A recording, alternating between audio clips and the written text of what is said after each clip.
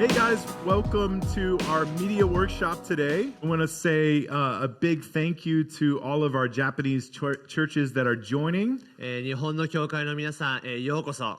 It has been our heart to do these types of workshops to give you resource and to help you in your ministries and churches. このようなワークショップを通して皆さんの教会の助けになれればと願っています。If you don't know me, my name is Jonathan Lawrence. 私は、今回講師をします、ジョナサン・ローレンスと言います。I've been working with a media ministry here in Asia for multiple years. 私は、この AG でこのメディアミニストリーとして、またメディアミニスターとして、長年務めてまいりました。And I also pastor an international church called ICA Tokyo. また ICA 東京という教会で、牧師もしています。And then to my right is my favorite translator today, Norito Sensei, Tanaguchi Sensei, yeah? そして今回通訳をします、谷口のりとと申します。よろしくお願いします。So thankful to have him. Yes, yoroshiku onegaishimasu. We're so glad that you guys are here. Yeah, I got a little crowd here. 皆さんようこそ、おいでくださいました。Hey, so it's kind of informal today. We're just going to be going through some training really in connection to live streams. 今日は特に、ライブ配信について特化してお話をしたいと思っていま I す。think we probably are going to have a lot of people joining that have different skill levels. 多くの人たちがまた違うまた立場が持ち場また違った、能力を持って今日来られると思いますが I would say most of our content today is geared towards churches that are already live streaming to some extent. そして今もうすでにいろんな教会では、ライブ配信をしていると思います。If you're a beginner though, I think you will find something here for you today. もし、そのライブ配信を始めたばかりであるならば、さまざまなことを今日を通して学べると思い And ま I す。hope if you're an advanced person that you will also find some knowledge here today that will help you. そしてもうライブ配信を長年続けている方々も今日の、学びを通してまた新しい発見があると思います。Our goal with these workshops is not to just do one every few years, but really to continue building and doing more and more to give you as much help as we can. 今日のワークショップというのは、今回1回限りというものではなくてですね、学び続けることによって向上させていくものの一つと考えていただければ幸いです。So first of all, I have a few announcements that I want to give some information to you today. まだ始める前に皆さんに何個かの、インフォメーションをしたいと思います。The first is that we have a resource site with JAG that is all of these workshops will be posted on and the content will be there so you can find it later. この日本のアッセンブリーのウェブサイトにですね、以前やっていたワークショップの、過去の動画を、視聴することができます。So you should be seeing that link on your screen now. So if you want to go there, you'll also be able to access our previous workshop from February of this year. 今年の2月に、行われた、前のメディアの働きの動画がそちらにありますので、今、画面に出ていると思いますが、そちらを、クリックして見ることができます。And then after the stream today, eventually we will post this workshop on there as well. そして、この今の配信が終わった後、今日の学びもそちらに、移す予定です。Also, I want to let you know about our next big workshop happening in 2023 in February. そしてこの後ですね、また来年の2月にもう一つ大きなワークショップが2月23日に持たれます。We're excited because we're finally going to be able to have some in-person classes.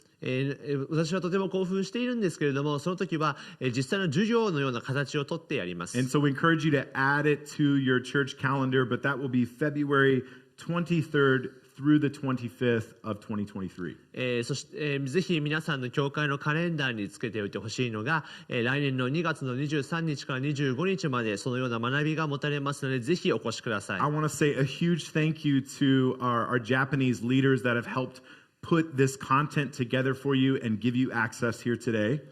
私はまず、この日本のですね、リーダーの皆さん、また、教職の皆さん、このような機会、また、このような、働きを、教会にもたらそうとしておられること、本当に感謝したいと思います。I know it is the heart of the Japan Assemblies of God to help you in your ministry as much as we can.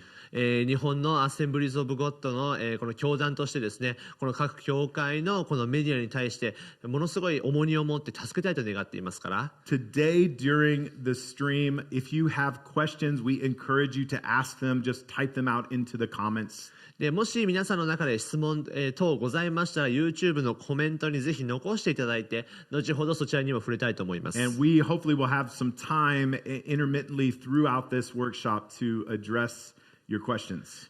後ほどですね、質疑応答というかそのような質問に対して答えたいと思います。 If you're a person and you say, I've got too many questions to type, もし皆さんの中で私はもうたくさんの質問があるのという方は or you think of a question after the stream and you say, I wish I would have asked that, もしこの配信が終わった後聞きたかったなと思った方がいらっしゃれば please feel free to email our team at contact@icatokyo.com. ぜひこの ICA の教会の、メールアドレスにですね、質問を入れてください。 It is our heart to help as many Japanese churches as we can to reach the city of Tokyo and the nation of Japan. 私の、また私たちチームの願いはこの働きを通して一つでも多くの、教会日本の教会に仕えることであります。 Now, I want to just give you a brief overview of what we're going to discuss today and kind of how the flow is going to go. まず一番最初に今日の、学ぶことの流れを簡単に説明して、皆さんで見ていきたいと思います。 This first session is going to last till noon. まず今日の、最初のセクションが、今から、お昼までの時間となります。 And then we're going to break for lunch until 1:30. そして1時半まで休憩を持った後 The stream will remain active and live, so you can keep it open if you wish. そしてもちろんその休憩中も、ライブ配信はそのまま継続しているのでそのまま入っていることもできます。 And then we'll come back and be teaching again from 1:30 to 3:30. そして1時半から3時半までの次のセクションがあります。 We are going to first discuss the kind of flow of live stream. そして最初私たちがまず学ぶのはこのライブ配信の流れです。 We're going to talk about cameras. そしてカメラ We're going to talk about how to frame and how to get a good picture on your live stream. そしてフレーミングと言われるこの、どのような、形をとって、映像を映すべきか We're going to talk about church lighting. そして教会の照明 And then we're going to talk about some audio things. そして、音ですね音響 I hope that we get to everything today, but if for some reason we don't, we will again make this content available to you afterwards. 私も今日はこれら全部を学びたいと思いますがもし何かしらの理由でできなかった場合はそちらのものもですね後ほど用意して置いておきますのでご安心ください。 Let's jump into our content today and get to learning. Amen? では、早速始めてまいりたいと思います。アーメン。 Today we're going to be talking about leveling up your live stream, just improving maybe what you already have. まず一番最初にライブストリームのレベルアップというものをですね皆さんと一緒に考えていきたいと思います。 And I want to talk about 3 basic elements that you need or ingredients of a live stream. 3つのライブ配信に必要な材料といいますか3つの要素を皆さんと考えてまいりたいと思います。 So if you're brand new to live streaming, these are 3 things that you very much need to understand. ライブ配信、初心者の方これから始めようとする方はまずこの3つのことを知らなければなりません。 And the 3 ingredients to live stream are sources, encoder, and destinations. 3つソース、エンコーダー、デスティネーションという、そのままカタカナになるんですけれどもものがあります。 And I'll just walk through each of these things so you understand what they are. まず一つ一つ見ていきますので、ぜひご覧ください。 So with sources, really what we're talking about is our cameras, まずソースと言われるとまず最初映像 our microphones, like our sound system that is going to our stream. そしてこの、ライブ配信における必要な音響や、音 And then any presentation software that you would have, like graphics or worship lyrics. もしくは、この、ワーシップ中に流れる歌詞であったりまた映像であったり So those are all sources. Those are the content or the blocks and building blocks of our stream. これらというのがこのライブ配信におけるこの礼拝における数々の要素についているものです。 Then let's talk about encoders. で次にエンコーダーですが And first we'll talk about 2 different types of encoders. The first is a hardware encoder. まず一つ目、ハードウェアエンコーダーというものを皆さんで見ていきたいと思います。 And what this does is it takes all of your information from your sources and it prepares it to be ready to be broadcast online.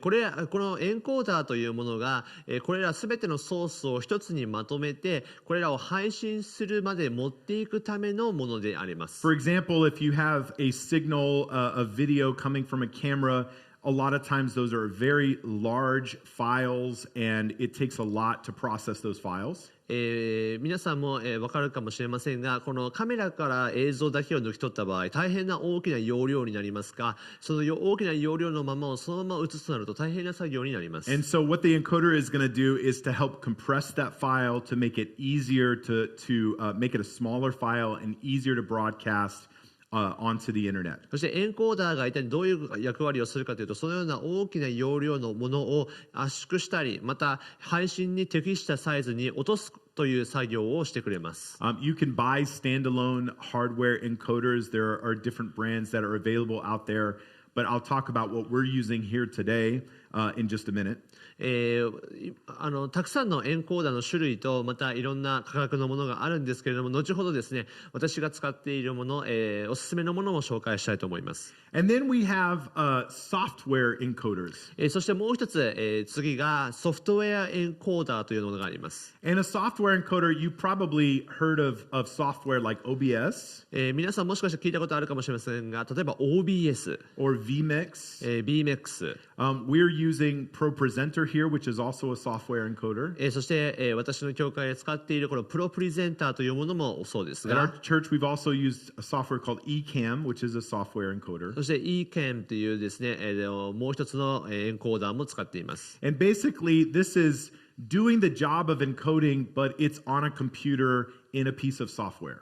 このエンコーダーというのがこれらのソースをまとめてこの配信するための、そのものであります。And the downside of the software encoder is that it's using a lot of processing power from your computer. そしてこのエンコーダーというのがたくさんのこの、処理を行うわけですから、ものすごい負荷がかかるわけです。So if you're using a software encoder, generally it's good to have a computer that is only designated for software encoding. そして、ソフトウェアエンコーダーをする場合、そのパソコンでもちろんその処理をするわけですが、その場合そのパソコンはそのエンコーダーだけをする、他のことはしなくて、その配信をするためのものにするのが好ましいです。 The nice thing about the hardware encoders is that they're not using all of your computer processing power, and so they usually work a lot more efficiently. そしてハードウェアエンコーダーのいいところですが、ハードウェアエンコーダーはパソコンとは違って、そのエンコーダーとしての機能しか持たないので、パソコンのソフトウェアを使うよりも、ハードウェアの方が、そのエンコーダーとしての能力が高いです。So we've used software encoders a lot here, but generally I prefer hardware encoders because I just think they're more stable and provide a better stream.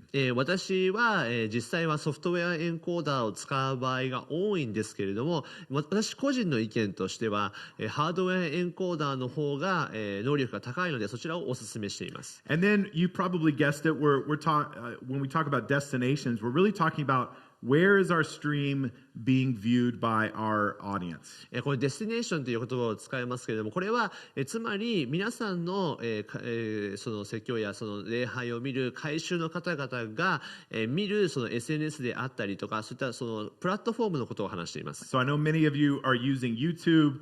That is one destination. 多くの人たちが今ですね YouTube で配信をしたりしていますけれども、この YouTube も、このデスティネーションの一つです。And then in the middle of that, we also have another important piece, which is our internet connection. そして皆さんのこのデスティネーションとエンコーダーの間には忘れてはいけないのがこのインターネットというものがありますよね。Now for live streams, we really suggest that you do a hardwired connection using an Ethernet port. そして私がお勧めしているのはこの、ライブ配信をするとき、このインターネットは、Wi-Fi ではなくこのハードで、つなぐものがいいと思っています。I think the stability is just much greater, the speed is much greater, and so we really recommend not to use Wi-Fi to stream your church service. Wi-Fi でつなぐよりも実際の LAN ケーブルでつないだ方がですね、スピードであったり安定感であったりというものが、段違いですので LAN ケーブルをお勧めしています。For those of you that may be a little bit more advanced, what you're looking for is about 35 to 40% higher speed than the bit rate that you intend to stream at.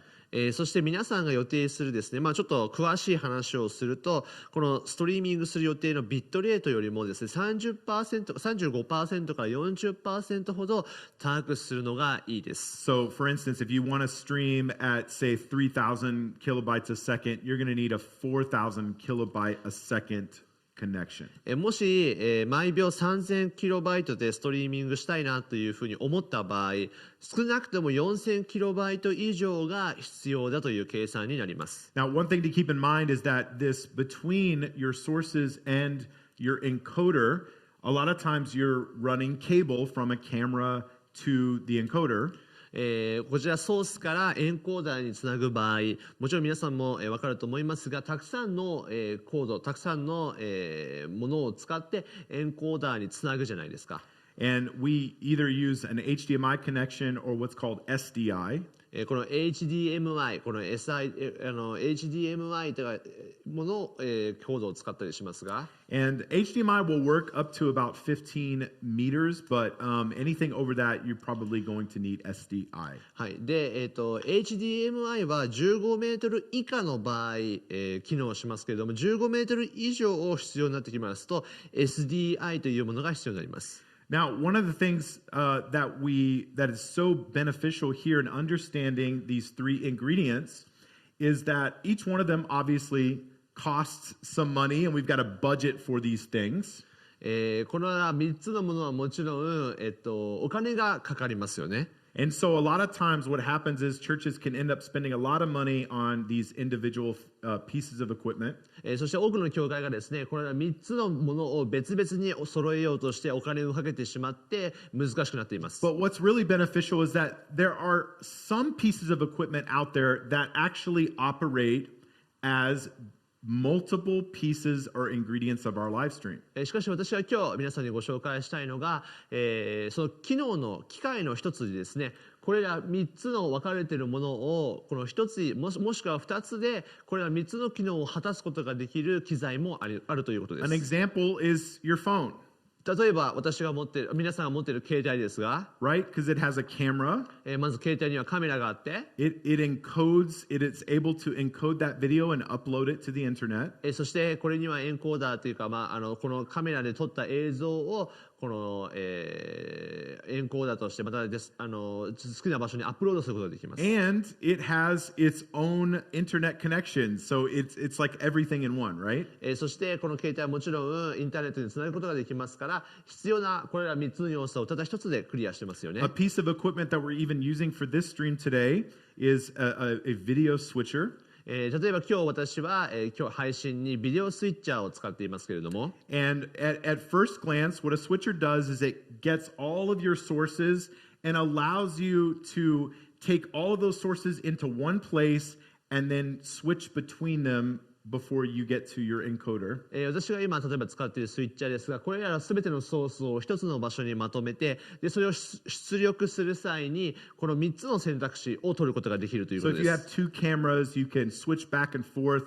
between each camera and have some different shots. 例えば、スイッチャーに2つのカメラをつなぐことができれば、その2つのカメラを切り替えることによって違うショット、違う映像を流すことができますし、 Today we have two cameras running into our switcher plus our audio signal plus our graphics. 今日例えばですよ、今私が、収録しているところでは2つのカメラを、使っていまして、また、音声を使ってまた、このスクリーンも、つなげています。 So not only is our switcher able to get all of those sources into one place, このスイッチャーはただソースを全てのところにまとめ上げるだけではなくて、 but this particular switcher also operates as a hardware encoder. そしてこのスイッチャーは同時にハードウェアエンコーダーとしての機能も持っているわけです。 So it's really cost efficient because it does two jobs for the price of one.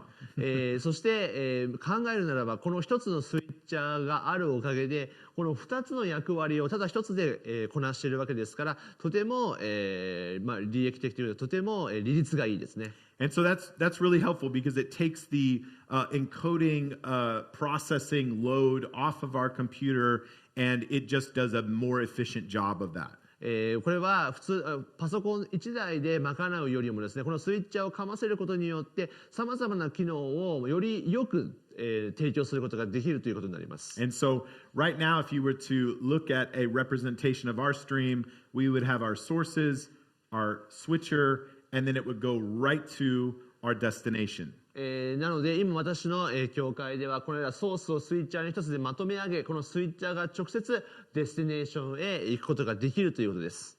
Now, I would say I've visited a lot of churches in Japan and even churches outside of Japan, and I see some common problems. 私はたくさんの教会を回ってたくさんの教会のメディアを見てみましたけれども、一つの共通の問題があると思っています。And one of the problems I see is that when a need arises within your church, like something that you need to be on the stream, often we'll buy a piece of equipment or a piece of software to solve that need.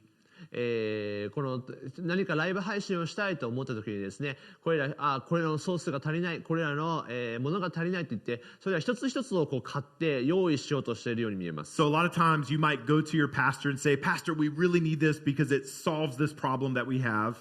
そして、先生これが必要です、これを買ってこれを用意しましょう。And then 6 months down the road, another problem happens, and you're like, if we just had this one other piece of equipment, that would solve that problem. で6ヶ月後、半年後ぐらいですね、またじゃあこれがなくなってしまった、じゃあこれを新しく買い直さなきゃというふうになるわけで And す。pretty soon, your live stream setup does not look very simple, but it looks very complicated, almost like a monster, right? そして、そのように、必要を少しずつこういうふうにつなげていってしまうとどうなるかというと、最後は自分で把握することが難しいくらいのケーブルと物の量になってしまって、一体どういうふうになっているか分かんない状態になっているん And です。so it's really important to understand how each piece of equipment is fulfilling the needs of your live stream and really work to try to keep things as simple as you can.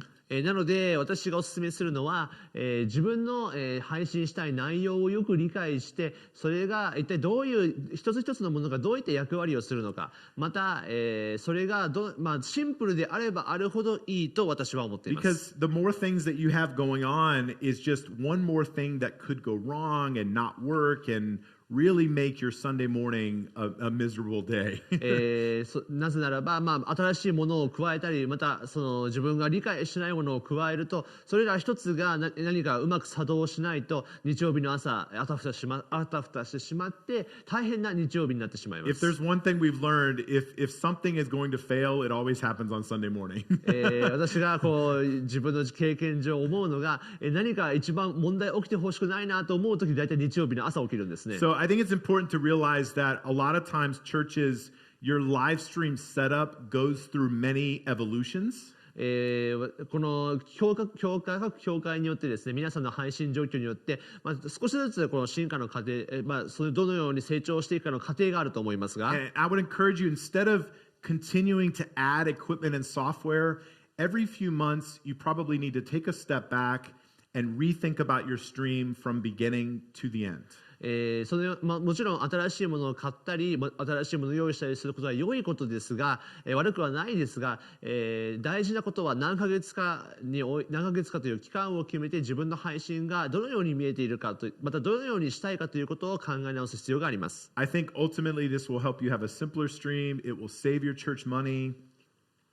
究極的にそのような、反省する見返す時間こそが教会の経済や、必要を、考え直す時間にもなると思っています。And overall, you're just continuing to work to improve things and just to rethink them all the time as you work to get it better. また同時にそういうふうに考え直す時間がですね、配信のクオリティを上げたり必要なものを見直す大事な時間となるわけです。And I cannot stress enough how important it is to test your live stream in a private way.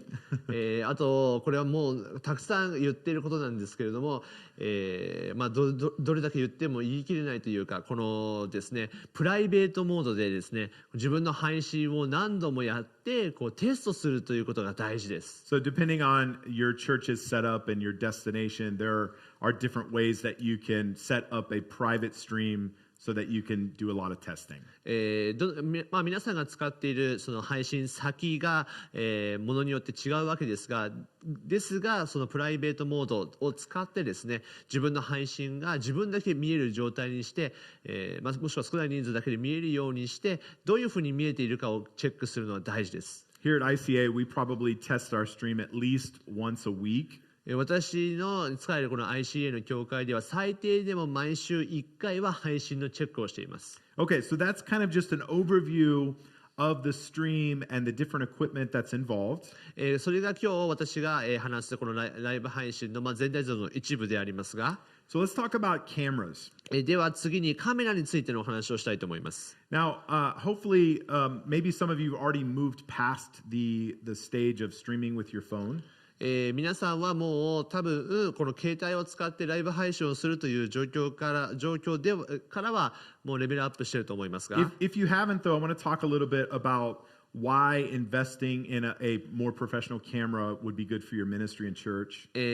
でもし皆さんがまだというかこのようなプロフェッショナルなカメラを持っていないのであれば、それがなぜ必要かということをちょっとお話ししたいと思います。One of the differences that you see between a camera on your phone, for instance, and a camera like we're using on this stream today, 私が今使っている携帯のカメラと、例えば今配信で使っている、カメラの違いが一体何なのかちょっとお話したいと思います。is the dynamic range. それはまずダイナミックレンジが違います。And this is really just how well the camera maintains the quality of the brightest areas of our image and the darkest areas. この、ダイナミックレンジというのはカメラの画像の明るい部分と暗い部分の画質をどの程度維持できるかという意味になります。So, for instance, just on this picture alone, you can kind of see this is like an iPhone picture, and this is taken with a very expensive, nice cinema camera. こちらの画像が iPhone のカメラで撮ったもので、またこちらの奥の方の画像がプロのカメラが使った映像となります。And what you can see is that in the very brightest, where the sunlight, for instance, is hitting her hair, that it's kind of blown out. Like you can't quite see the details anymore. It's too bright for the camera to handle. 皆さんこちらぜひ見てください。太陽の光がですね、彼女のこの髪の毛に、金髪の髪に当たって、これがぼやけてしまって輪郭が薄くなっているのが見えると思います。Whereas over here, it's the same picture, and yet the detail is there. これは同じ絵ではありますが、しかし、ディテールが、つまり詳細に見えることがわかると思います。Same thing over here is we have a very shadowed area, and you really can't see much detail of the landscape. そして下の画像を見てください。下の画像では、暗いということがわかります。その暗さの中に何が入っているのか、何が映っているのかが見えません。It may be difficult to see, but some of these details on this camera, you can actually see the trees, you can see the hills. こちらをちょっと見るのは困難かもしれないんですけれども、しかし左の画像に比べてこちらの画像の方が暗さの中にも、詳細が分かる、ディテールが分かるというのが分かると思います。And in a church setting, that's important because a lot of times in your church, you might have bright lights that are lighting the stage.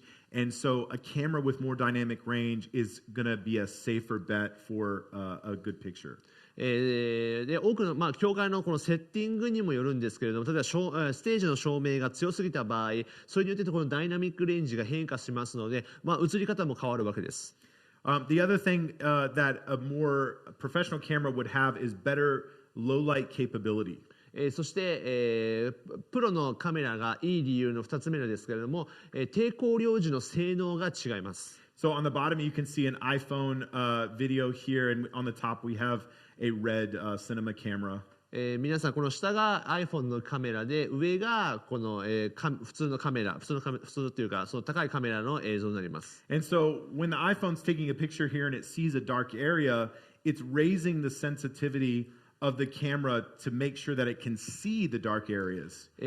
この iPhone のカメラで暗い映像を撮るとどうなるかというと、全体の光量を上げて、物が見える状態にしようとする働きができて、このような絵になります。But a lot of times when it does that, is it introduces noise or a almost like fuzziness to the image.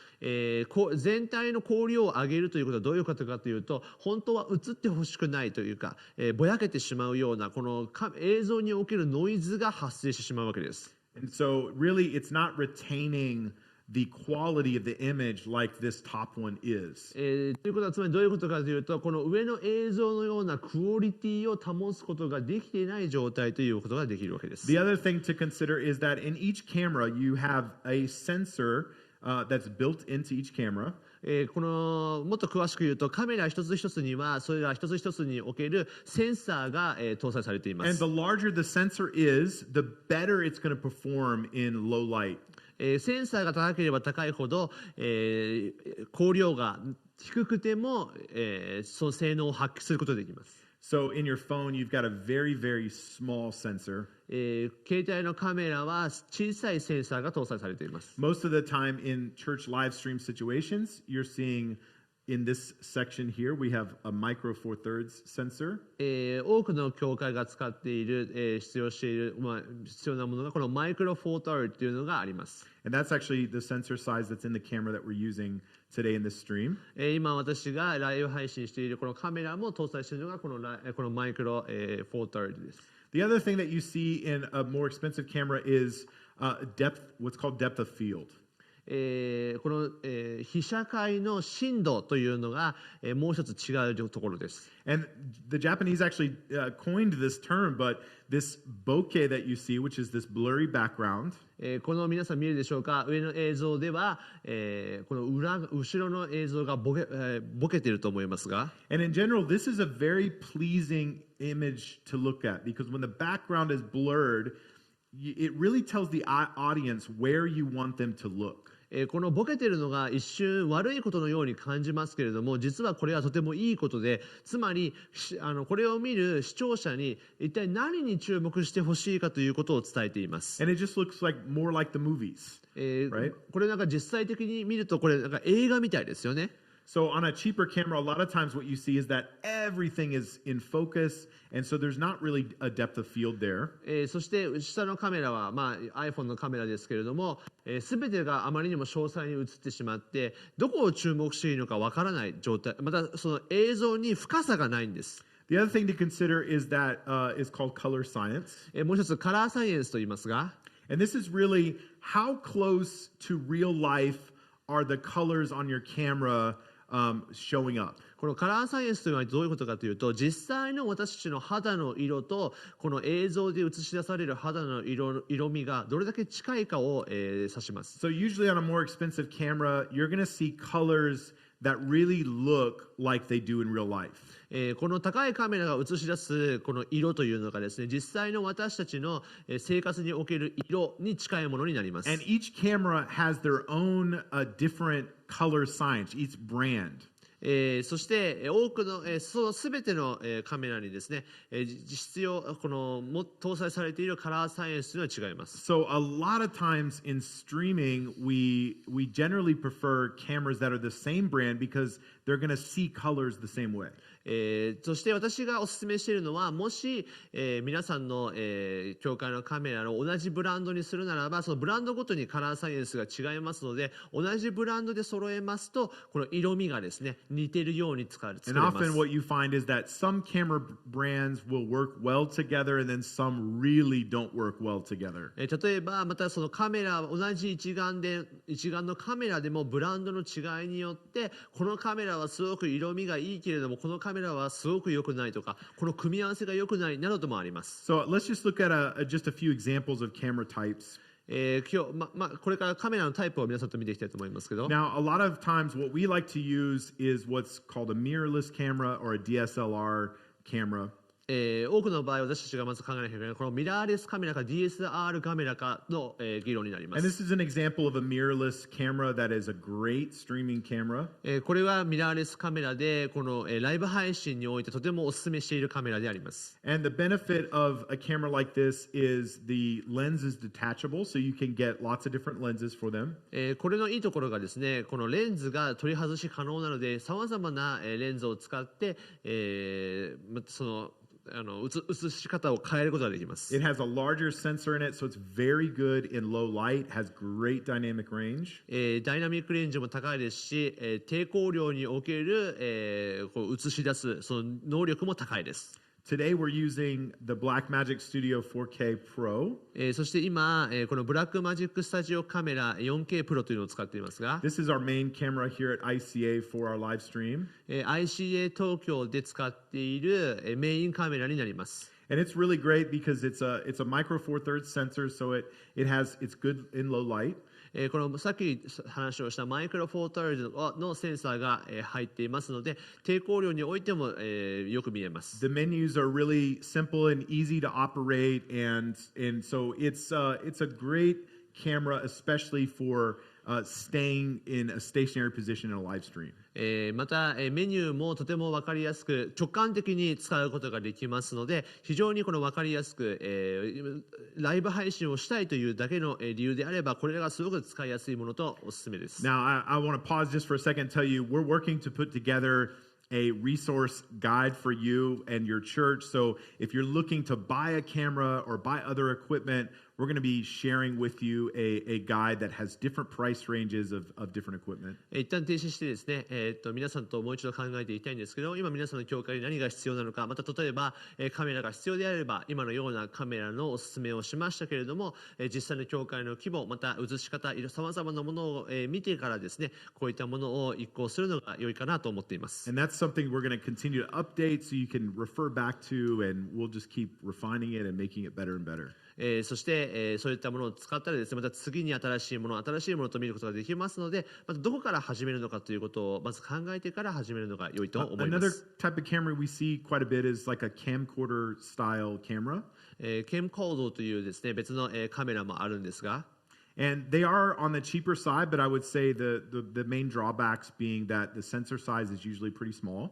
そのような、安いカメラっていうのが大体ですね、このさっき言ったセンサーが、低いものが多いですし、So it's not going to have as great of a low light capability. また低光量における、性能も良くないですし、It's going to have less depth of field, so it's not going to look quite as pleasing of a picture. また、被写体の深度がないので、どこに注目すればわからなくなってしまいます。Another kind of camera we see often in churches here in Japan is the PTZ optics cameras. 私はまた日本の教会でこの PTZ というですね、カメラもよく見ますけれども、I would say it's kind of funny because this camera often is kind of like the pastor's favorite camera. これ結構ですね、牧師先生方が結構好むカメラだと私は思ってます。Because if you have a small team, you can control it remotely. なぜならばこれは、もしあんまりそれらをするチームがなければこれをリモートで自分で操作することができますの The で、 camera and the lens are all in one unit, so it seems very, very convenient. すべての必要が、すべてのものがそこに入っているので、とても簡単にまた分かりやすく使うことができます。 And I think there's situations where these can be useful, but I will say that there are some big drawbacks for these cameras. とても使いやすく、一つで、ほぼすべてが完結できるんですけれども、またちょっとそれを買うという前にちょっと考えなきゃいけないこともたくさんあります。One is that almost always they have very small sensors that are not great in low light. 先ほども言いました、このセンサーが弱く、また低光量における性能が弱いです。Another thing is if you wanted to take this camera and go shoot a testimony video with someone in your church, you could not do that. もし皆さんの、教会の中である方の証の映像を撮りたいというのであれば、こういったカメラも使うことができると思います。And so often the price and kind of the versatility of it are not really as good of a value, I think. この映し出す規模といってどういったものを出したいかによってこのそのお金とその規模、お金とその性能というものをもちろん相談しなければなりません。Okay, let's talk about some camera settings and just some good things for setting your camera up for live stream. では次カメラの設定についてちょっとお話したいと思います。The first off is that we never use anything but manual mode on cameras when we're live streaming. 私は、実際にカメラをライブ配信するときにこのマニュアルモード以外ではあまり使えません。In other words, we don't want our camera to be changing its settings in the middle of a church service or a live stream. これはどういう意味かというとですね、このライブ配信中にこうカメラの設定が切り替わったり入れ替わったりすることを、嫌っています。So really what you want to do is just test everything beforehand, find your settings, and then you just want to leave it there so that nothing is changing at any point. これは一体どういう意味かというとですね、皆さんのライブ配信における一番良い設定というものをぜひ探していただいて、それを使い続けるということをしてほしいんです。Now I want to talk about a few different camera settings. The first is called frame rate. まずは一つ目のカメラ設定の大事なところですが、フレームレートというのがあります。And this is just how many images per second are being captured by your camera. このフレームレートというのはですね、この1秒間の中に映し出される映像の量になります。And this is measured in a number. So often for live streaming, what we will see is either 24 frames per second or 30 frames per second. これが大体この単位で表されるわけですが、よくライブ配信におけるフレームレートは24から 30fps になります。Now sometimes you will see a slightly different number depending on the camera, but that's still the setting that you would use. It's close to 24 frames.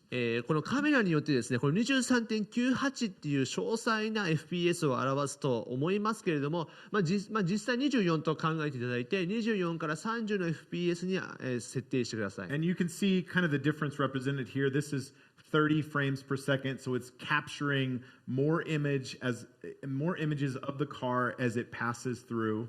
この FPS というのがですね、これ1秒間に映し出す映像の量ですから、こちら30の場合、たくさんの車の絵を捉えていることになります。And then you can kind of see we've got 10 frames per second and then 1 frame per second. そして10ですと、これくらいのカメラの絵を撮って、1fps ですと1秒間にこれくらいの絵しか撮れない。So again, for churches, most of the time you're going to be using either 24 frames per second or 30 frames per second.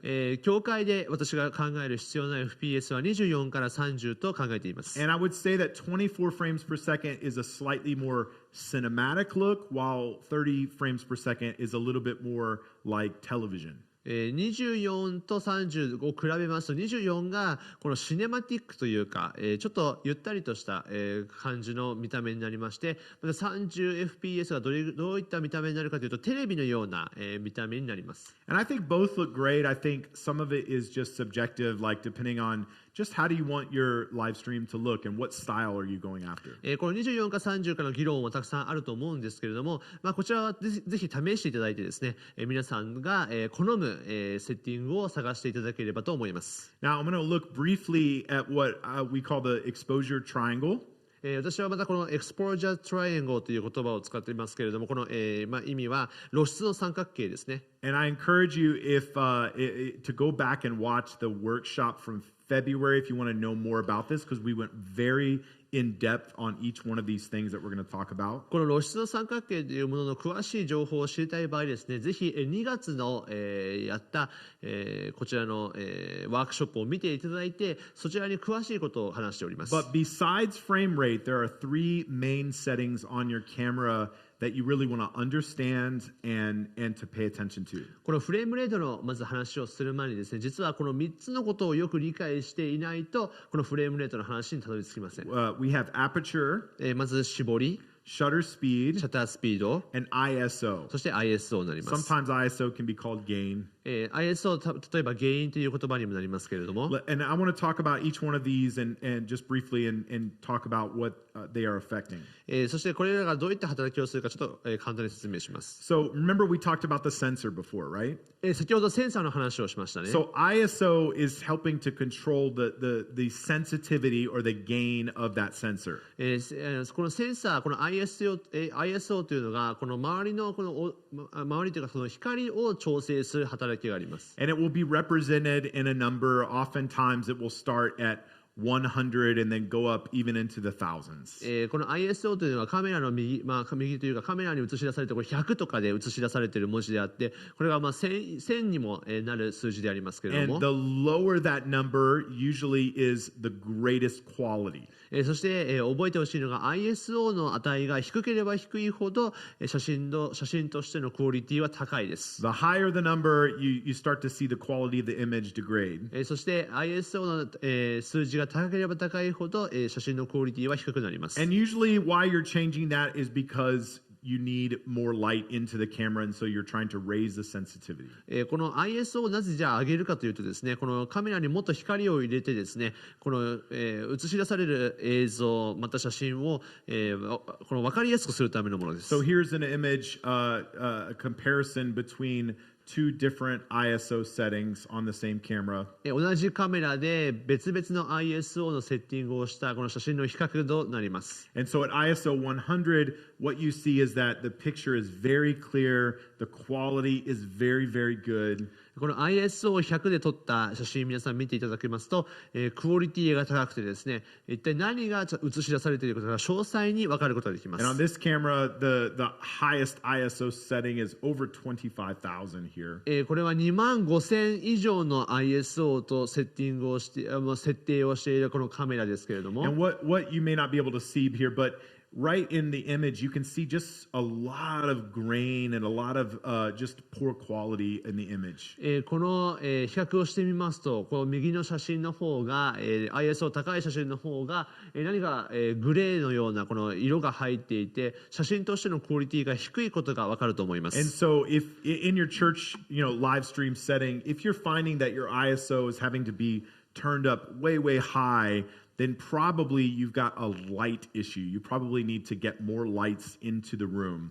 もし皆さんの、カメラ使っているカメラに ISO をたくさん入れないと大変だっていうのがあるんだとしたら、そもそものこの照明としての、部屋の中の光量が低い可能性が高いです。 Our goal really is to get that ISO lower so that our quality of our image goes up, right? 私たちのゴールはこの ISO を低くしてこの写真のクオリティを上げることになります。 And I would say each camera has its own kind of ceiling or its own limitations to how high that ISO can go. そして、カメラ一つ一つにはですね、その設定がありまして、ISO がどれぐらい高くまでいけるかというセッティングは違います。 All right, let's talk about shutter speed. では次はシャッタースピードです。 And shutter speed is simply the amount of seconds that the camera spends capturing an individual image. カメラが1枚の画像を撮影するのにかかる秒数のことを指します。 So I want you to imagine just if I were taking a picture here and this is my hands are a shutter, it's how long am I taking this picture? How long is this shutter staying open? 私が今こうやって手を上げたり下げたりしていますけれども、もしシャッタースピードが高ければ高いほどこれらが一体どれだけの枚数がこの瞬間的にとらわれるかということが分かると思います。 And this affects a couple different things. One is it affects the amount of light that's allowed into the camera.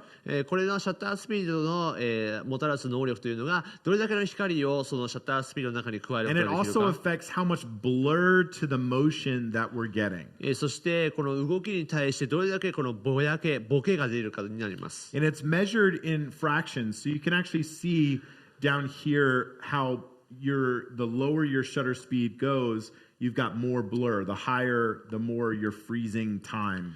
皆さんこれ見て分かると思いますが、シャッタースピードが遅ければ遅いほど、この写真はボケて見えますし、シャッタースピードが速ければ速いほどそれはまるでこの瞬間的に凍りついたように、固まって見えるわけです。 So in video, we normally always set our shutter speed to twice what our frame rate is. そして、フレームレートの2倍のシャッタースピードに設定するのが基本です。 So if you're shooting in 24 frames per second, you're going to put your shutter speed generally at 48, or sometimes the camera will say 50. 例えば 24fps 先ほど言いましたフレーム per second フレームレートで24フレームレートで撮るんだとしたら48、カメラによっては50と言いますけど50のシャッタースピードにします。 And again, if you're shooting your church live stream at 30 frames per second, your shutter speed would be 60. そして教会のライブ配信を30のフレームレートにしたいなと思うのであればシャッタースピードは60に設定し And ます。 so if you're new to using using manual settings on your camera, this is helpful because you don't really have to think about what the shutter speed should be on any given shot. You can just set it to double the frame rate. ですので、このマニュアル設定がとても簡単な理由の一つになります。マニュアル設定にするならば、皆さんのこのシャッタースピードを悩む必要がなく、皆さんが撮りたいフレームレートの2倍にただ設定すればいいだけです。Okay, let's talk about aperture. では次は絞りです。And if you look into the lens of your camera, basically what you're going to see is this kind of little eye there.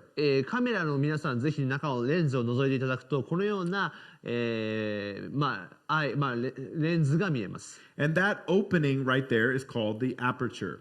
これらが瞳孔のようなものが絞りです。On a camera, this is also measured in fractions. これらが分数で、測定されますが。And so because of that, like for instance, f2.8 is larger than f5.6. この F2.8 が F5.6 よりも高いです。So usually the lower the number, what you're going to see is that hole right there, that aperture actually gets bigger.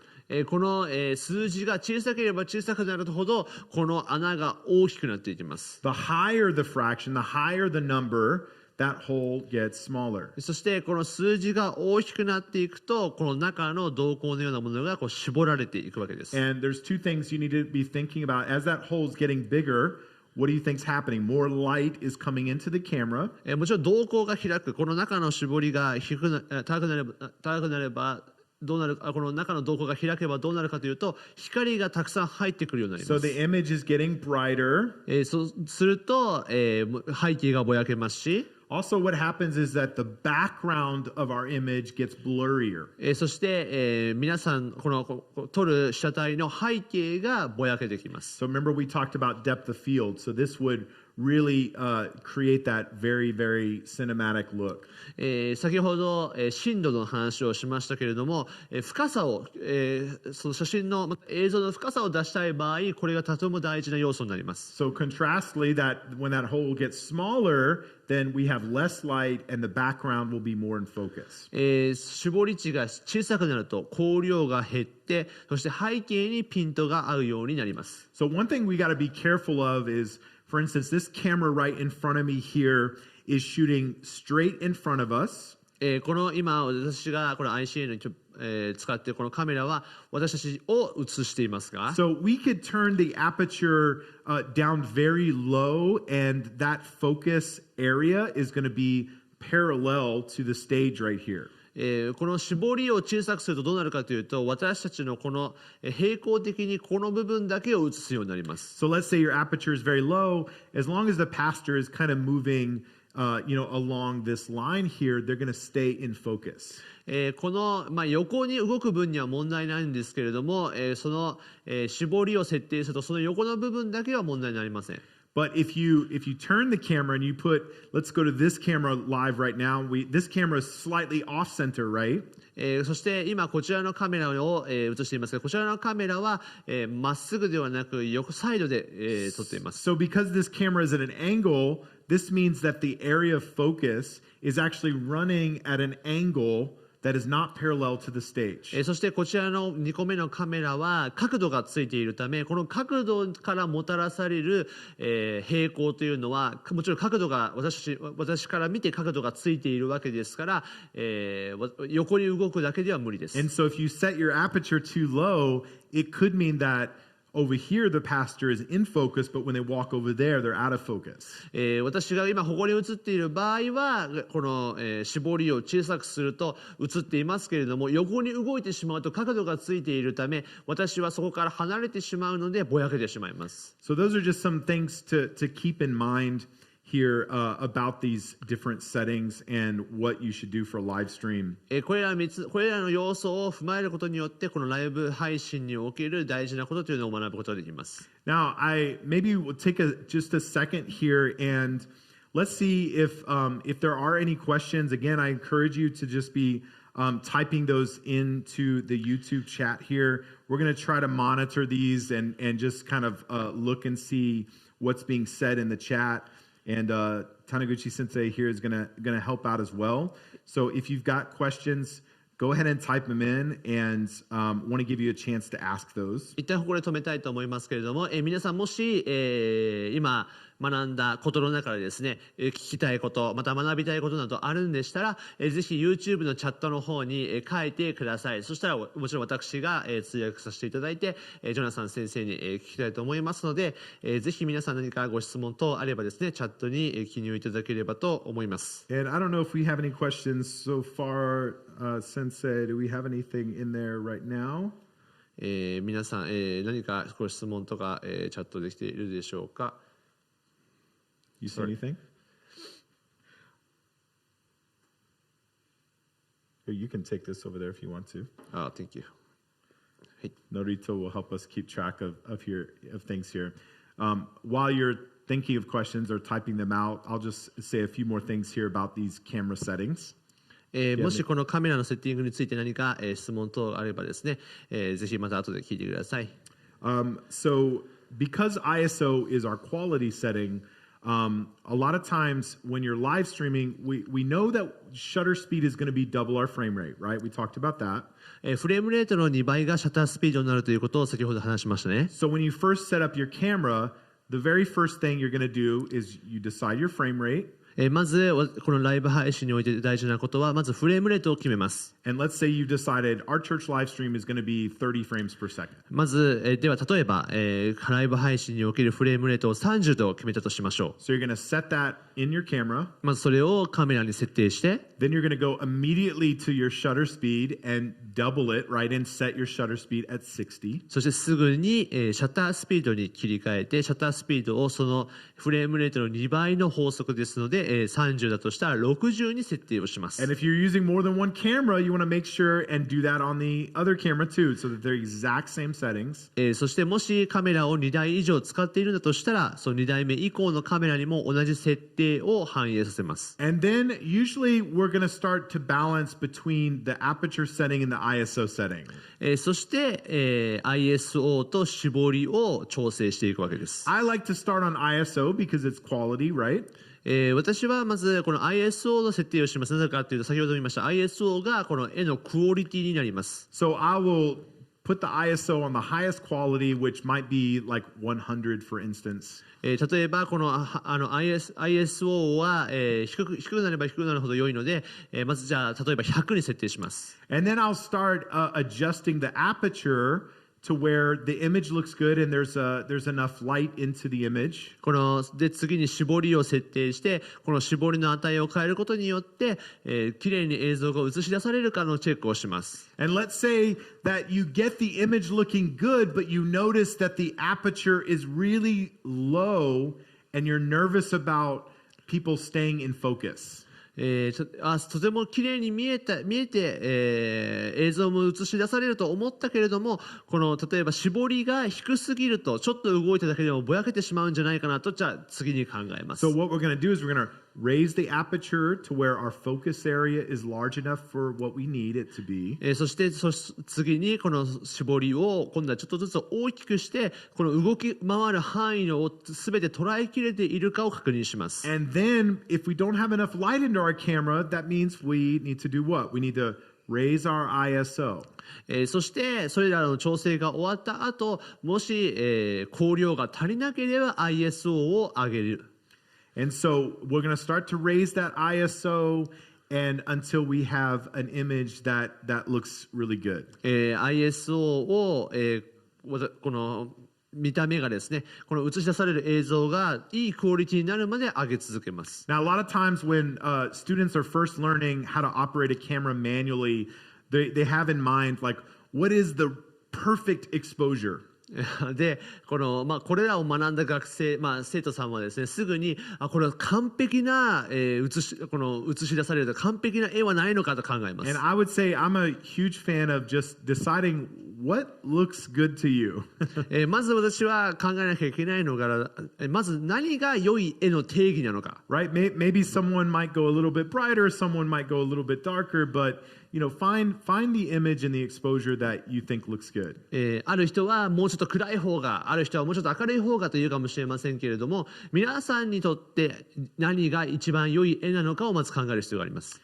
And so I think as you do that, then if you find that your ISO again is going too high, then and you start to see your image, degrade, you start to see the quality go down, then that might mean that we need to look at buying some more lights. でもしそういったことを調整して ISO が高くなりすぎるとどうでしょうか。今度は映像のクオリティ自身が下がってしまいますので、そういった場合今度は実際のこのセッティングとしての照明を増やさなければなりません。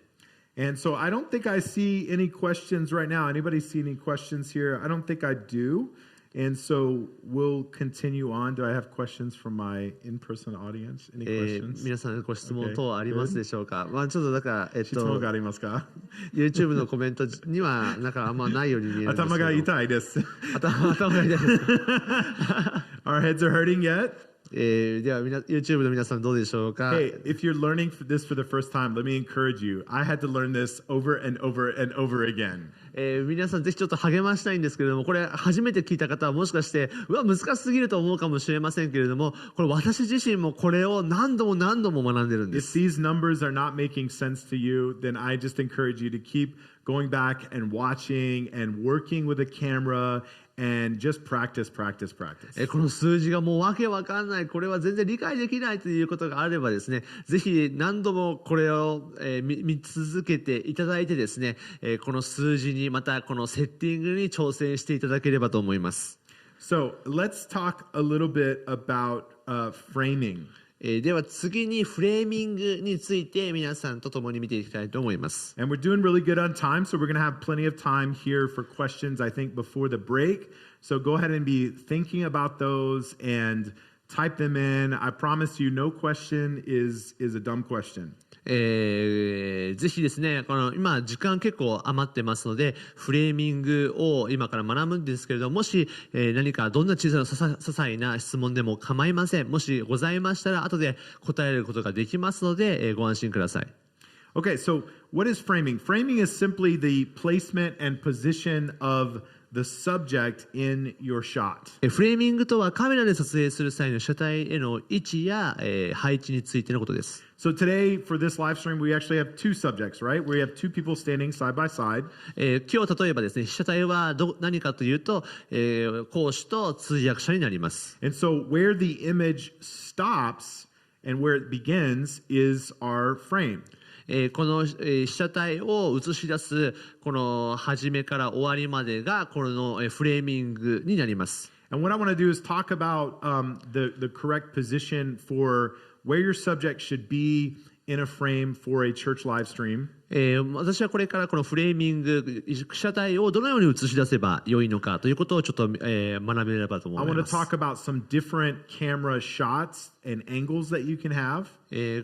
このカメラの映し方、またどのような角度で映すと良いかということも見たいと思いま And we す。just want to talk about some best practices. What are the best things that we can do to help our church live stream be good but also not be distracting? このフレーミングを通してですね、この教会のベストな映し方、もしくはこの不快に思われないような映し方をちょっと見ていければなと思います。 And I just pulled some screenshots here from a church called Life Church back in the US. このライフチャーチというですね、このアメリカの教会の、ライブ配信をテキストにちょっと見ていきたいと思いますが、 And they have an amazing production. They've been live streaming for many years and probably one of the churches that was first doing it.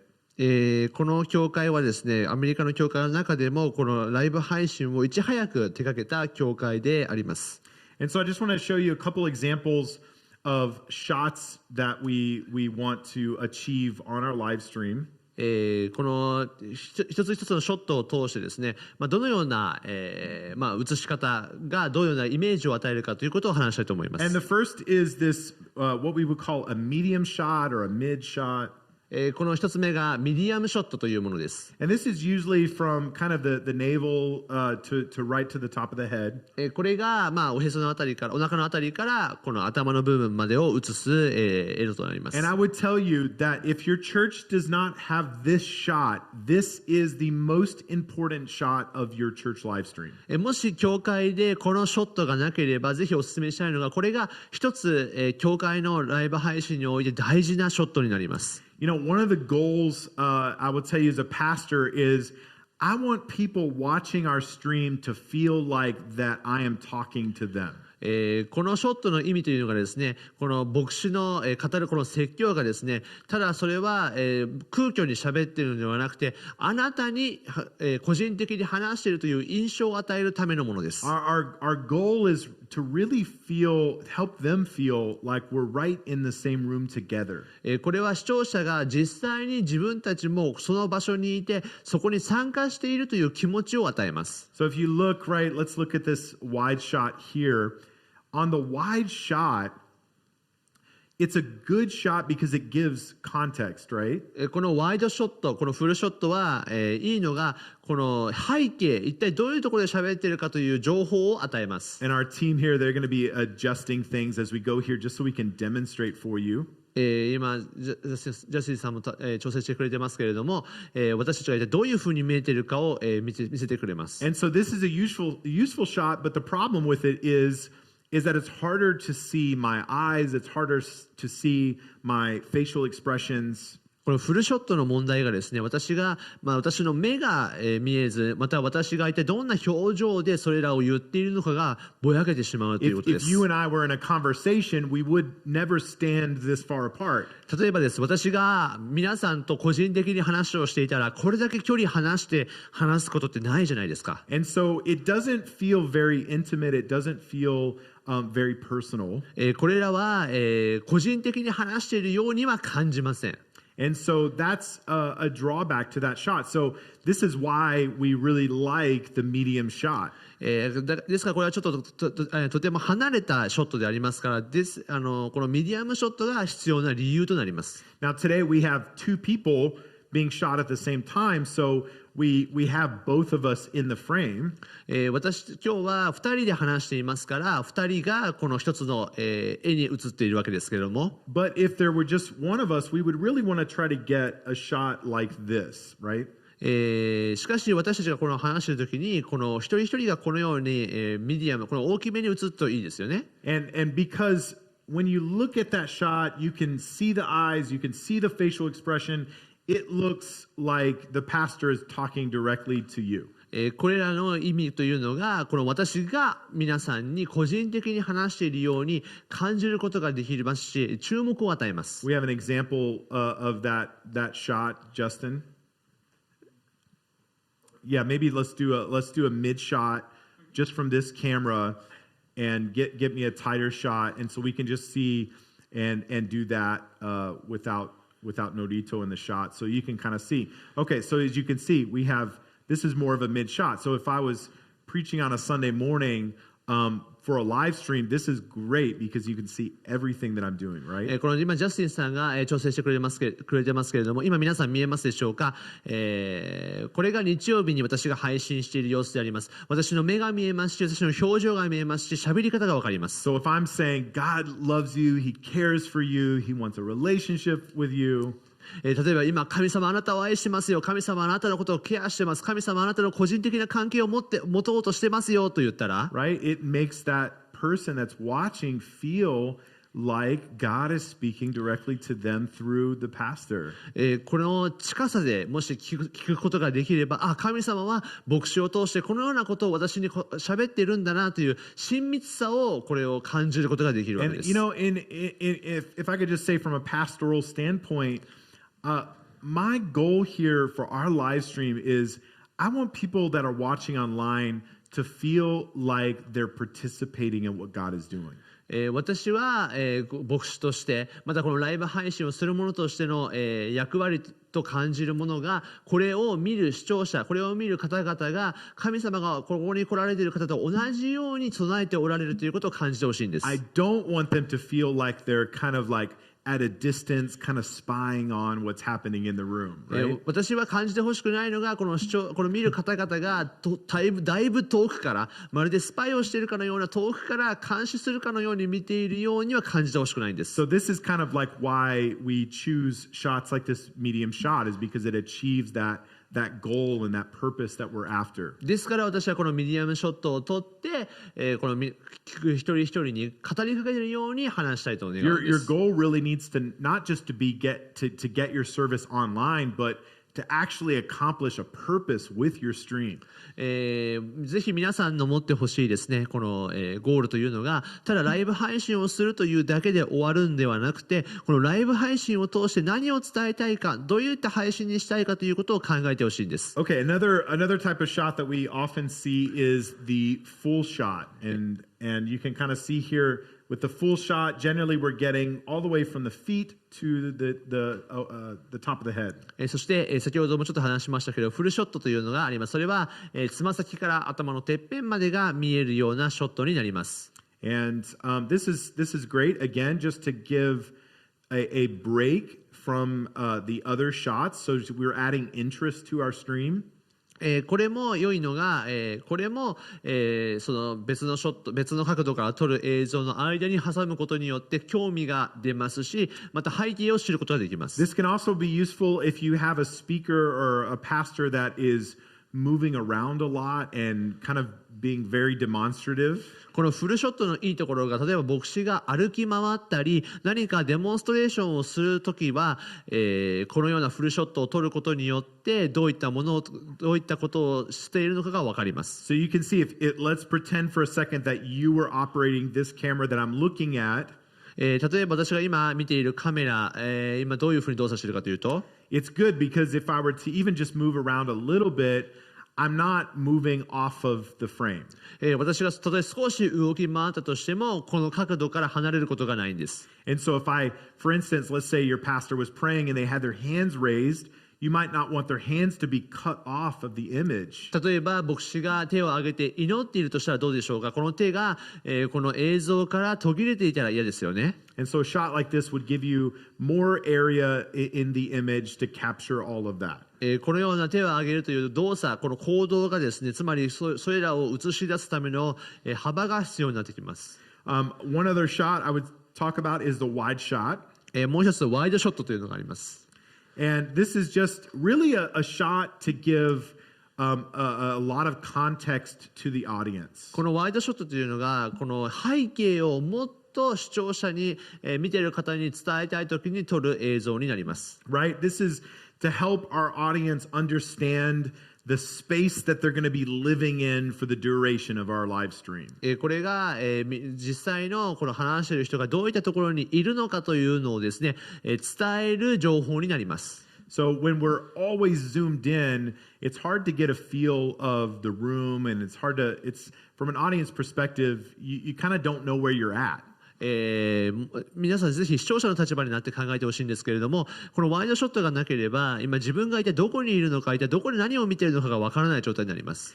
Generally, for a wide shot, you're going to want a lens that is, 50 millimeters and under to get that shot. このワイドショットを撮るためにはもちろん50メートルぐらいとか、その結構離れた位置で、この全体を撮る必要がありますけれども。 Now for today, this camera is using a zoom lens that's like 24 millimeter to 105 millimeter. 私は今使っているこのレンズは24から100メートルの、ズームレンズに使っていますけれども。 So it's really great because we can actually get wide shots, but we can also zoom in and get some medium shots. このズームレンズを使えばワイドのものも撮ることができますし、もっとミディアムも撮ることができます。 So the other advantage of having multiple cameras is it gives you the ability to reframe in the middle of your live stream. この2つ以上のカメラを持つことの、いいことというのがですね、別々の角度から別々のこの印象のショットを、映し出すことができるということです。 So let's try this if we can, Justin. If we can go from a wide shot to maybe the closer center shot. では、ジャスティンさんにお願いしたいんですけれども、ワイドショットを撮ってからこちらのカメラでミディアムショット。 Let's pretend we're in a live stream. And right now we're on this wide shot. We're creating context for our audience. 今ワイドショットを撮ってこの視聴者の方々にですね、背景を、伝えています。 And then let's say that we want to go to a medium shot, and so we need to reframe this camera. そしてこのカメラをまだ今度は次はミディアムショットに戻したい。 So what we're going to do is the person that's operating the switcher would cut to this camera. ミディアムショットにジャスティンさんが変えてる間にまずじゃあメインのカメラに戻って Right now we've got our two different speakers, and this is kind of it's not a super wide shot, but it's more of a full shot, right? このカメラは、フルショットつま先から頭まで映し出したものですから Or we would call it like a two shot, meaning there's two people in the shot. これはツーショットと言います。これは2人の人を同時に捉えるにはいいショットになりま And す。 meanwhile, while this camera is live, the other camera operator is reframing to get us the mid shot, right? And now we're back. そしてスイッチャーでこのカメラに変えているとき、その間、このもう一人がこのカメラの絞りというか、そのフォーカスを変えて、で、また焦点を変えて、このカメラに戻ってくる頃にはミディアムショットになるわけで Right? す。 So the advantage of having multiple cameras is that we can reframe during the live stream without showing our audience that we're reframing in the middle of the stream. 2つ以上のカメラを使うことの良い点が、1人が、絞りを、離したり、また、絞ったりするとき、近づいたりするときに、それらを実際にしながらライブ配信をしなくて、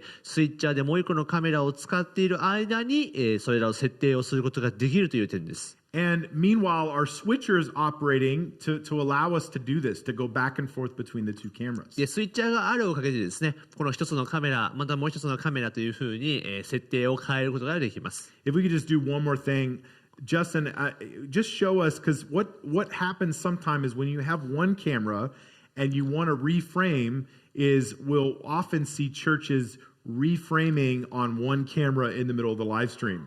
では今ジャスティンさんにですね、一つのカメラで、リフレーミング、フレーミングを、変えてみるとどうなるでしょうか。 And so go ahead and just do some reframing, Justin. And as you can see, often what happens is it doesn't look super smooth and it's kind of distracting. 視聴者の皆さんぜひ見てください。これどうでしょうか。結構気になりますよね。And so this is okay in the beginning while you have just one camera and you're trying to も work ちろん things 最 out. 初1個のカメラでやるしかない場合はこれは仕方がないのかもしれませんが、I would say one thing that we've done in our stream is if we had just one camera is we could cut away to a graphic, and then we could reframe and come back to the camera. もし私が、前一つのカメラだった時にどうしたかというと、その映像を途中で流して、その映像を流している間にフレームをまた先ほど言ったようにその、フォーカスを変えるということをしてました。 So you can see if we wanted to reframe this camera, we could cut to a graphic right now. And sometimes we'll play a video or something like that. そのような途中でですね、ビデオを流したりとか、そのようなことをしてですね、この途中のこの絞りをライブ配信しながら変えるということをなくしました。And then we reframe, we get our subject where we want them, and then we come back live. そして、このビデオが終わった後には自分がしてほしいそのフレーミングに戻すということです。Okay, does that make sense? Again, if you have questions, start typing them in the chat. And then the other thing I want to talk about is headroom. で次に私が話したいことはヘッドルームというものになります。When it comes to putting your subject in the shot, we're aiming for, we don't want to be cutting off the top of their head. もちろんライブ配信中にですね、この喋っている人の頭を切りたくはないですから。And I would say a general good rule of thumb is about a hand width apart. About a hand width on top of the head is kind of where you want to sit. 私がよく話しているのが、この手を置いて、この手の自分、この視聴者のこの手のひらですかね、1個分ぐらいがちょうどいいと思います。And you can see on the example here, we have a medium shot. And that's kind of what we've got. We've got about a hand width distance on top of the head. こちらのを見てください。この、ミディアムショットで映していますけれども、このヘッドルーム、この頭のこの空いてる位置がですね、手1個分になるということが見えると思います。Now, on a full shot or a wide shot, you're probably going to have even more headroom. もちろんワイドショットや、フルショットの場合はもっと、頭のスペースがあると思いますが、I would say, just as a practical example here is, we have a lighting kind of like a challenge here in this building that we're in. 今私が使っているこの ICA の教会のこのライティングがちょっと、チャレンジングなんですけども、We'll talk about this a little bit more in the lighting section, but we have a low ceiling and we have fluorescent lights that are overhead. 今目の上にですね照明というか、蛍光灯が置いてあって、上から真下に流れています。So I don't know if we can, what we're on now, if we could maybe show a wider shot here, Justin, and let's get some of these fluorescents in the picture too. ワイドショットをすることによって皆さんももしかしてこの上の映像が見えるかもしれませんが、And so what you're going to see here is that these fluorescents are so low that often they can intrude into the image on our live stream. この、照明の光がですね、ちょっと光量弱めでこのまっすぐこう映像に入ってくるわけです。And they're not really good to look at. As you can see right now, they're kind of taking up a large part of the image. そしてこれらが結構、このイメージの大きい部分を指しています。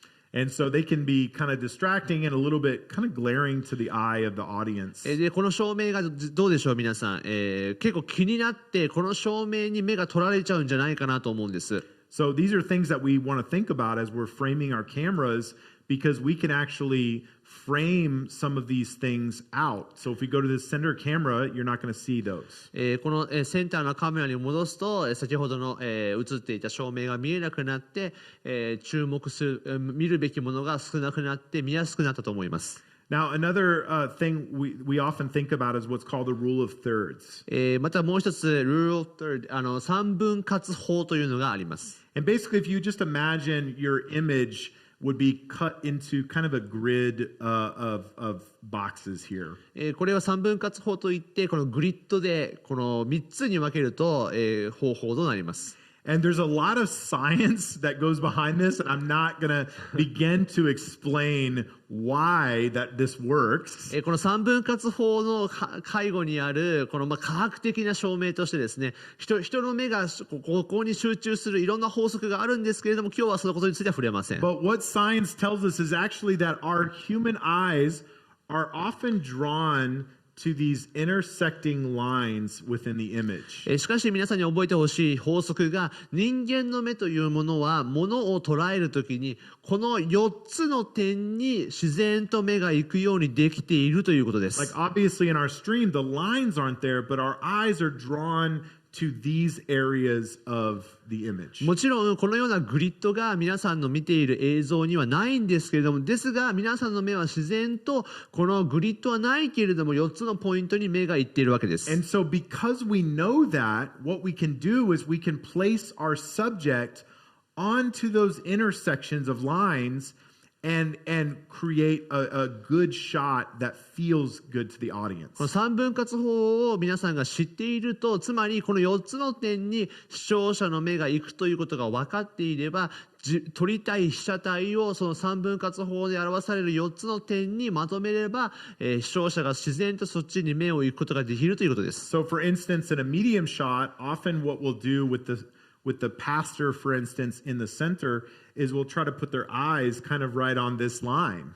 ミディアムショットでこの牧師を撮りたいときにですね、この、3分割法におけるこの上のラインに目線を合わせてあげるととても見やすくなります。Or if you have a shot like this from an angle, you can place one subject over here on these intersection of lines. 例えば、角度をつけて撮る、カメラを置いてあったとしたら、この3分割法におけるこの左のラインに被写体を合わせてあげることができます。And even though they're not in the center of the image, to the audience, this looks pleasing and balanced. この被写体が真ん中に、この絵の真ん中にいないんですけれども、しかしここのラインにいるおかげで被写体見る視聴者からするととてもバランスの取れたいい絵のように見えるんです。Now, one thing that we would never do is, let's say for this image, we would never place the subject facing the outside of the image on this side. That would be very unusual. 角度がついたカメラで置いてですね、しないのがこの被写体をこちらのグリッドのラインに合わせるんではなく、こちらのラインに合わせることはしません。So whatever direction their subject is facing, you want them facing the larger area of the image.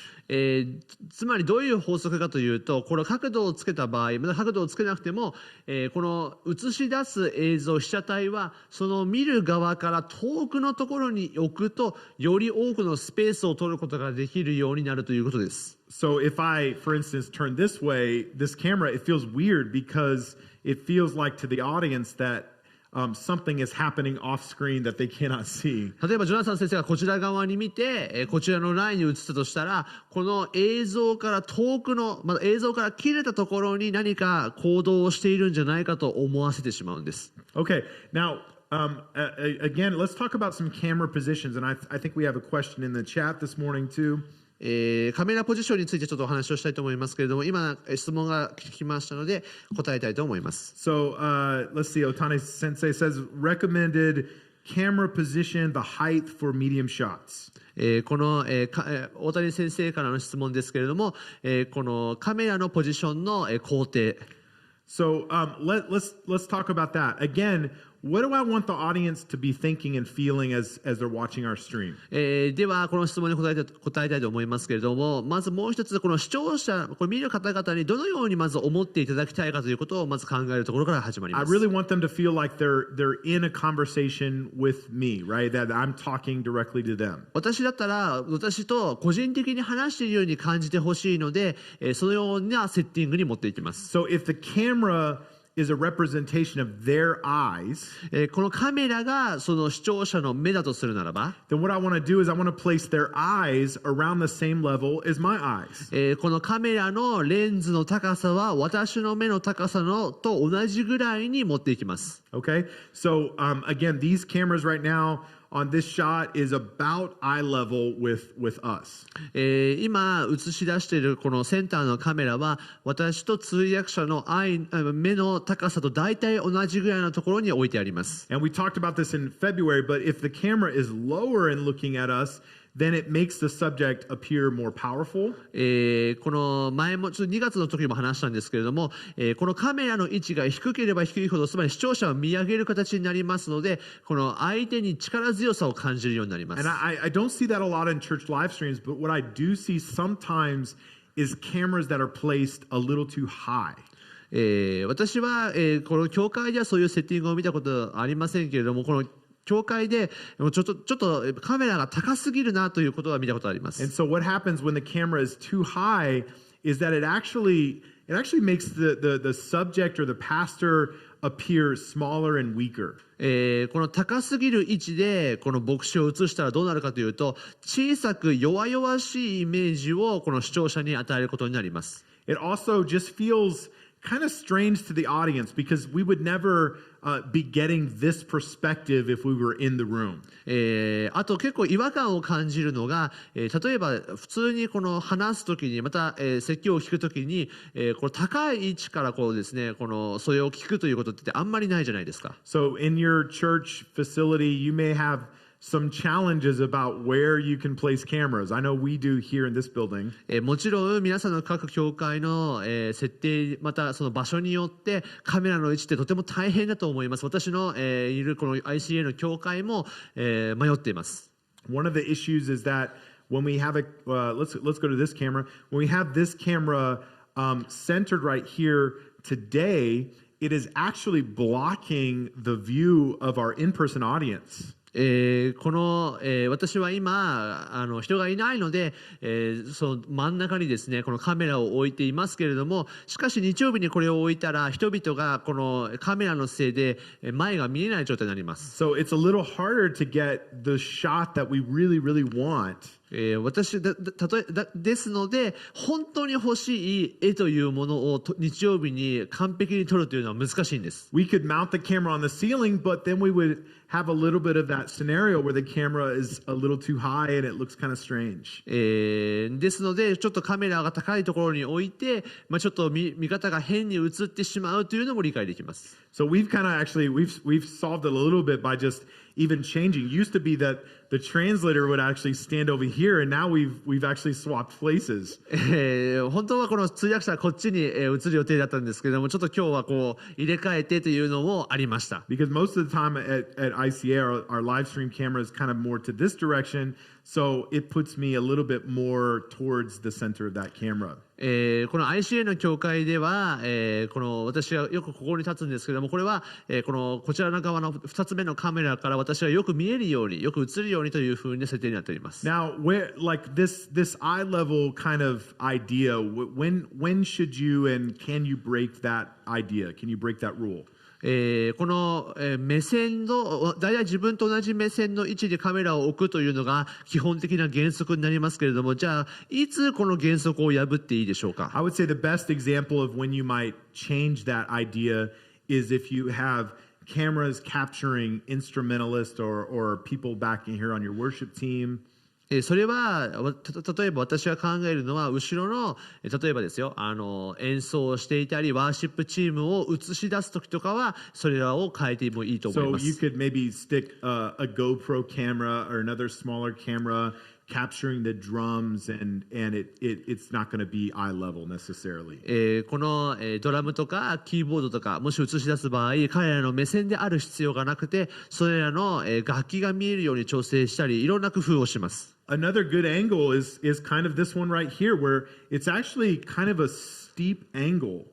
この3分割法のいいと思いますけれども、これも結構、とてもいい角度になっています。 This is especially good for during worship. 特にこれらワーシップの時に良いと思います。 Because we've got kind of a lot of interest in depth of field, because we have this person in focus, but then we're shooting down the line of singers, and we have a person over here that's a little blurry, right? こっちから角度で撮っていると思いますけれども、このように撮つと、こちらのメインの被写体があって、また奥に歌っているシンガーがいて、ちょっとぼやけてますけれども、また他に後ろがいたりと、視聴者に興味を持たせることができます。 And it just anytime that we have things that are in the foreground of the image and also things that are in the background of the image, even if they're blurry, what it does is it creates interest for the audience. もちろんこれらはぼやけててもいいんです。なぜならばこのぼやけていると、被写体にまず皆さんもちろん目がいってほしいですけれども、次に後ろのぼやけている映像も一体何があるのかなというふうに視聴者に興味を持たせることができます。 It's a little bit of a challenge here for us, and we're kind of in the middle of improving some of our in worship environments here at ICA. 私の教会でもこれはチャレンジしているところでありますが、どのようにですねしたらもっと綺麗に映るかなと考えてもいます。 This TV is in the way, but normally there's actually a totally blank, just white wall behind me. 今はこちらモニターを置いていますけれども、このモニターがない場合、ただの白い壁が私の後ろにあるわけです。 And so it can be a challenge to create an image that's interesting when there's just kind of a blank wall there. このただ白い壁からそれを興味深い絵を持ってくるというのも大変難しいことです。 And we'll talk about some ways later with lighting and stuff that we're continuing to work to overcome that. これはライティングとかの別のセクションによってどういったふうに解決できるかということもちょっとお話しできればなと思っています。 One of the things though that we've done recently is just to add a rug, because it brings some color and some contrast into the image. 私はそしてラグを置いてですね、ラグというのはこの絨毯みたいなものなんですけれども、絨毯みたいなものを置くことによってこの光の調整とか反射の調整をしています。 And I think we're actually going to probably even add another one just to even make a bigger area here. 私が考えているのはもう一つそれを追加することによって、ちょっと照明とか、光の加減を変えたいなと思っています。 But another consideration is that, as the pastor, because the wall behind me is white, I can't really wear white. そしてもちろん次の問題でありますけれども、私の真後ろに白い、真っ白な壁があってライブ配信をすると、私は白い服を着ることができなくなります。 So if you're a pastor watching today, consider even what you're wearing and how you're blending into the background of your church. ライブ配信をするということは、つまり自分がどういった服装でライブ配信をするのが好ましいかということも考えなくてはなりません。What the human eye is wanting is there to be contrast between dark and light. 人間の目というのはですね、実はコントラスト、光と影の、深度、深さというものにとても敏感で、しかも大事に考えます。So if you've got white walls and white lights and light carpet and you wear white, it's going to be a problem, right? 白い照明に白い地面、また白い壁、全面白にして、また自分も白い服を着ていたらどうでしょうか。真っ白で大きな問題がありますよ Maybe ね。you could just blend into the background and then just surprise everybody, you know? こ Come の on. なんか白い壁に擬態をしてバッと出てきてですね、みんなを驚かせることはできるかもしれません Yeah, が。so here at ICA, I try to always make sure and like wear, you know, some colors or some darker things so that I'm not like blending in too much. なので私は ICA で奉仕をするにあたって、暗めの色の服を着て、奉仕をするように心がけています。でないとこの人々がこのバッと現れてびっくりするかもしれませんから。And my wife, she's a big help with that. 私の妻がですね、よくそうやって服装を気遣ってくれるので本当助かっております。Okay, so one of the things as far as camera angles and like deciding where to put cameras. 今のはカメラの角度、またカメラの、位置というものの話をしましたけれども、Sometimes what we see with media teams when they're first learning about, you know, putting more cameras and improving things. このカメラメディアチームとしてカメラの置く位置であったり、新しいカメラをもう一個増設するとしたらどこに置くだろうということを考えると思いますが、They kind of go crazy and they want to put like cameras everywhere and they're facing, you know, facing the audience and doing all different kinds of things. 多分もう狂ったようにですね、いろんなところにカメラを置いていろんな位置を試してみて、もうなんかそこら中にですね、このテストをするわけです。I will say that some of the way, you know, where you put cameras and things, it is somewhat subjective. Like it is kind of your opinion. このもちろんどこにカメラを置くかというのはもちろん皆さんのその個人的な意見の部分が多いですけれども。But you know, personally, I'm not a huge fan of cameras that are facing the audience. 私はこのもちろんカメラを増設するにあたってあまり個人的にお勧めしないのがこの回収の方をこの顔を撮るというものです。One consideration is because of the privacy of people that are coming there to worship. もちろんそれは個人情報の漏洩ということもありますし。And again, this just depends on every church. Every church has its own personality and kind of people that are there, and you kind of know what people are comfortable with. もちろんこの教会によってカラーがありますので、どういった映像が欲しいかは私は分からないですけれども、そういうような教会に委ねられている部分ではあると思います。But I would say the main reason that I don't like it is because no one in our in-person audience would ever walk up here and look back at everybody, right? It would just kind of be, that would not be something they would do. なぜ私があまり視聴者というかこの回収の方を取らない理由が、その回収の方々を取った後にですね、その回収の方々がこっちに来て喋ってまたこのカメラに向かって話すということはしないじゃないですか。So again, my goal is to make the person that's watching online feel like they're getting a similar experience to the person in the room. でなぜそれが問題かというと、先ほども言いました私のこのライブ配信のゴールというのが、これを見る方が私と個人的に話しているように、この礼拝に個人的に参加しているように感じてほしいので、そういうことはしないんです。So rather than getting too creative with things, I often think that actually the kind of more boring approach is almost the best way. 私はよく言うのが、このあまりにもクリエイティブな発想をするよりも、ちょっと単純だなとかちょっとつまらないなと思うことかもしれませんが、そのような基本的なことをすることがベストだと思っています。If you're just starting out, you know, put the camera right in the center of the room if you're able to.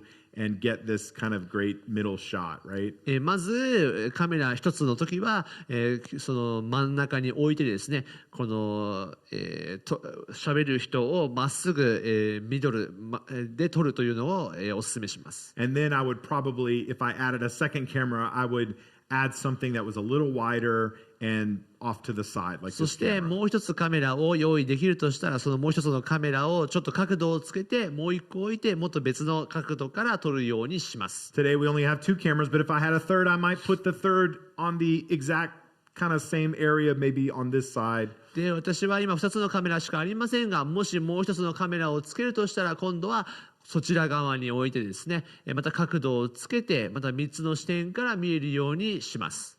Another thing just to consider is getting a tripod with a video head. そしてもう一つ、トライパッドといって三脚を使ってこの、絵を撮るということをお勧めします。Wes, let's kind of just demonstrate just a little bit here. We've got a little bit of time here, but this tripod that this camera is sitting on has a video head. It is made for moving video.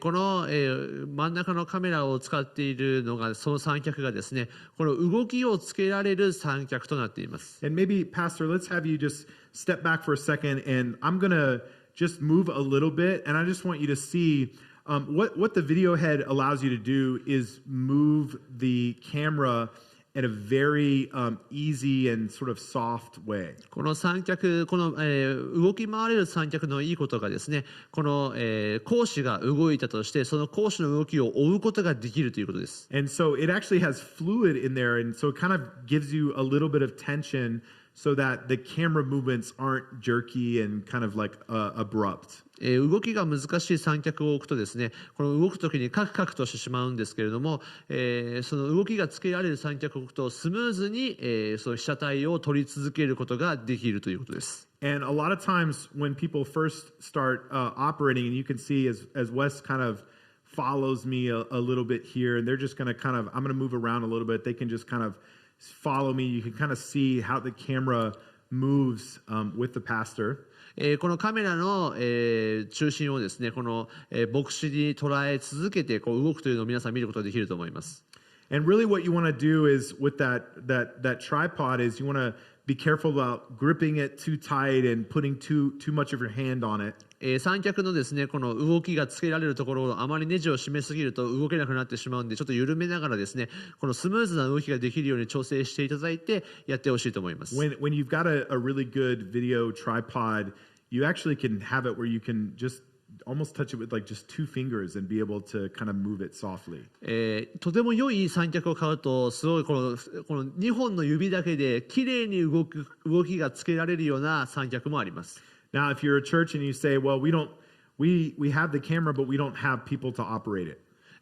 ある教会では、カメラはある。しかし、この撮る人がいないという人もいるかもしれません。We were in that situation for quite a while, and so generally you're wanting to pick, you want to frame your live stream in a way that if the pastor moves a little bit, he's not going to go off frame, right?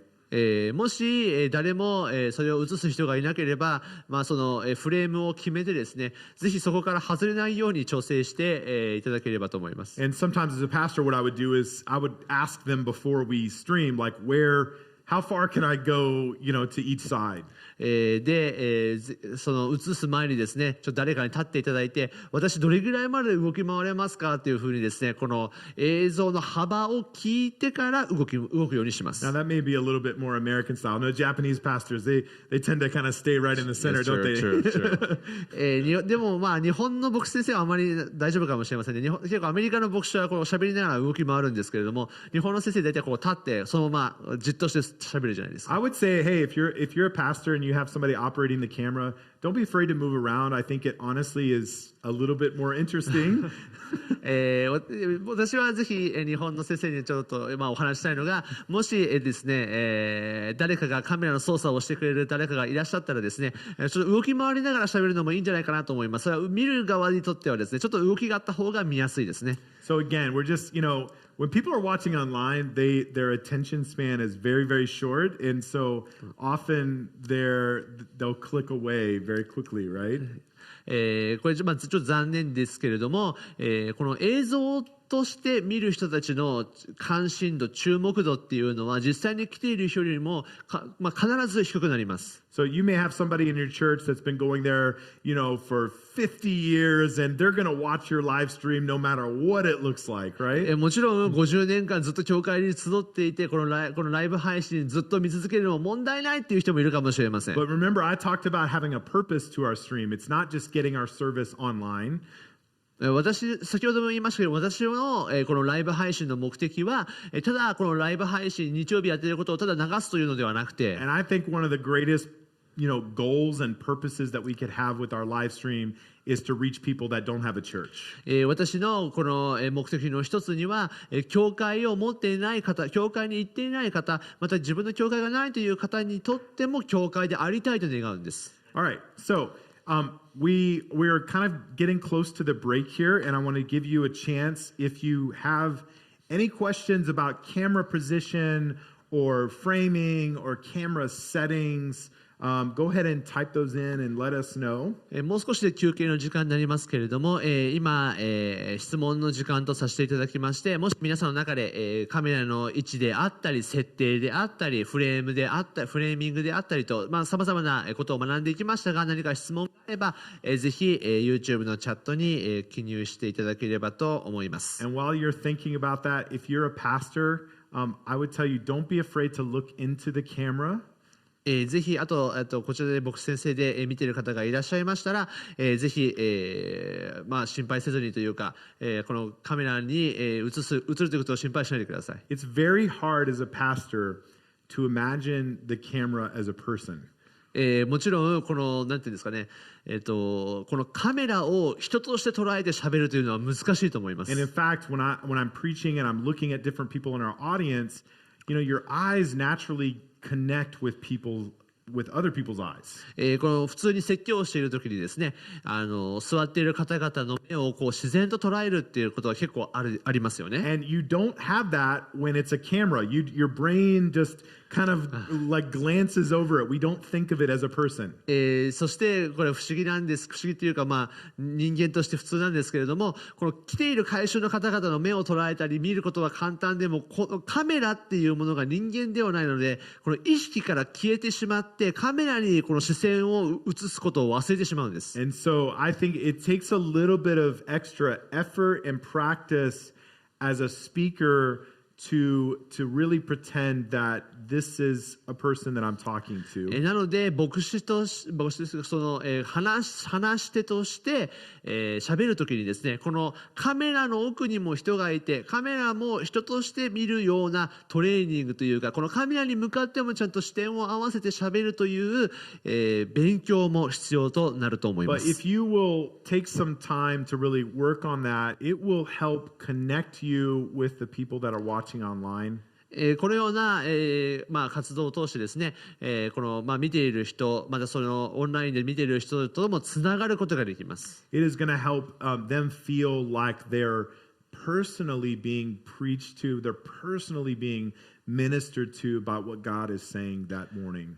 そして、これらを、通してですね、個人的に自分が語られているように、また自分がここの礼拝に個人的に参加しているような、ふうに思うようなライブ配信にすることができます。A couple of practical ways that you can start doing that is just when you first get up to speak, just go ahead and turn right to the camera and welcome the people that are watching online. じゃあどういうふうにそういうような、マインドセットというか思いを、作ればいいかというと、まずカメラに向かって挨拶をしてカメラに向かって自己紹介をすると良いと思います。Right?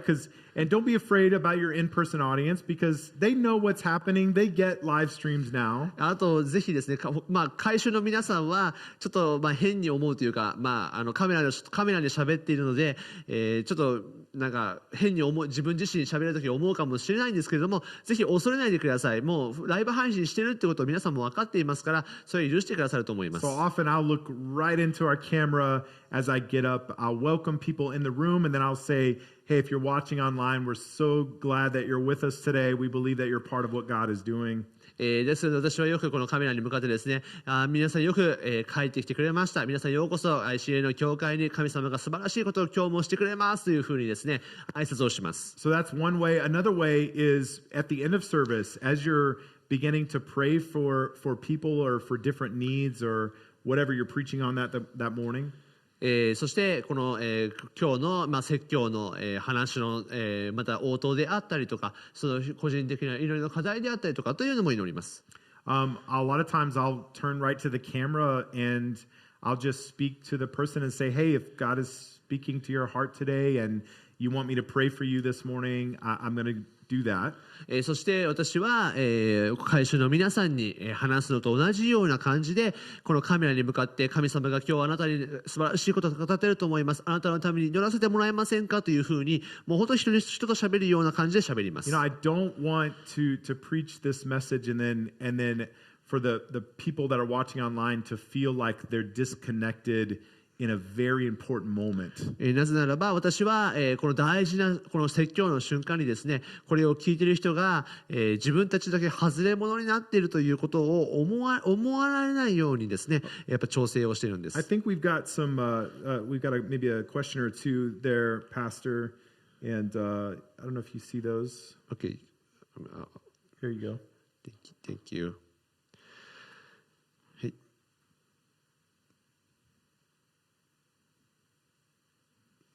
So she's asking how much the messenger needs to think about the framing and also the she's I don't know he or she were asking that are you going to talk about the maybe she's talking about the framing with the PowerPoints. The PowerPoints. Yes. Yeah, I mean, we could talk a little bit about that. I think we're trying to keep things focused on maybe what everybody's using. Everybody kind of uses different software, but I'll talk a little bit about what we use here. もちろん皆さんのはさまざまなものを使っていると思いますけれども、今日ちょっとお話をしたいことが、ですね、自分の今のセッティングについてちょっとお話をしたいと思いますが。So, a lot of churches are still using PowerPoint, and the video switcher that we have does allow you to add in graphics from a place like PowerPoint. このパワーポイントを、多くの教会で使っていると思いますが、私の教会ではこのスイッチャーを使ってこの、出力と、変換をしたりはしてますけれども。I would say that just as a media person, I would tell you that PowerPoint is probably something that I would have a goal to move away from.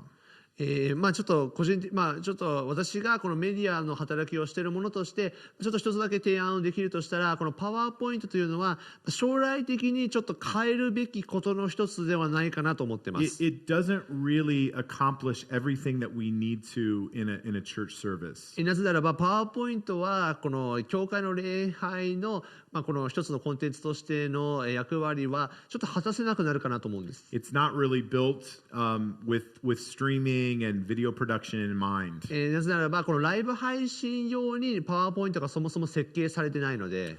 And so because of that, the flexibility of that program is somewhat limited. パワーポイントの、ですからこの、能力というのが、ちょっと柔軟さに欠けるかなと思っています。Now, some of the software that we talked about earlier, that the broadcast software like OBS. 例えば OBS とかの話を先ほど、朝ちょっとしましたけれども、OBS is great because it's free. OBS は、ただですのでとてもいいと思います。It can be a little bit complicated to learn. ちょっと、学ぶのが大変ですが、and it can have some occasional problems. またちょっと、物理的な問題もあります。Here at ICA, we use a software called Pro Presenter. ICA では Pro Presenter というソフトを使っています。It is something that you can pay a one-time fee and get one version, or you can pay annually and get kind of every version.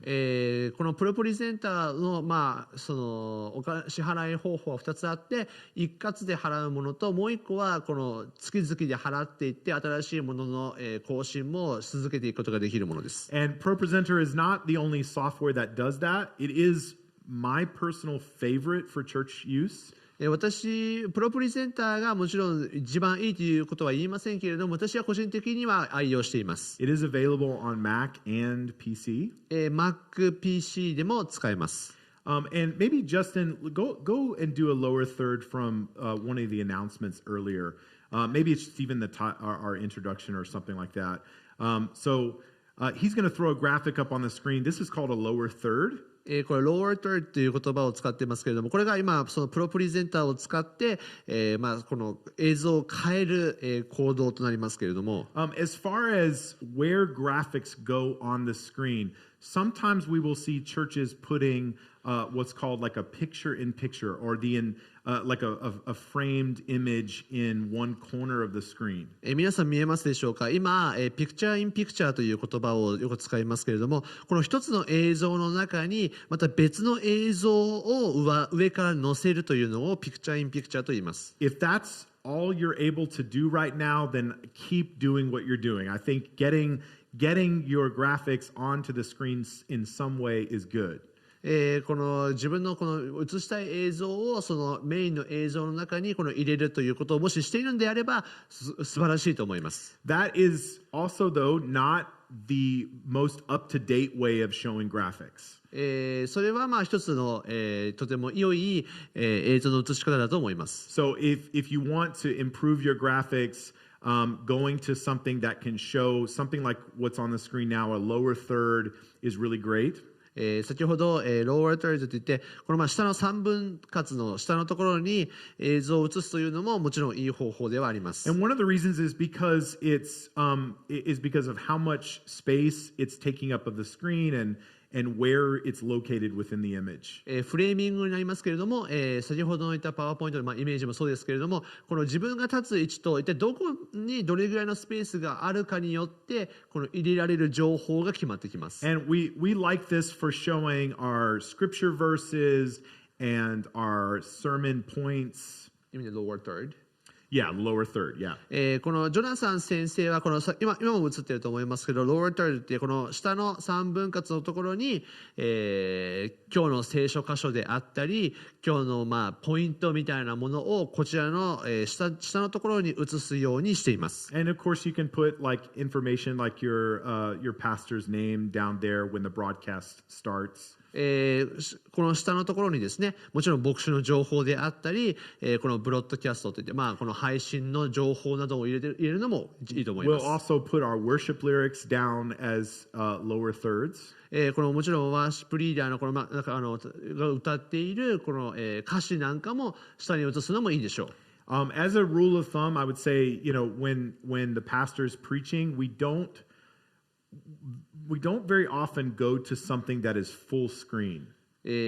この牧師が話している時にあまりやりたくないのがこの牧師の顔を全部消してフルスクリーンでパワーポイントを出すのはあんまりしたくないなとは思います。Because I think that can take you away from the speaker and you can't really see them, and so that's not really ideal. この牧師から喋っている人から視点を移してその情報にポッと言ってしまうとですね、興味が離れてしまうので、それはちょっとアイデア的にはあまりよろしくないかなと思います。So, but even if you're working with ProPresenter, if you have a video switcher like the one we're using today is the ATEM Mini Pro. ATEM Mini Pro というのはですね、It's a switcher, right? Yeah.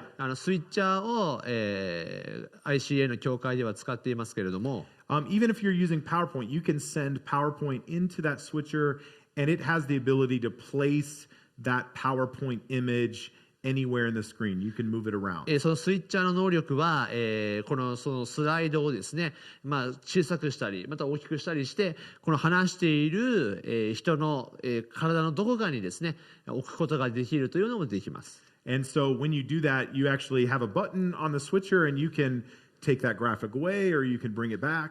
スイッチャーにはボタンがありますので、そのボタンを押せば、その映像がパッと現れて、またボタンを押せばまたそのスイッチャーの、出ている、その先ほど出ていた映像を消すこともできます。So just to give you a comparison here, PowerPoint will allow you to bring graphics in, right?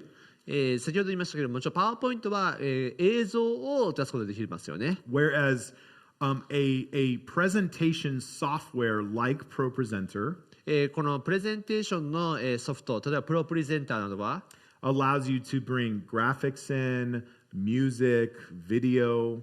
グラフィック、また音楽、また映像も映すことができます。And we could actually create a whole playlist for our Sunday morning service and then our people can just very easily operate and go from one thing to the next. また日曜日のですね、セッティングを全部すれば、このリストみたいなのを作ることができて、そのリストに従って、誰でもこうちょっと触れば操作するような簡単なものもすることができます。So if you have more questions about the different types of software and what we use, we will put links to that in the resource guide that we're going to make for you. もしこの ICA 東京で使っているこの、セッティングまた、ソフトが、気になるよという方はですね、それらのリソースも全部、また、ホームページにまとめますので、そちらから見ていただければと思います。Now, I know some churches I've talked to actually have worship lyrics coming from one computer and one piece of software, and then other graphics coming from another computer and another piece of software. 私が聞いてある教会ではこのワーシップリーダーが自分でこの歌詞を操作するためのパソコンを使って、またある人がその映像を作るためにその映像を持ってきてというふうにいろんなパソコンからいろんなケーブルを持ってきていろんな情報をまとめていると聞きました。And again, I would just say that that's a more complicated way of doing streaming, and there's more things that can go wrong in that way. しかし、ライブ配信においてですね、そのような、設定を増やせば増やすほど難しくなってきて、何かが一つ間違うとダメになってしまいますので。From a budget standpoint, it means you need more computers, more screens, more software. そうなってしまうとたくさんのパソコンが必要になりますし、たくさんのソフトが必要になってきますし、たくさんのモニターやたくさんのさまざまなソフトが必要になってきてしまいます。 And you need more volunteers to run all of that stuff, right? そしてそれら全てを動かすためにもっと多くの奉仕者が必要になりますよ So ね。 again, our goal really needs to be to simplify and consolidate our equipment and our software as much as we can. 私の、またこのメディアのゴールというのがシンプルにしてかつ、少ない人数でもクオリティが高いものを提供するということです。 And so I would just urge you as a team, if you have a team or your leadership, whoever you've got in your church, just every once in a while, I would say even weekly, take a step back, look at your live stream, and really make note of what is going right and what is going wrong. もし皆さんの教会の中でですね、それらの働きをしている、リーダーやまたもしくはメディアチームがもし教会などにいらっしゃれば、ぜひ自分の行っている配信を見ていただいて、今どういった問題があるか、一体どういうことを、変えなければならないのかということを、ぜひ一からもう一度考えてみるのがよろしいかと思います。 I think you really never stop improving. It's something that we're constantly looking at, we're constantly working on and tweaking and refining. なのでぜひもういいやと立ち止まるのではなくてですね、徐々に変え続けていくという視点からこれらのことを見てみると良いかもしれません。 And so I think it's something that it's really important to get more than one person's eyes onto it, because sometimes we just need some other perspective about our stream. なので私は個人的にですが、一人以上の人がですね配信の評価をするというのはよろしいかと思います。なぜならばやっぱり自分の目だけでは分かりませんので、第2、第3の視点があるためにこの物事の良さというのが理解することができます。 Okay, we've reached the first half of the end of the first half of our stream today. まず最初のセクション、最初の、大事なところを見ることができました。 I can imagine that your brains need a little bit of a break, mine too. 皆さんの、脳には休息が必要だと思います。私もそうでありますが。 If you have questions that you haven't been able to ask, feel free to type those in during the lunch break. このランチの時間にですね、もしご質問等ございましたら、ぜひ、質問をまた書いてください。 When we come back, we're going to talk about lights and audio. 帰ってきたら、音と音響と照明についてお話をします。 And so we will see you back here at 1:30. では1時半に皆さんまたお会いしましょう。 Okay, see you guys soon. Welcome back, everyone. We hope you had a good break and a good lunch. 皆さん、戻られたでしょうか。お昼ご飯も、たくさん食べられたと思います。 We are enjoying this holiday, this beautiful holiday weather here in Tokyo. この東京のですね、素晴らしい休日のこの天気といいますか。It's a good day to stay inside and to watch a live stream and learn some things. Yeah. そうですね。外に行くよりも室内にいてこういう配信を見るのに適した季節ではないでしょうか。ょうか。 Just to remind you, if you're joining us maybe for the first time today, you can type any comments or any questions that you have into the comment section on YouTube. 午後から参加された方もいらっしゃると思いますので、皆さんもしご質問等ございましたら、この YouTube のコメントに残して、ください。And so we ask you, please participate, ask us questions. We are happy to help you, and any question you ask is fine with us. どんな質問でも構いません。なんか質問があればですね、それに答えたいと思っておりますので、ぜひ、YouTube に残してコメントに残していただければ幸いです。So before the break, we talked about sort of the fundamentals and ingredients of our live stream.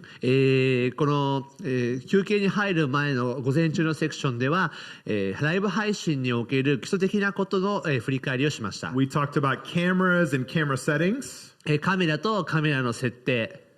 And then we also talked about framing, camera position, all of that good stuff. フレーミングとカメラの位置などの話をしました。So now I want to talk about church lighting. そして午後のセクションは、教会の照明についてお話をしたいと思います。And I know that maybe you think, Jonathan, you must be an expert at everything. I am not. よくいろんな人に言われるんですけど、ジョナサン先生、あなたは全部の専門家なんですかと言われるんですけど、私は別にそうではありません。It's important for you to know that we are always learning, and I'm always learning new things. 大事なことは新しいことを学び続けようとすることです。私自身も新しいことを今も学んでいます。What's been amazing is that because the needs have been different during COVID, is that the technology is changing so rapidly. この新型コロナウイルスの問題において、この必要ニーズも変わってきましたけれども、この技術的な変化というのももう加速度的に増えています。Some of the ways that we were teaching live streaming at the beginning of COVID have changed now at the end of COVID. このコロナ前におけるこのメディアミニストリーの必要性というのと、今におけるメディアミニストリーの必要性、また変化というのはものすごい違いがあります。I will tell you, lights is not an area of my expertise, but I know enough to help us today, I think, learn some things. 私は別に照明の専門家ではありませんけれども、このライブ配信における照明について皆さんにお話をすることができます。And what I want to do is teach you a little bit of, normally in video world we would call three-point lighting. 今日はこの、照明におけるスリーポイント、の照明についてお話をしたいと思います。And while the church service is a different setting, it still operates on the same principles. 照明というのはもちろん教会やその規模、また、その、建物によって違いますけれども、しかし、原則が3つあります。And basically there are 4 different steps to building your lighting setup at your church. この4つの、このステップを踏むことによって教会の照明のクオリティを上げることができま And す。 each one of these steps is really just a different kind of light that we're using. この一つ一つの、ステップは違ったこの照明の使い方をするわけですが、The first step we're going to talk about is front wash light. まず一つ目がフロントウォッシュライトというものです。If you look at our little diagram here, and this is very, very simple.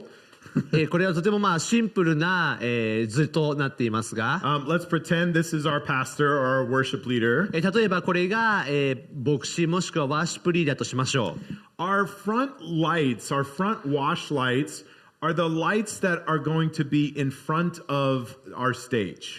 このフロントライトというのが、私たちのこの映す前からこう焚かれる照明ですよね。And this is the main lighting source to light up our speakers and our worship team. そしてそのメインのこの前から来る光量というのがこの牧師やこのワーシップリーダー、この被写体を一番最初に輝かせる重要な光です。If you have no other lights in your church, this is the one light that you absolutely cannot do without. もし他の照明がなかったとしても、この照明がなければそもそも照明というものがない状態になってしまいます。And so normally we, with those lights, we generally set them up at a 45-degree angle. そしてこの照明を焚くとき、まず、第1番目なんですけど、45度の角度からこの照明を焚きます。And the reason that we do that is because it creates shadows and contrast to the subject. なぜ45度かと言いますと、この照明の角度がその人とのコントラスト、また影を作る、このつまりその被写体の深度を作る絵となります。And in a moment, I'm going to walk over and we're going to demonstrate this for you in real time. But right now, I just want to talk about the theory of it. 後で実際にこの照明を使ってですね、皆さんにどういうふうに見えるかというものを実際にやりますので、その時にまた見ていきますけれども。And so what I want you to do is imagine that the subject is at the center of a big X, a letter X. まず意識しなければならないのが、この被写体というのがまずフロントライトとバックライトを使ってこの X の文字の中心にいるかということです。So let's pretend for a second that I am the pastor and this is a service and I'm speaking, I am the subject. 例えばジョナサン先生が今日の、牧師としての説教台に立つ人だとして、しましょう。If I place a light directly in front of me, what's going to happen is I will have even and flat light all across my face. もし前の照明だけではどうでしょう。それと前の照明だけ焚かれた状態ですと、この私のこの顔がですね、このフラット平面なように見えます。And the problem with that when it comes to photography or videography is it's not very interesting.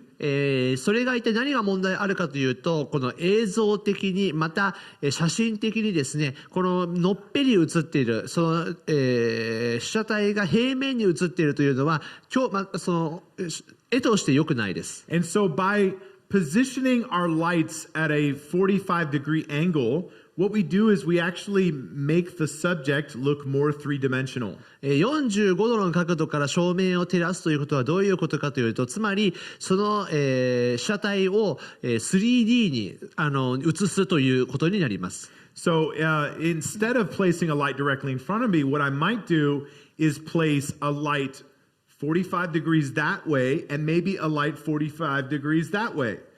私がもしこの場所で45度の角度という原則を使って照明を焚くとしたら、私から見て45度、そしてまた反対に45度の角度から照明を置きます。And what would be even better is if those lights were also 45 degrees vertical as well.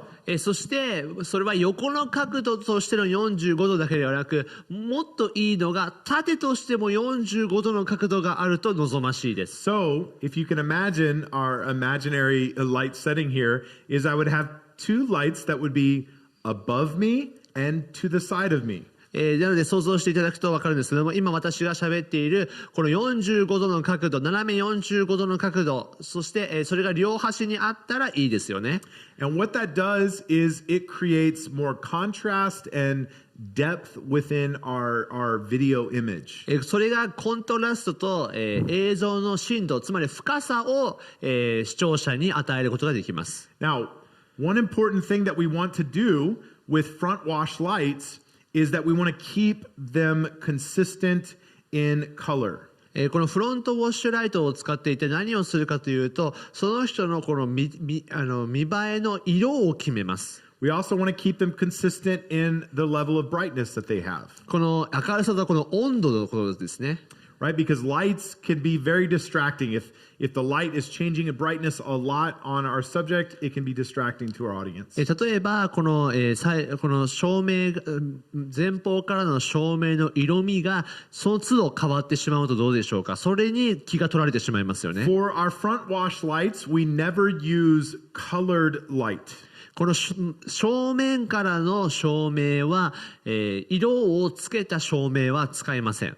And that's simply because that color will also transfer to the skin tone of our subject. それは一体どういうことかというと、この前方からの照明に色がついてしまいますと、この肌の色味、肌の温度が変わってしまうからです。And so we generally want the light that's in front to be either generally a little bit yellow, a little bit kind of warm. ですのでこの正面からのこの照明の、色の限界がこのちょっと黄色がかかった色とかまでは大丈夫だと思います。And I'll talk a little bit more about that in a minute, but let's go to step 2. このことについては後でも後ほど喋りますけれども、じゃあ次にステップ2を見ていきましょう。Step 2 would be what's called a kick light or a hair light. 2番目はキックライトもしくはヘアライトと呼ばれるものです。And this is going to be a light that is placed often above our subject and slightly behind. この、キックライトというのが、自分の上そして自分よりやや後ろ後方にある光のことを言います。And what it's going to do is it's actually going to add just a little bit of light around their hair, their head, and their shoulders. それは一体どこに当てるかというと、この頭の位置また肩の位置に後ろから光を当てるところにあります。And again, that is going to separate out our subject from our background.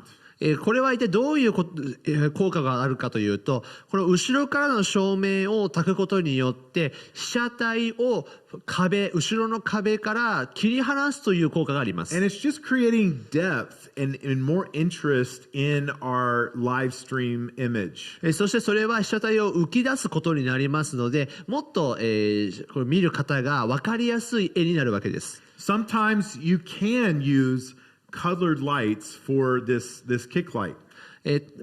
たまにですね、このキックライト後ろの照明を、色をつけることはできます。A lot of churches might even use a little bit of blue light that just kind of barely touches the shoulder of the subject or the worship team. このワーシップチームをですね映すときにこの、青い光をですねこの肩に当たるか当たらないかぐらいのところに当てたりしているのを見たことがあります。We want to be careful about the kick light. We don't want it too powerful and too distracting, but it's supposed to be there and just kind of subtly visible.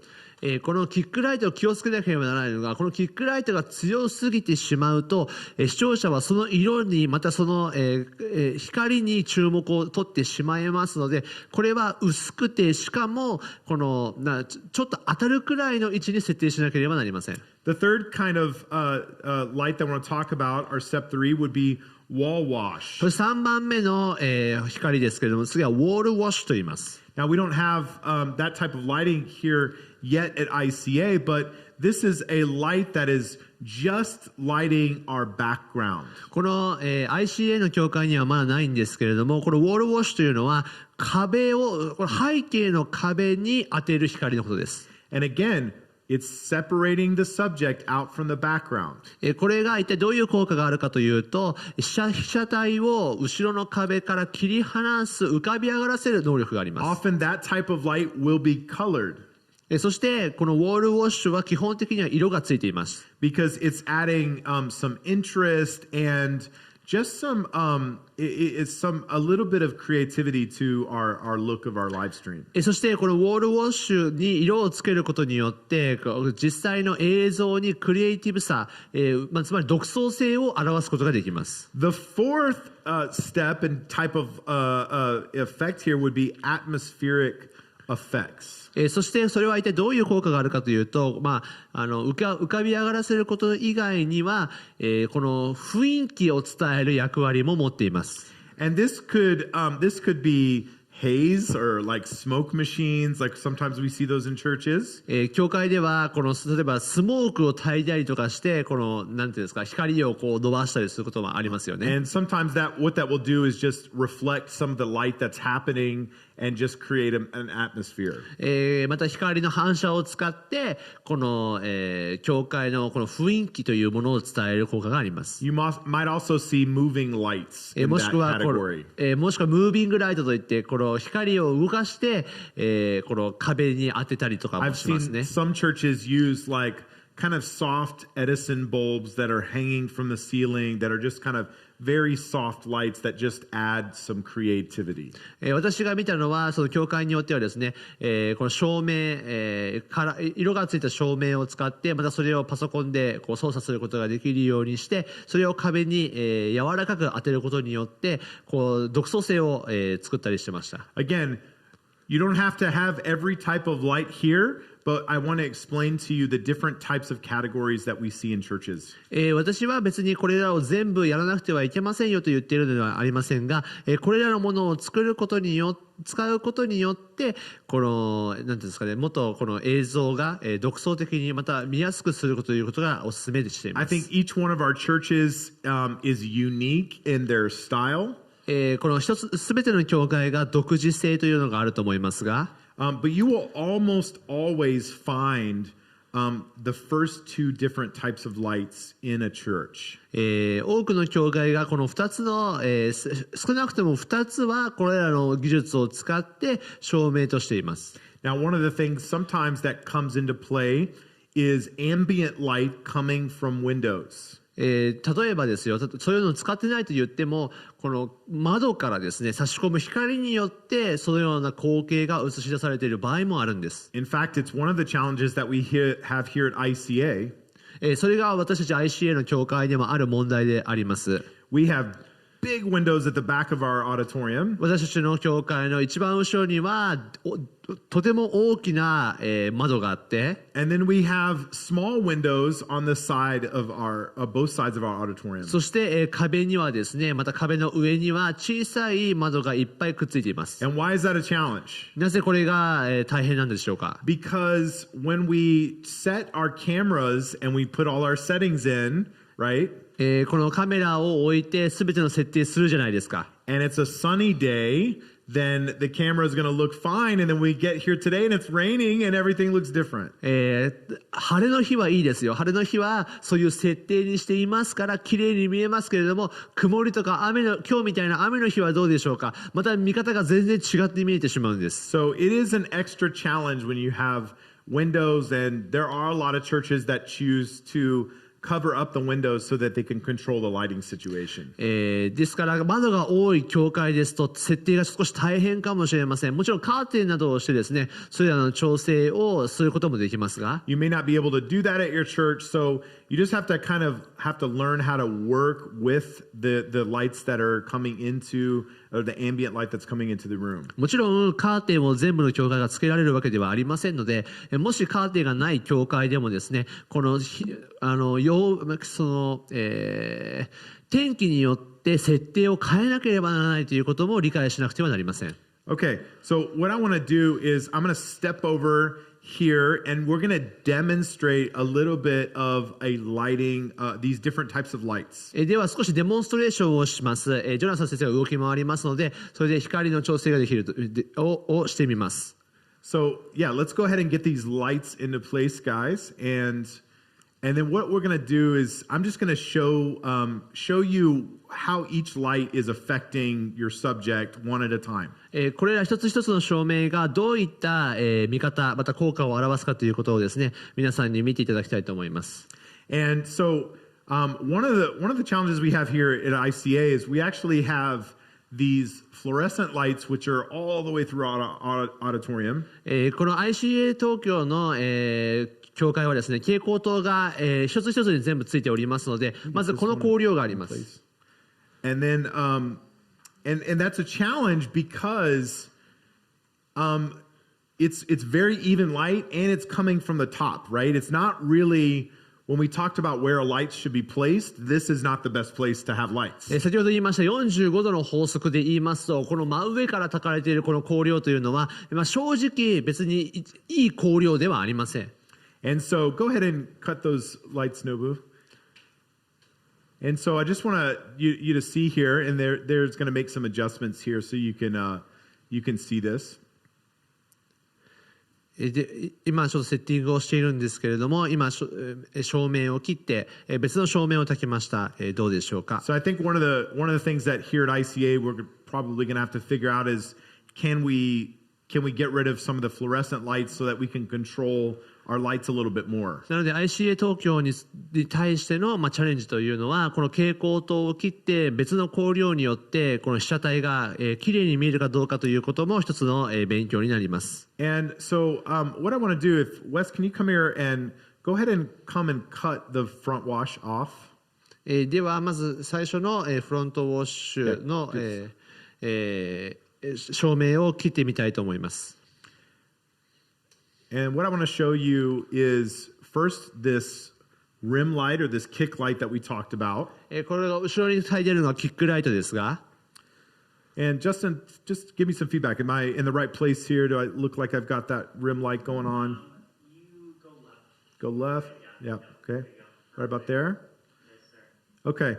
And so what you're going to see is here, you can just see how that light is falling a little bit on my shoulders and around my head. 皆さん見えますでしょうか。今キックライト、後ろのライトだけつけますと、私の肩が微妙に映っているのだけ見えると思います。And again, while these lights are not the kind you would have in your church, they still are operating the same way. So you can achieve this same look in your church. キックライトはもしかして皆さんの教会にないかもしれませんけれども、これがどういった働きをするのかということを見せるために今やっています。And so one of the biggest problems that we see in churches is that the church might have a lot of lights, but they don't have them aimed properly or positioned in the right place. 私が感じている多くの教会のこの照明の問題は、たくさんの照明を使っている教会はありますけれども、一番大事なところに一番大事な照明を置いていないんです。Okay, so we've got our kick light, and what we're going to do is go ahead and turn on our front wash. キックライトをつけて、次はフロントウォッシュ、前方の照明をつけました。And let's can you pull that light just a little bit further over this way, Wes?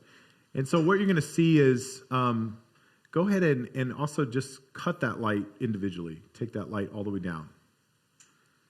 Okay, so now you can see right now we've got our rim light, and we've got one front wash light at a 45-degree angle. 今、キックライトと、一つの45度の、フロントウォッシュのライトをつけています。では、2つつけてたものを1つ消しました。It's about 45 degrees this way, and probably a little bit, it's a little less because our ceiling is kind of low, but it's also above me, right?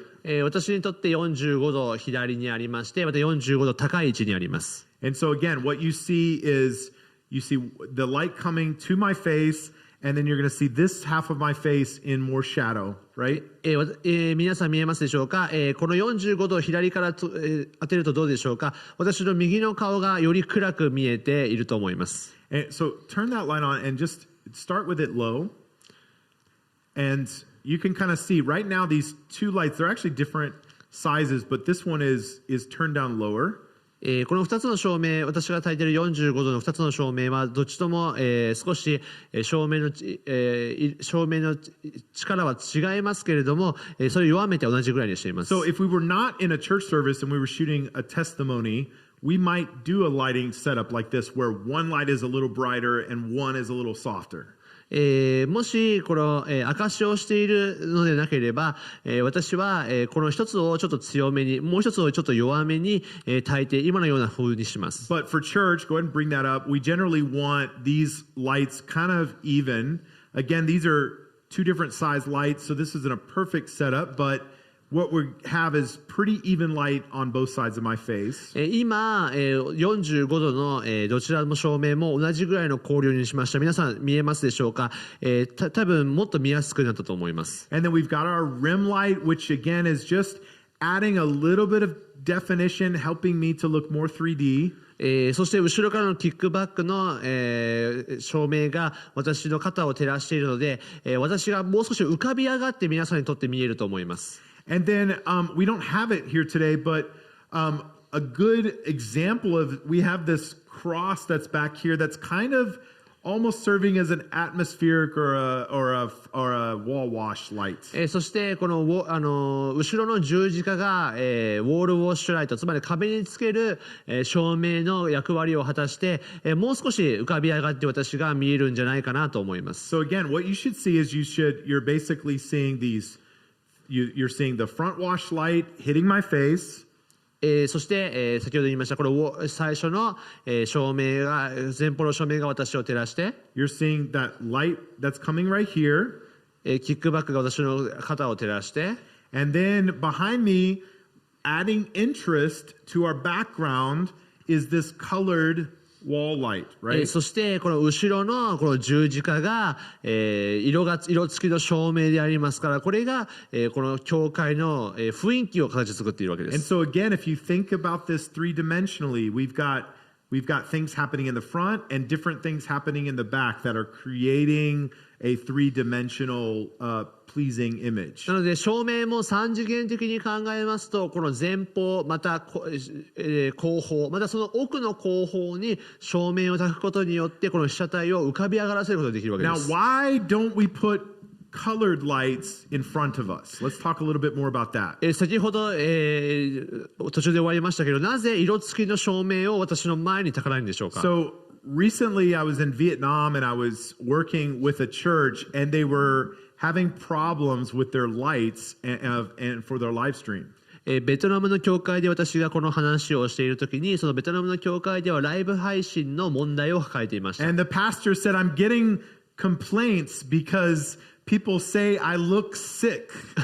そして、私の、そのベトナムの、牧師先生が私のところに来て、私のこのライブを視聴している人たちが私は病気じゃないかって毎回聞いてくるんだと言ってくるんです。 And so we started looking at their lights and the first thing I noticed is that they had not fluorescent lights, but they had yellow spotlights on the ceiling. 私がまず一つ気になったのは、その教会の照明の、その先生の立っている真上にですね、黄色い照明がまずスポットライトが立っているところで And した。 so those lights were just shining, straight down onto the pastor's head. その黄色いスポットライトがまず、牧師先生の頭を照らして、 And then they got some colored lights that they were shining as front wash lights onto the pastor. そしてフロントウォッシュの、つまり前方の照明のしかも色付きの前方の照明がその牧師を照らしてたんです。 And those lights were blue. そしてその照明は青色でした。 So what does blue and yellow make when you mix them together? 青と黄色の照明混ざるとどうなったでしょうか。 It makes green. それは緑になりますよね。 So the pastor, his skin looked green. でその先生の顔の色は緑色に見えたわけです。 So this is why we don't put colored lights in front of our subjects because that color will transfer to their skin. これが私が、色付きの照明をお勧めしない理由です。それは混ざってしまって別の色に変わってしまうからです。 And I will warn you, some churches, when you start to buy lights, you might be tempted to go and buy these cheaper LED lights that have multiple colors in them. 多くの皆さんがですね、この照明を用意するときに LED のたくさんのしかも LED の安いたくさん色付きの照明を買おうとすると思いま And す。 some of those lights, they will promise you that you can also make white light with them. そしてその、照明の怖いところがいろんな色が入っているからかかわらず白も作り出せますよって売り文句で言って But くるん they です。 never look the right temperature. So I would just tell you to avoid that type of light. そしてその色はですね、本当に願ったような白にはならないです。ですからぜひそういった感じの LED は買わないでください。 Now, I want to talk a little bit about color temperature. では私はこれから今の色の温度について、彩度についてお話をしたいと思います。 And we're going to look at color temperature is measured in kelvins. I don't know can I stay right here, Justin? Can we maybe see this from here? I can switch it. I can also move over here so we can see it. So color temperature is measured in kelvins. この色の、温度はですね、ケルビンで、測ることができます。 Okay, and what you see is that you have a range from right here. We have 1,000 Kelvin to 10,000 Kelvin. 1000ケルビンから1万ケルビンまであります。 That's a hard word to say, right? And so the lower that number, generally, the warmer that light is going to be. この、数字が低ければ低いほどあったかい色になります。 Right, so it's going to be more yellow, more orange. 黄色っぽくオレンジっぽくなるわけです。 And then on the opposite side of the spectrum, we have light that is very cool or blue. そしてこの、数字が強ければ強いほど青みがかかった色になります。 And right in the middle here, we have where daylight sits. This is the temperature of generally when you walk outside in a sunny day. これが、デイライトといってですね、この普段私たちが、晴れの日に当たっている光の温度がこの5600から6400になります。So yeah, often that, daylight can fluctuate depending on, where the sun is in the sky, right? もちろんその、太陽の、影とか太陽の位置によって多少の前後はありますけれども、大体この幅で、太陽の光の温度はあります。Okay, we're going to talk a little bit about why this is important, but you need to understand that these lights you can actually adjust the color temperature on them. この、前方からの照明はこの、温度を見てから決定することができます。So we can make them more warm or we can make them to more white. もちろんこの照明をですね、もうちょっと暖かい色に変えたり冷たい色に変えたりすることもできます。So not only is this going to affect how our service looks for the in-person audience, そしてその色は別に自分の好き嫌いではなく、それを見る人の、意見によって決まるわけです。but it's also going to affect our cameras. Let's move back to the cameras, guys, and I want to show you, if we could just, I'll flip this over here.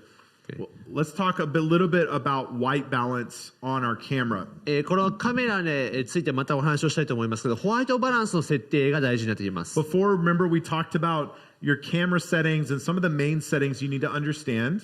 私が先ほど、カメラの設定における大事なポイントのお話をしました。Now we're in the bonus round, okay? This is our bonus camera setting that we need to understand too. これは、カメラの設定のボーナスステージになりますね。Okay, what is white balance? ではホワイトバランスとは何でしょうか。 White balance is the way that your camera determines what is actually white that it's looking at. ホワイトバランスというのは一体どういう意味かというと、そのカメラが認識する白とは一体何かを決定する設定になります。So every camera is like a computer. It's trying to decide and trying to compute like what are these colors actually, what are they?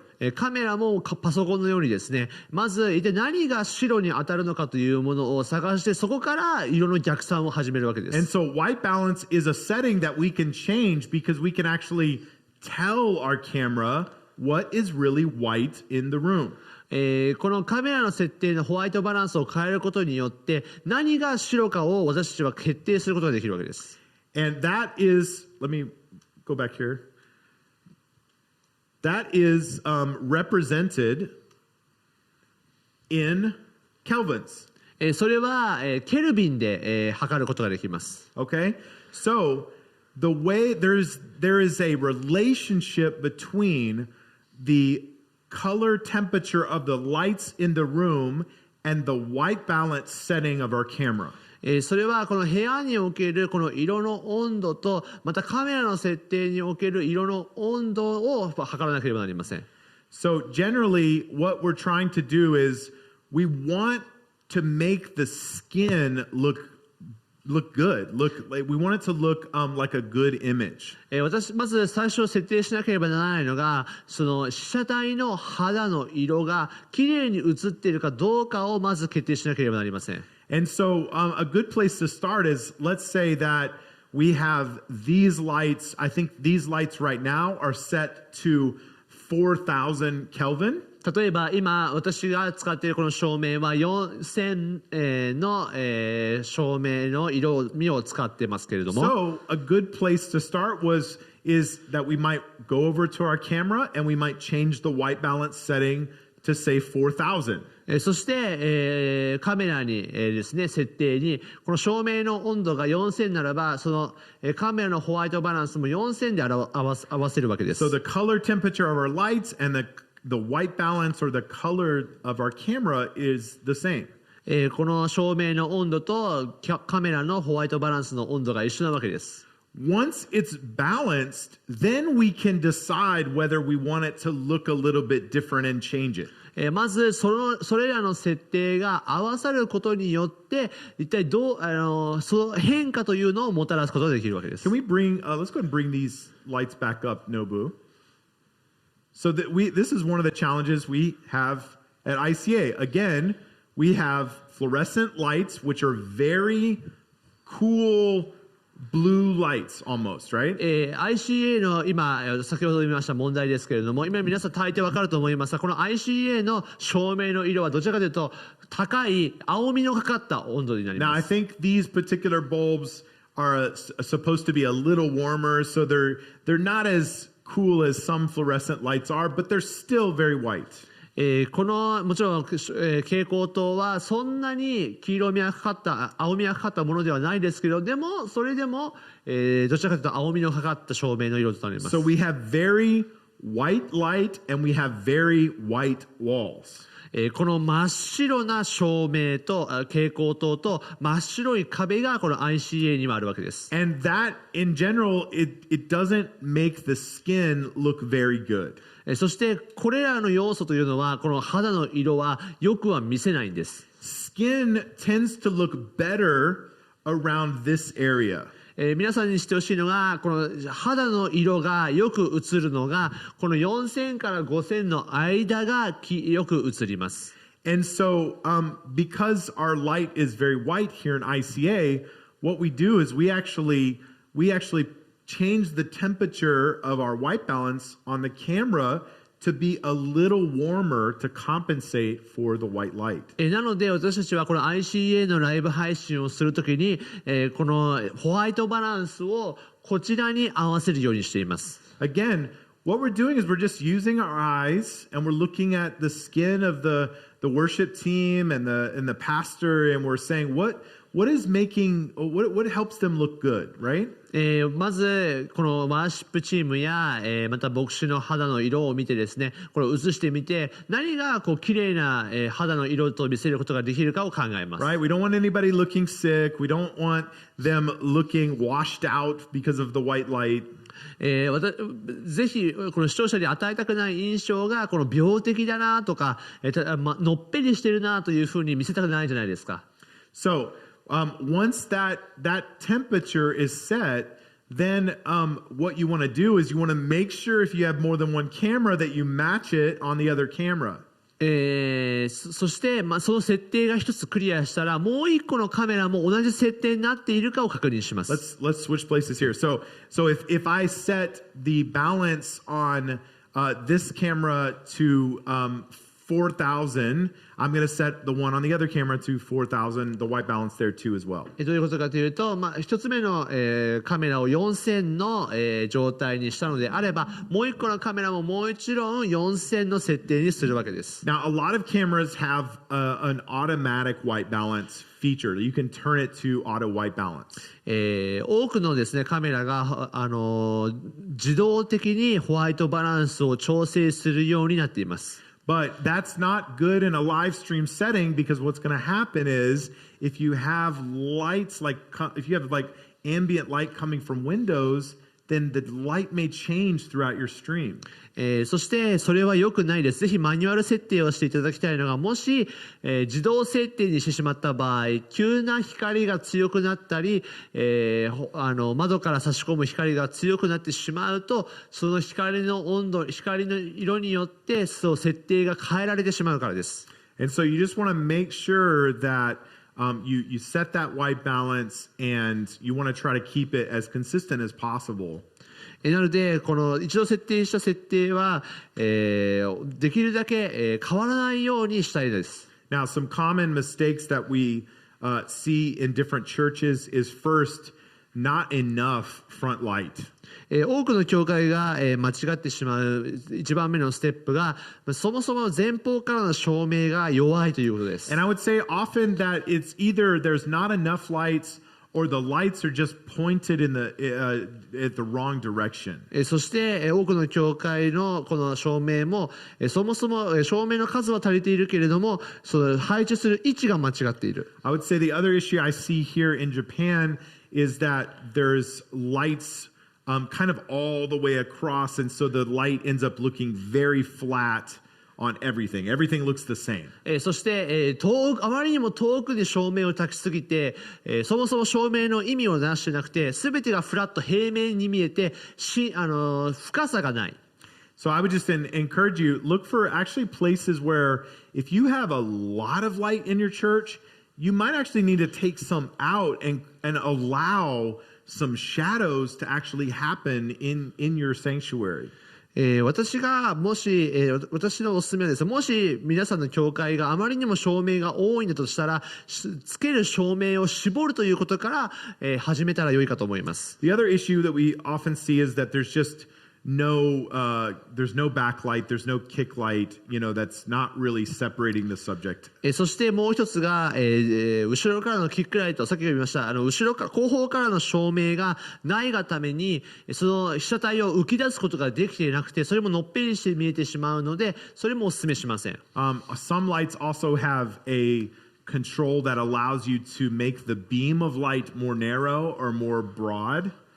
ある教会はですね、もう強い照明がこう入ってきて、それはあまりにも強いので、その光の帯自体でこう狭く見えてしまう場合もありますが。And that's super helpful because you can really focus the light where you want it on stage. そういった、強い照明、なんかこの演劇とかで使うような強い照明もそれは結構良くて、それは被写体を浮き出すことに使えます。And so if you've got a really deep stage, then probably in addition to these lights, you're going to have some other lights that are maybe pointing at different instruments or different maybe vocalists that might be standing in the back. もし皆さんの教会のステージが、かなり深いっていうか、その奥行きがあるのであれば、各、なんていうんですかね、楽器のところにも小さな照明を使って、分かりやすくまた浮き出させる行為をしたらいいと思います。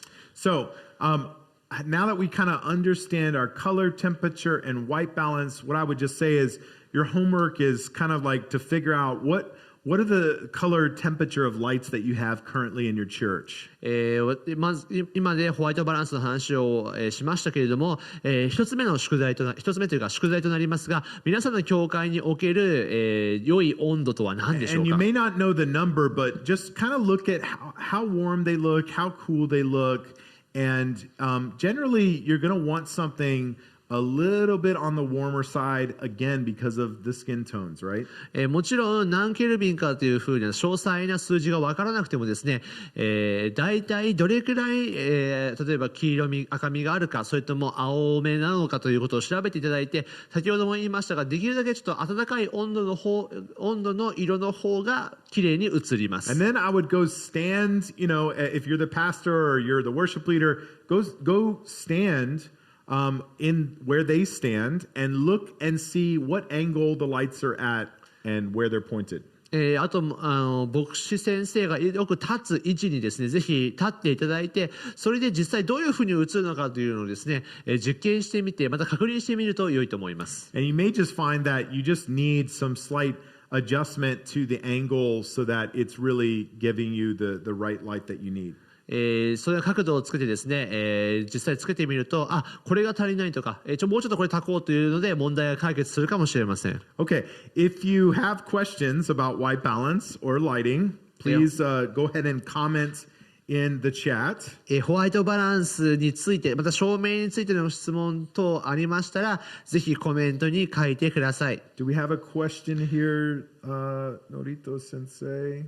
はい、from the 吉信先生からです。Friend Yoshi Sensei, yeah. はい、Thank you for your lecture, the session, and he is wondering that for my church, that he noticed that he doesn't have the main lights, and so he's wondering if you have the front light, if you want the front light, is that maybe he's thinking about the pull from the top. Yeah, right. And so you think it's a good ways to put that right? You mean like to put them on a mount, like a pole up there on running across the stage? Actually, maybe he is like wondering that maybe he wants to put the light, maybe pulling from, putting it on what's called the top of this church. Yeah. From like a pulling like this. Yeah. So I think the most common we see would be a light pole that is running parallel with the stage. or sometimes we'll see vertical poles that are going up the sides. That usually that's kind of where the lights are. Sometimes churches have to get creative if they don't have those things about where they can mount them. So that he wants to maybe put more Yeah, the front lights. right. So he is asking, is there any place that good to put the light? Yeah, so again, it depends on what type of ceiling you have and what type of material that you're mounting to. Okay. You might want to translate that. その吉信先生の質問なんですけれども、そのどういった場所とかでまたどういった照明がすでに置いてあるのかにもよるんですけれども、そうですね、天井かなと。Yeah. Yeah, so maybe he's talking about the front wash, right? And his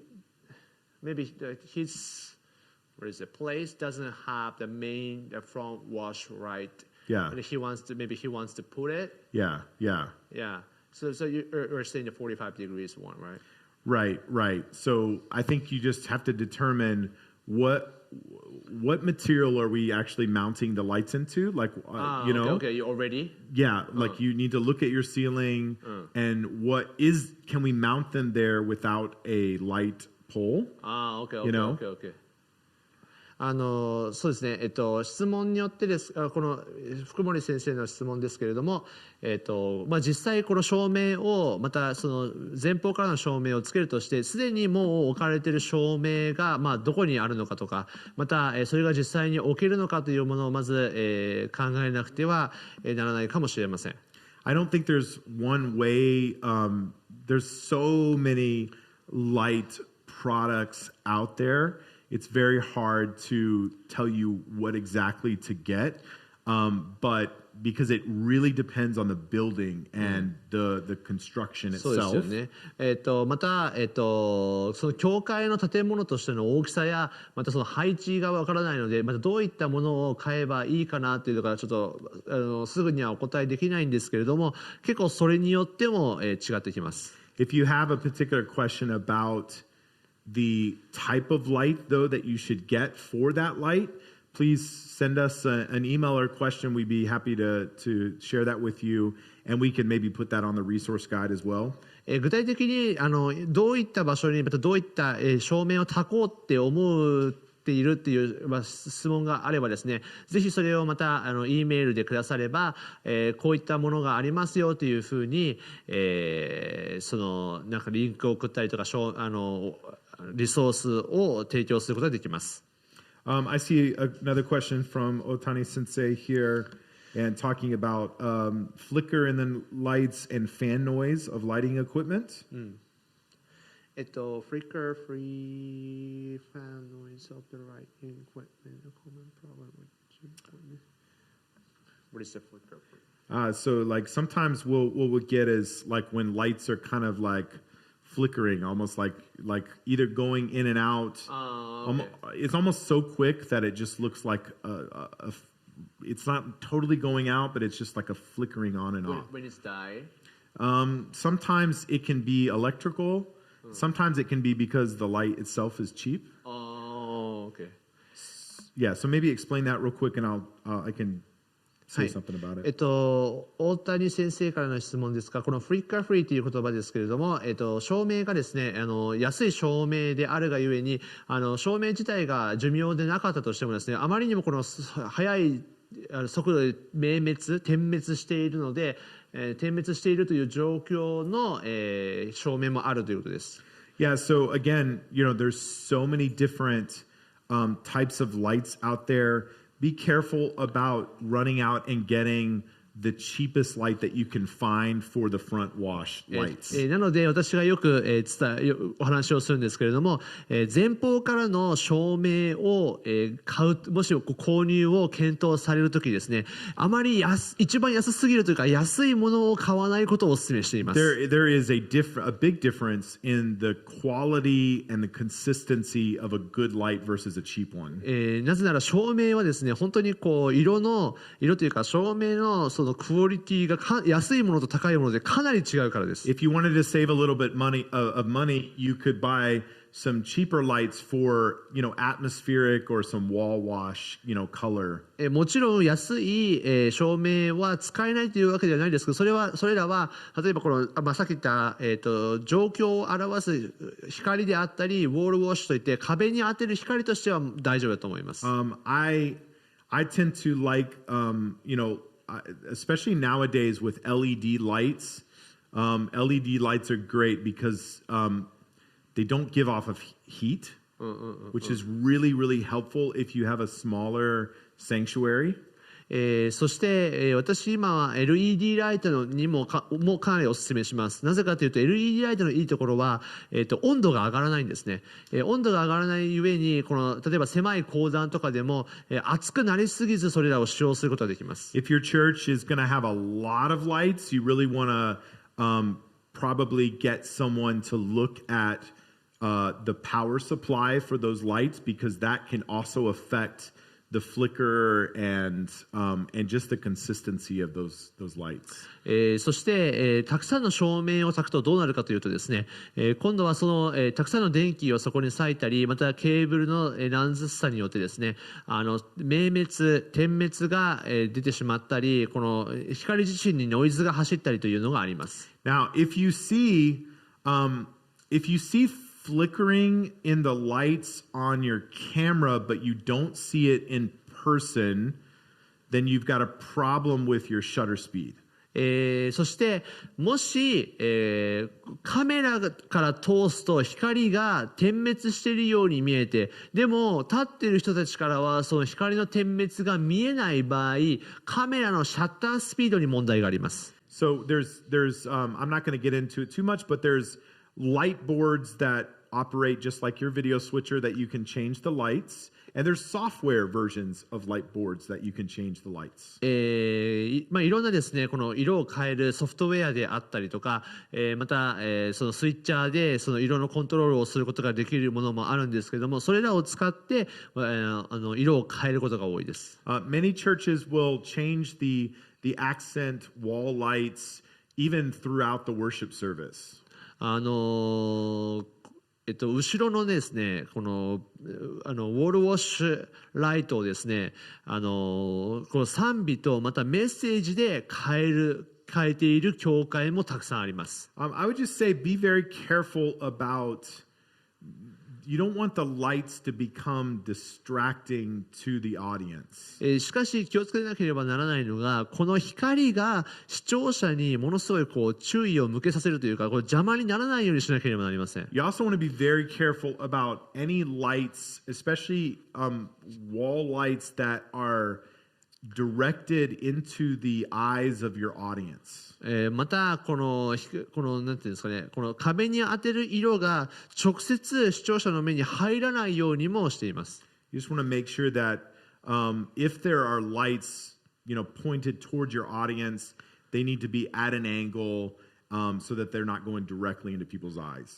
この壁に当てているこの、光がですね、直接これを見ている、会衆の方々の目に入らないように、する場合、角度をつけたりだとかさまざまなことをして、とりあえず見ている人たちの目に入らないようにの調整は必要です。Okay, so we also do we have one more question here? Yes, one more question is how do you decide your color temperature for the church? Yeah, so the first place is just to start out with a balanced look. One is, if there were steps, step one is know what the temperature of your current lights are. まず、教会の色温度を測る一番目のポイントですけれども、まずこのeven the wall any of the lights. So right now we have these lights, so I need to know what temperature these lights are. まず第1番目に教会で今実際に焚かれているこの光ですね、照明が何色なのかを分かること。And if you can't like see the setting of the light, just do a Google search and find, because all of these lights, the temperature is pretty common. Like you'll be able to find what temperature that light is. もちろん照明買った時に分かるんですけれども、もし、その買ったものが表記がなければですね、ぜひちょっと Google なんかで探していただくとですね、大体同じような設定になっているはずなので、すぐ多分色の温度が表示されると思います。Also, you can buy what's called a white balance card, which will work with your camera to find the right white balance. またホワイトバランスカードというのが、売られていまして、それらを使うとですね、このカメラにとっての、ホワイトバランスの良さというものをですね、調べることもできます。I think for the purposes of live stream, often that's an unnecessary step because we're really going for just what looks good. しかし私はライブ配信でそこまでする必要はないかなと思っていまして、なぜかというとライブ配信の目的はこの映し出される人がこれよく映っていればいいということですから。So we find out what color temperature are our lights. そしてまず一番最初に教会で使われている照明の色の温度を知る。And then what I would go do is stand at your camera and turn your white balance until what you see in the camera looks very similar to what you see with your naked eye. そして、2番目にカメラの設定をいじってですね、自分の目で見た肌の色の温度と実際のカメラで見る肌の色の温度が近いかどうかを探ります。And if it looks good, then you're done. Or if you say, yes, it's balanced, but we want it to look a little warmer to make the skin look a little bit better, then you can adjust it.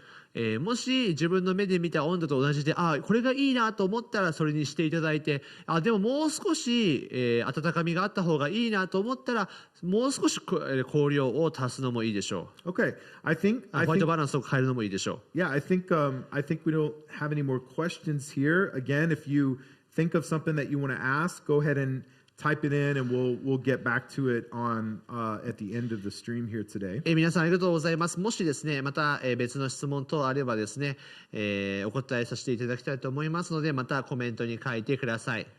So let's talk some about audio, and this is going to be kind of our last topic of the day. 今日最後のトピックになります。最後は音響になります。And I would say this is kind of a tough topic because every church is using different equipment, a different soundboard, and their setup is just very different. 音響が私にとって、各教会にとっても大変難しいものになります。なぜならば設定も違いますし、使っているシステムも全部違うからです。And I'm going to try to give you some things that are very basic for some beginners, and then also we're going to talk a little bit some advanced stuff for those of you that already know a little bit what you're talking about. 私がこれから話すことは、初心者の方も分かりやすく、またもうすでにやっているよという方にとっても、新しい発見があるような内容を話したいと思います。This is the question that every church is asking themselves or asking someone else is, how do we make our mix sound better? 全ての教会で聞かれ、また全ての教会で持っている疑問だと思います。どうすればこのサウンドミックスの音質を改善することができるだろうか。And often the conclusion that they jump to is, I need to spend a lot of money on new and better equipment. 多くの人たちが持っている間違った考えですけれども、もっと良い機材を、もっと新しいものを使えばいいんじゃないかと考えます。And I would tell you that is wrong. しかし私が言わせていただくのはそれは間違いです。With a very small most of the time down here.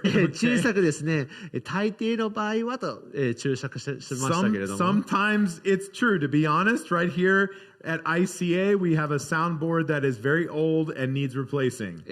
私の例えば使える ICA の教会の、サウンドボードはですね、もうかなり古くなって PA のだいぶ古くなってしまって、これは変えなきゃいけないなと思ってますが、 And our team knows it's on the list. It's a priority. We're working towards it. 私のチームもですね、優先順位の中でこの PA が、だいぶ弱ってるなということをみんな知っています。So, what is the best way to improve our sound? Let's look at this. まず、音質を良くするためにはどうすればいいでしょうか。I really think that understanding the fundamentals of processing audio is the key to unlocking professional sound. まずオーディオのですね基本的な理解をすることがプロのですねサウンドプロのやっていることの謎を解く鍵になります。It's how we're capturing the audio and what we're doing with it after we capture it that makes a big difference. まず最初にどういうふうに音を取るかによってどういうふうに音が流れるかが決まってくるわけです。So, let's talk about the setup for your live stream audio. まず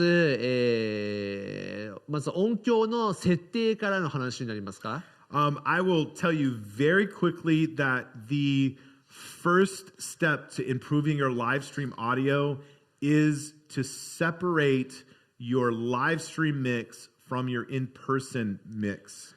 まず、私が、一番目に最初に皆さんにお勧めするのがこのライブミックスミキシングを、PA の設定をそもそも、普段の設定と全く変えるそれ専用にするということをお勧めしています。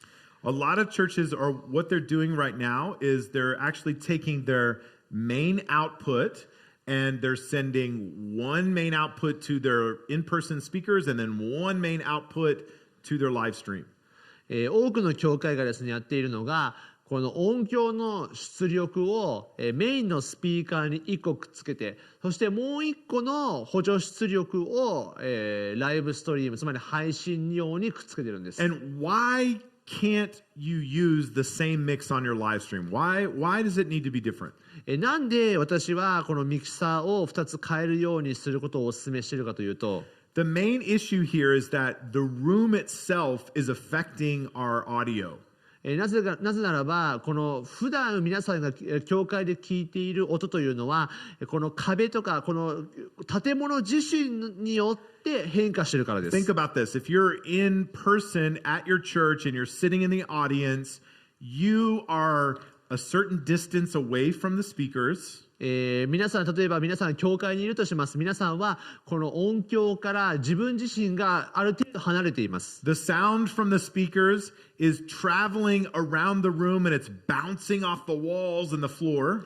そしてこのスピーカーから出る音は壁にぶつかりまた地面にぶつかりさまざまなものにぶつかってあなたの耳に届きます。 If you're standing at the front of the room, it sounds different than if you stand at the back of the で room. もちろん皆さんが前の方で聞くのと後ろの方で音を聞くのではだいぶ違います。 And everybody in person is listening to the audio from the same speakers. そしてしかしこの教会に来る人たちは全ての人が違うところでしかし同じ音を聞くわけです。 Whereas most people online are listening to your audio through one of these. しかし、このオンラインで聞く人は携帯やいろんなものによってですがしかし同じ音を聞くわけですよ。 So all of those factors translate into the audio sounding very different on the live stream from the in-person service. お分かりいただけたでしょうか。ここに実際来る方が聞いている音と、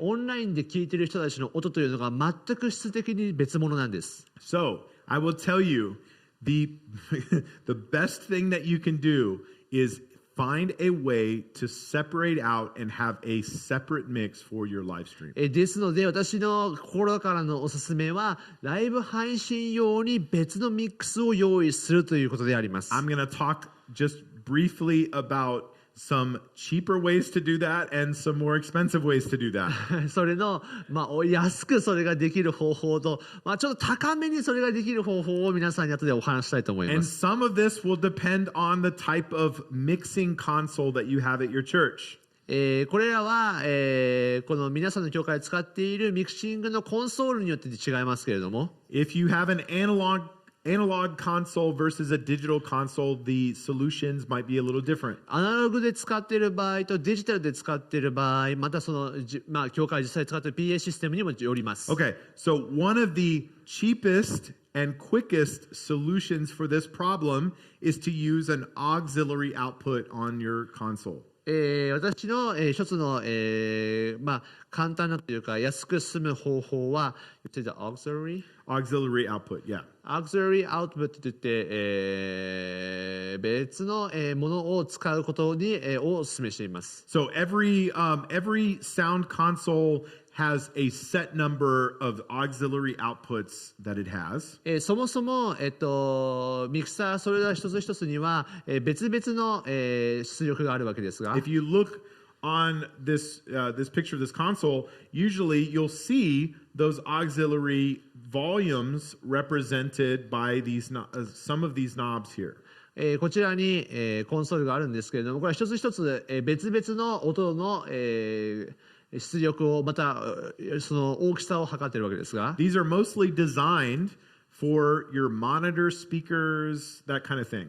これらはそもそもこのモニターから出る音の調整をしているわけです。But what you can do is you can plug up your video switcher to that auxiliary output, one of those auxiliary outputs.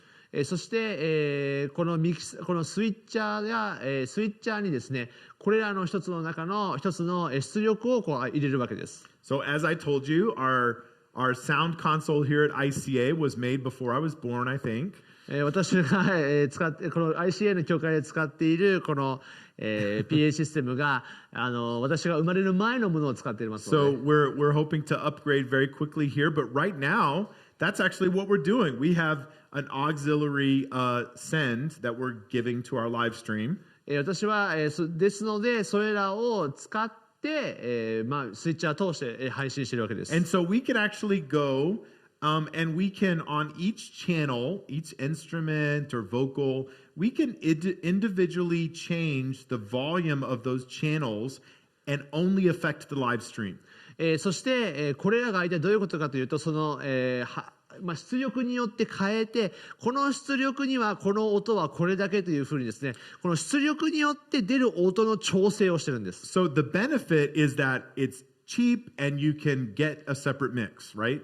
これのいいことは、手持ちでできますので安く済みます。The downside is that it's difficult to change the mix while the live stream is going because you're in the room at the same time. でこれの難しいところというのが、つまりライブ配信用の音を調整しながらかつ、実際の教会の音も調整しなきゃいけないということです。So if I'm the sound person and I'm mixing for the in-person audience and I want to adjust something for the live stream, it's difficult for me to know what I'm changing. そしてそれはつまり PA を担当する方がですね、実際のこの中の音を調整しながらライブストリームの音のライブ配信の音も調整しなければならないので大変困難ですね。If you do that kind of setup, this is why it's so important to go back and review your live stream every single week so that you can tweak and change, and also to test your live stream before. ですので、もしこういった設定を皆さんの教会でされるのであれば毎週ですね配信を、ご自分で確認されて音がどんな風になっていたかなというのを見返すのをお勧めします。Now I've seen some churches kind of refuse to do that because they can't have control, like they don't know what's happening in the live stream, and so they would kind of refuse to do that. 私が、見ていると多くの教会がですね大体2つとも同じ音で、使って、そう調整するのを諦めているところがあります。And I would just tell you that, look, every person that teaches media will tell you that that is better than sending your main output to the live stream. 私は、これを、皆さんに言っているんですけれども、全てのメディアの人が言うと思いますが、実際の、教会で流れている音をそのままライブ配信で流すよりはご自分でちょっとでもいいから調整された方が絶対にいいです。Because every time that you change something on the soundboard. If you're sending your main output to the live stream, that means you're affecting that live stream every single time. なぜかというと、ライブ配信用に流れている音と中の音が違うにもかかわらず、中の音を調整するとライブ配信の音まで変わってしまうので、すごい違和感を感じるんです。And if you have different sound people running your sound every week, then it's also going to change every week, right? そして、考えてみてください。もし PA を担当する方が毎週違う人であったならば、つまり毎週設定が変わるわけですから、聞いてる側はですね、大変困難を覚えます。Okay, so if you're using a digital board, you can actually create a different mix very easily on that console. デジタルのミックスをもし皆さんがお持ちであれば、これはとても簡単なことになります。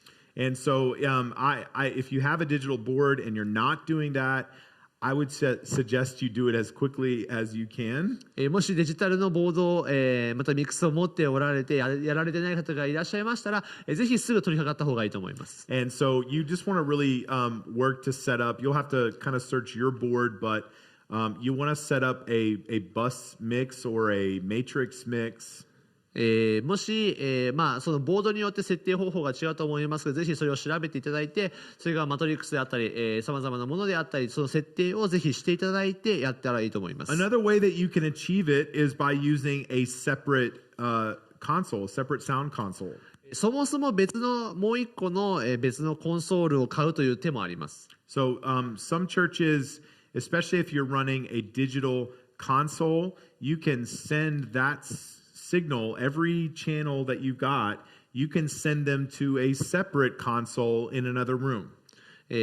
どうしてるかというと、この一つのコンソールで、受けたすべてのソース、すべての情報をもう一個の別のコンソールに流すことによって、そこで調整することができると。And that is how a lot of churches are doing a separate mix, is they have a small room somewhere else with some speakers and a console, and that person is simply mixing the live stream audio.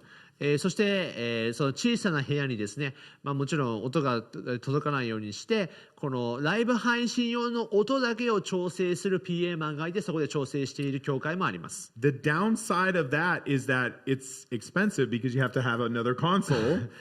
そしてこれの問題というのはですね、そもそも別のコンソールを用意しなければならないという費用の問題もありますし、And you have to have a space to do it. You've got to have another room, も right? ちろん、音が届かないその PA の配信、ライブ配信用のためだけの部屋も必要になります。The final way that I would talk about is by using a digital audio workstation, or what we would call a DAW. この最後に紹介するのがデジタルのワークショップ、what did you say? DAW, Digital Audio Workstation. デジタル、オーディオワークステーション DAW というふうに DAW の、こういったものもあります。And this is simply a piece of software that runs on a computer. これは、パソコンの中に入っている、パソコンの中に入れることができる、ソフトですけれども。And so you often will take a USB cable from your digital console and run it into a computer, and you can actually use a piece of software to do a separate mix. どうするかというと、デジタルの、コンソールから USB ケーブルで引っ張ってきてパソコンに出力して、それでパソコンでそのライブの音を調整するというものです。I would say for a lot of churches, this is probably the best option, and especially budget-wise. 私は、このやり方、この DAW のやり方をお勧めしています。というのが、一番安く済むからです。It is preferable still to have it in a separate room, but it's a lot cheaper usually than having another console. もちろん別の部屋を用意してそれだけのために、音を調整しなければなりませんが、しかし、別のコンソールを用意するよりは全然いいですね。And there's different software out there. One is like Logic, and I think it's like maybe 2 or 3 man. で、ロジックのから出ているソフトで2万から3万で、出ているものもあります。I think some people might be also achieving this through vMix, but vMix is not a traditional DAW. It's more broadcast software. VMX っていうものもあるんですけども、これはなんていうんですか、正式なデジタルオーディオワークステーションというよりも配信なので、こちらはおすすめしないです。So again, what we're trying to show you here is some goals here that might be future things that you can work towards. Maybe not achieve today, but that you can slowly work towards improving the audio. もちろん今話したことはいきなり全部を取り掛かることはできないかもしれませんが、少しずつ手をつけて、少しずつ変化していくと良いことではないのかなと思っています。Okay, now I want to talk about the number one way to get good audio is to start at the source. まず、一番最初、に、取り掛かって音の品質を上げる一番目のポイントは、ソースです。And this is a tough subject because if someone is not a good instrumentalist, there is not a piece of equipment that you can buy to make them better.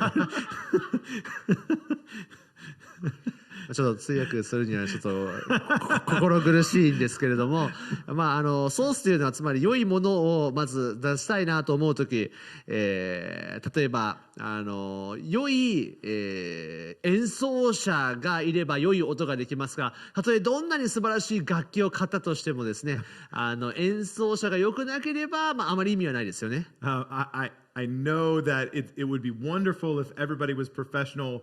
But let's just be honest here today, not everybody is, okay? So もちろん皆さんが、なんていうんですか、このプロでないことをもちろんよく理解していますけれども、今日はちょっと実際的な話として、ちょっとこの分かりやすく説明するためにこの例えを用いています。In fact, the reality is none of us usually are professionals, but if we want good audio, we do have to consider the source of what we're sending into our stream.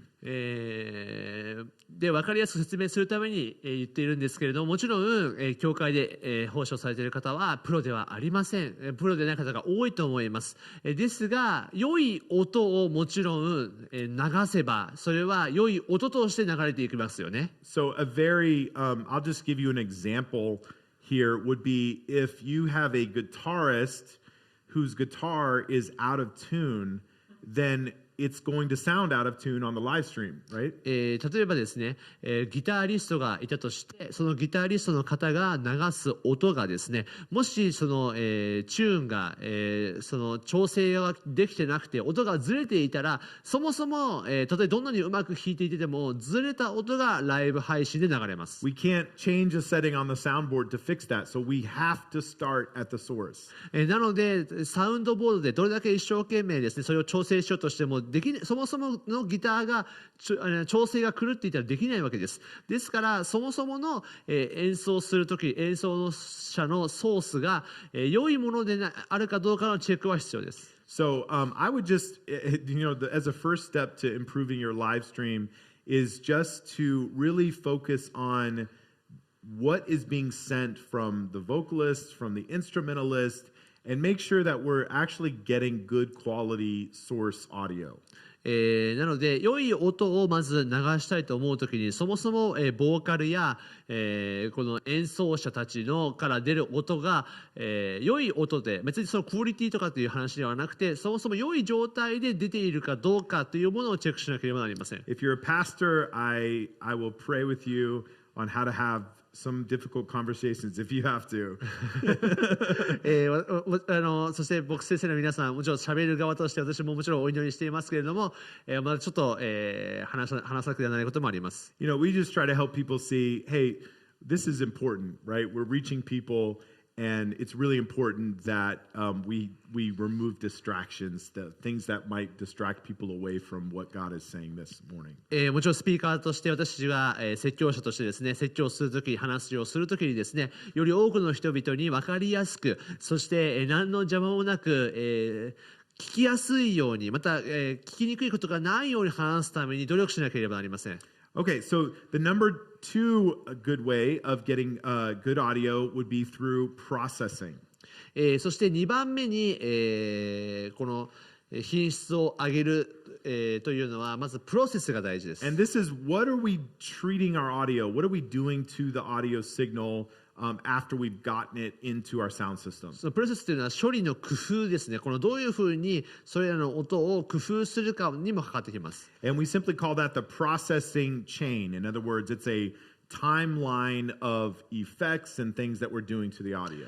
この処理がまず最初から、最後まで行くまでにどういうふうなプロセスを通っていくかということをよく考えなきゃ、それをプロセスチェーンと言います。And in that, I would say, do not forget about considering to treat your room, or we'd say room treatment. That's kind of what we call it. この音の反射をなくして、この音自身がですね、この空間をしっかりと使って届いているかということを確認しなければなりません。And this may sound kind of funny, but we would say what we want is actually a dead room. So we don't want any room. We don't want. We want to cut down on echoes and reverberations of sound around the room. すみません、先ほど間違えました。その部屋を作らない音響を作ることが大事です。というのは、部屋を作ってしまうと、反射をしたりエコーをかかったりしてしまうので、できるだけその、音の反射を要因とするような部屋がなくなるような音の、品質を作らなければなりません。And I would say this is the number one overlooked issue that churches have in their sound and their audio. 私が考えるところですと、この教会の、音のクオリティを上げるための最も大きなパートになるんじゃないかなと考えています。You would be amazed at the effect that the room is having on your audio. どれだけ皆さんのこの使っている音響に、余分な空間があるかということを皆さん多分知らないので驚くと思います。A good way to know what you're dealing with in your room is just to walk kind of in the middle or maybe up on stage and kind of just clap and just listen to the echoes. 私がよく、だから皆さんよく聞くと思いますが、この歩く音であったり、その空間で手拍子をするその音であったり、そのような音の反射、その音の響きがどれぐらいかをチェックすることができます。Now, I just want you to imagine here that, as you have our speakers and they're pushing sound out, that sound is traveling and it's hitting the different surfaces of the room. このスピーカーから出てくる音は、このスピーカーから出てくる音と、またもともとあった音を押し出して、その押し出された音はいろんな壁とぶつかって帰ってくるわけです。So this is a church sanctuary. If the speakers were this way, right, that sound would be traveling down somewhere into the audience, right?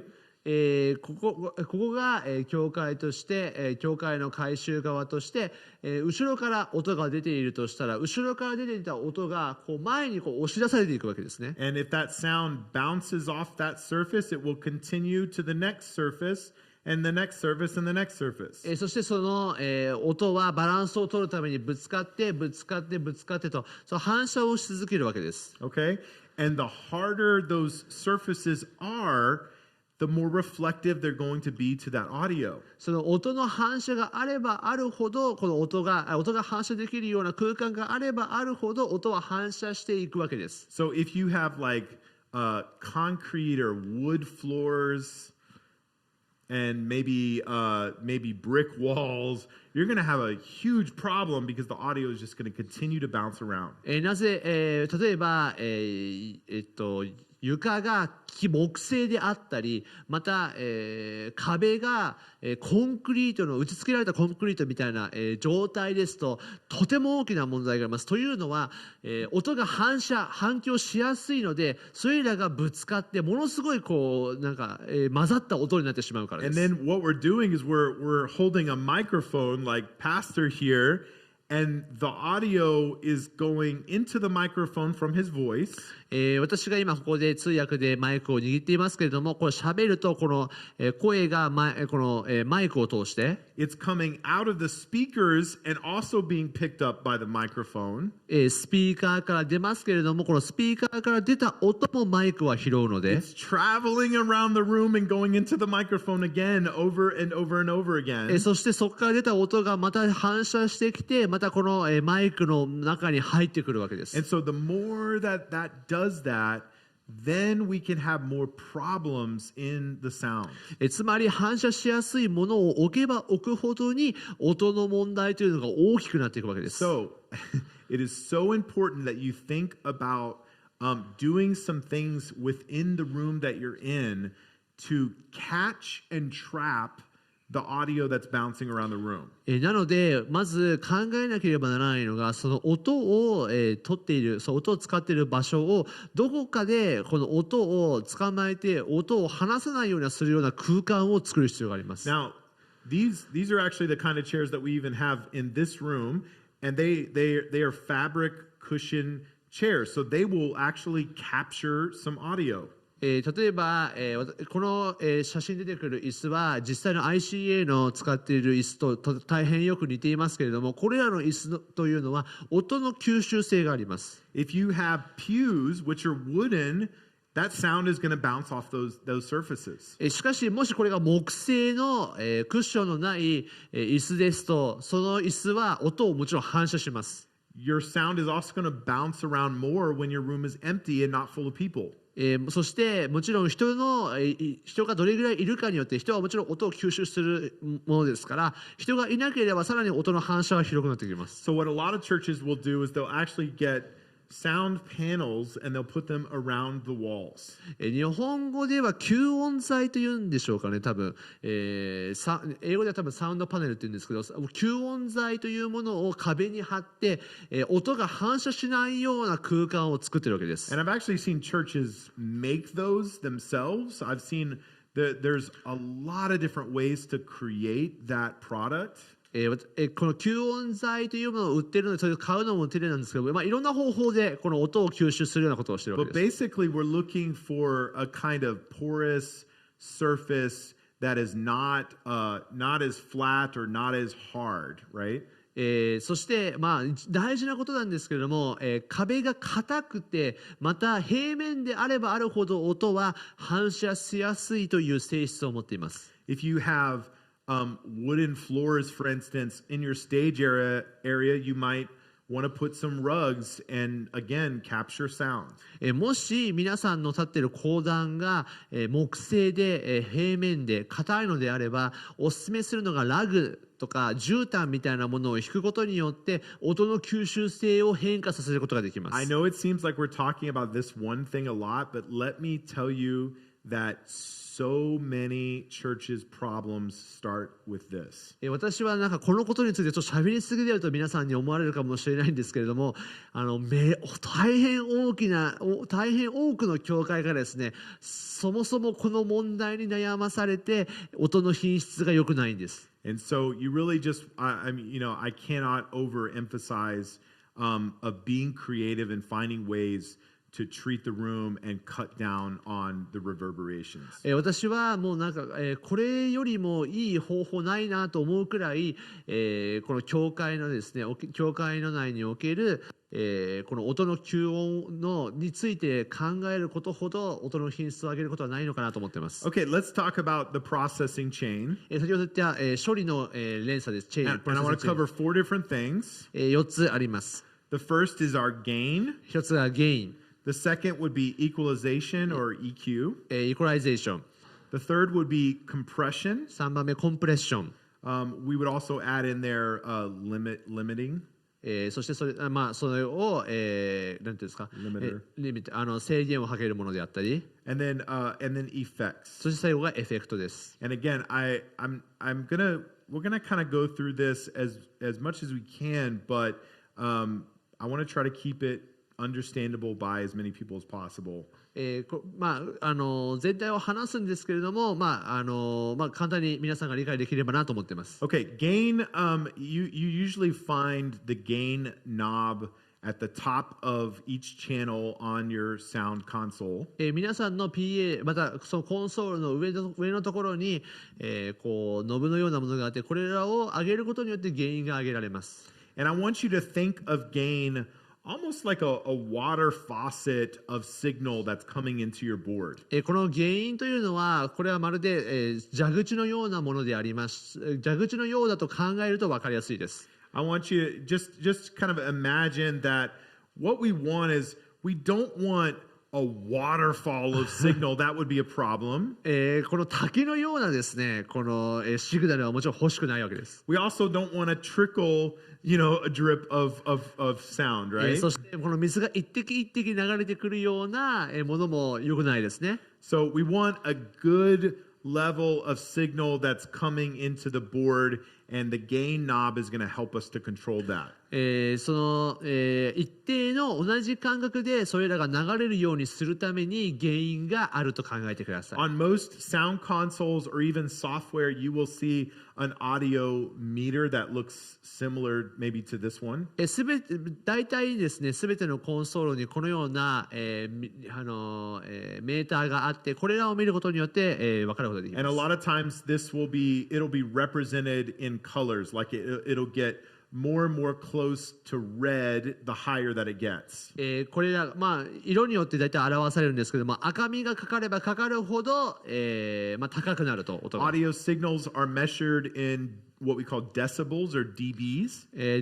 デシビルという単位で表されますけれども、これらの高さによって音が分かります。And what we need to understand is that on that audio meter, what you're going to see is that you're going to see some negative numbers counting towards zero, and then you're going to see some positive numbers after zero. こちらのマイナスの値からまたプラスの値が見ることができると思いますが、And it's important to know that any signal that crosses the zero threshold becomes lost information. In other words, we do not want signal going over our 0 dB. そして、ぜひ皆さんに覚えてほしいのが、こちらの0の値よりも多くなってしまった場合、それはもう失われたもの、つまり、別の言い方をするならば、0以上の音はいらないんです。And we would call that clipping.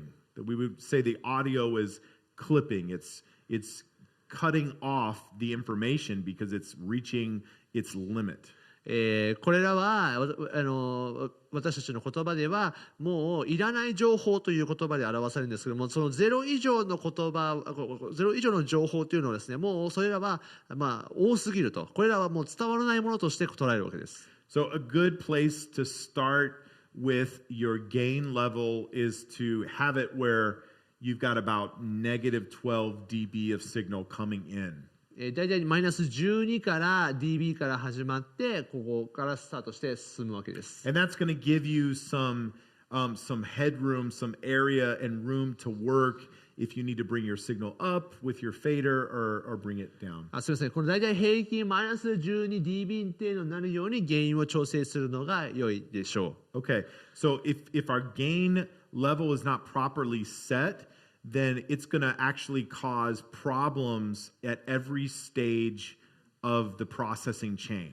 もしゲインレベルが、一つ一つが間違った状態にあってしまったり、それらがうまく調整取れてないとどうなるでしょうか。実際の音の処理がうまくいってない状態になります。I just want, again, imagine the water faucet, and if it's just a trickle, we're trying to get that water to travel a certain distance, and if there's not enough, then it won't travel the distance we need it to. ぜひこれイメージとしてはですね、蛇口からひねる、音、つまり水の量が、少なすぎれば、ここから別の位置に届けたいと思っているのに少なすぎると、その水の量があまりにも少ないので届かないと。だから一定の量でしかもかつ届くようにしなければなりません。Okay, let's talk a little bit about the next piece of the processing chain here, the equalization. 次はイコライゼーションについてお話をしたいと思います。And for those of you that are beginners, EQ is simply manipulating and balancing the different frequencies in an audio signal. イコライゼーションとはオーディオの、つまり音の、周波数を操作してバランスを取ることと指します。So if you look right here, This is actually called a parametric EQ. これはパラメトリックイコライゼーションと言いますが、 If you have a digital board, you probably have this style of EQ も on し your デジタ digital ル board. ボードを皆さんお使いの場合は、このような映像が見えると思いま If す。 you're using a DAW piece of software, you probably also have this piece. でもちろん this パソ type コン of の EQ. DAW というものを使っていれば、このようなものが見えます。 But if you don't and you're just using an analog board, that's okay. What we're going to learn from this will still be the same. アナログのものを使っているかもしれませんけど、でも大丈夫です。同じことを話します。 Basically, this is representative of a single audio signal. So it might be a vocal or it might be an instrument. これは一つの音の波長というか流れを指していますけれども、これが例えばボーカルだとします。 And that signal is represented by many different frequencies in there. これは、その音によって今 どれだけの幅でこう聞かれているかというのを表しています。 So on the left side over here, we have lower frequencies, and then on the right side, we have very high frequencies. この左から、フレクエンシーがローで、こっちが高い状態になります。 Each instrument and vocal is going to live on different frequencies. これは周波数ですね。周波数が高いところ、また低いところ、また高いところをこれを表しています。 For instance, a vocalist is generally going to fall in this kind of middle to upper area depending on their range and gender even. 大体、ボーカル歌い手がこの、取るとこのように、高さと、高低差があるものになります。それはもちろん性別や曲によっても変わってきますけれども、 Right? So like a bass guitar instrument is going to be on the lower frequencies, right? 例えば、ベースの、楽器ですと周波数は低くなりますよね。 So it's important to understand where the different parts of our mix are living within the frequency spectrum. ですのでこの、音の周波数によってどこに楽器を置くかというのも大事になってきます。 Because imagine if every instrument in your church and every vocalist all lived in the same space of frequencies. 例えば、同じ、この歌い手たちが同じ場所で同じ周波数で歌ったとしましょう。 What would happen is that signal, they would all be competing for the same area and same space in your mix. そして、それはつまり音を調整するときに全く同じものが同じ場所で歌われているわけですから、そこで調整をかけなければなりません。 So by understanding where each signal lives, what we can do is try to create separate and separation between the frequencies that our signals are living on. ですので、このできるだけミックスされた、なんていうんですか、合わさった周波数の、状態にしたいので、この立ち位置とかこれいる位置というのを少しずつ変えるのもいいでしょう。 And so some of our goals here is we want to create space in our mix so that it doesn't feel like everything is trying to fit in the same area. これの話というのが何かというと、この楽器自体また歌い手たちに空間を与えることによってその音が別の場所で、全部合わさるんではなくて、その音自身がこう伸びる空間を作りたいんです。 So how do we do that? ではどうすればいいでしょうか。 Well, if you look right here, it says the goal is to lessen frequencies that decrease clarity and to boost the ones that add clarity to our mix. この目標ですけど、明瞭性を下げる周波数を減らし、明瞭性を上げる周波数を増やすこと。 So for instance, if I have a vocalist and the majority of their voice is living right here in the frequency spectrum, 例えばボーカルがいたとして、大体の人がここの、周波数でいます。 then that means the microphone it's also picking up signals from the room that are down here, but they're not needed. この、マイクを使って出すこの周波数はもちろんこちらで拾うことができますけれども必要はないと考えます。 So what we might want to do on a vocalist is turn these lower frequencies down because they're just not as necessary. ですのでこちらのある、この周波数を下げることによってバランスを取ることができるわけです。Right? Does that make sense? So we're trying to decrease some of the frequency signals that are coming through our sound system that are just extra signal. これは一体どういうことかというと、このサウンドボードに入ってくる余計な周波数、余計な音を消したいということなんです。A parametric EQ is great because you can see it visually. You can just like instantly see what frequencies are up and what frequencies are down. この、デジタルの、イコライゼーション、この EQ、パラメトリック EQ がいいのは、この視覚的にどういった周波数としてものが配置されているかを見ることができるのです。If you're using an analog board, a lot of times you may only have like on the channel itself, 3 or 4 different EQ knobs that you can adjust. もしこれがアナログですと一個一個に、どれぐらいの EQ があるかというのが分かるので、そこで調べなければなりませんが。So it's more challenging because you don't have quite as much control. ですので、ちょっと、デジタルに比べればアナログの方が少し難しく感じます。But if I understand where the signal, the frequency is actually living, or where the signal is living in the frequencies, then I can still use those knobs to my advantage.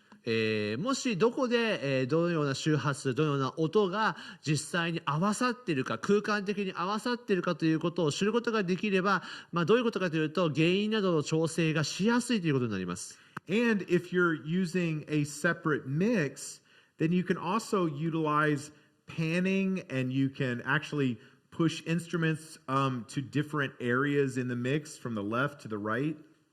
そしてもし別のコンソール、先ほど言った PA システムを持っていれば、そもそもその位置を配置をずらすことによって取る音を変えることもできます。Okay, so I think that gives you kind of a basic understanding of EQ and how it's affecting our signal. これが EQ、イコライゼーションに対しての、簡単な知識ですが、Let's talk a little bit about compression and limiting.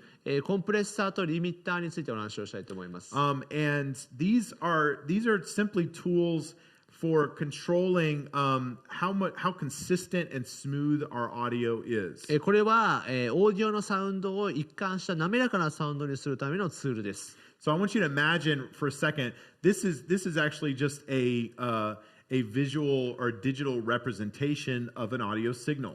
これがデジタルのコンソールで映し出された音の波ですけれども。So as we're speaking, if we were to speak louder, we would see this signal get bigger, and if we're speaking quieter, we're going to see this signal get これは smaller. 音が大きければこの幅が広くなっていて、音が話し声が小さければ幅が小さくなっていくものです。And these are kind of peaks and valleys. We have peaks of audio that are getting loud, and then we have valleys kind of like of audio that's getting softer, right? And so we have an unevenness between the signal.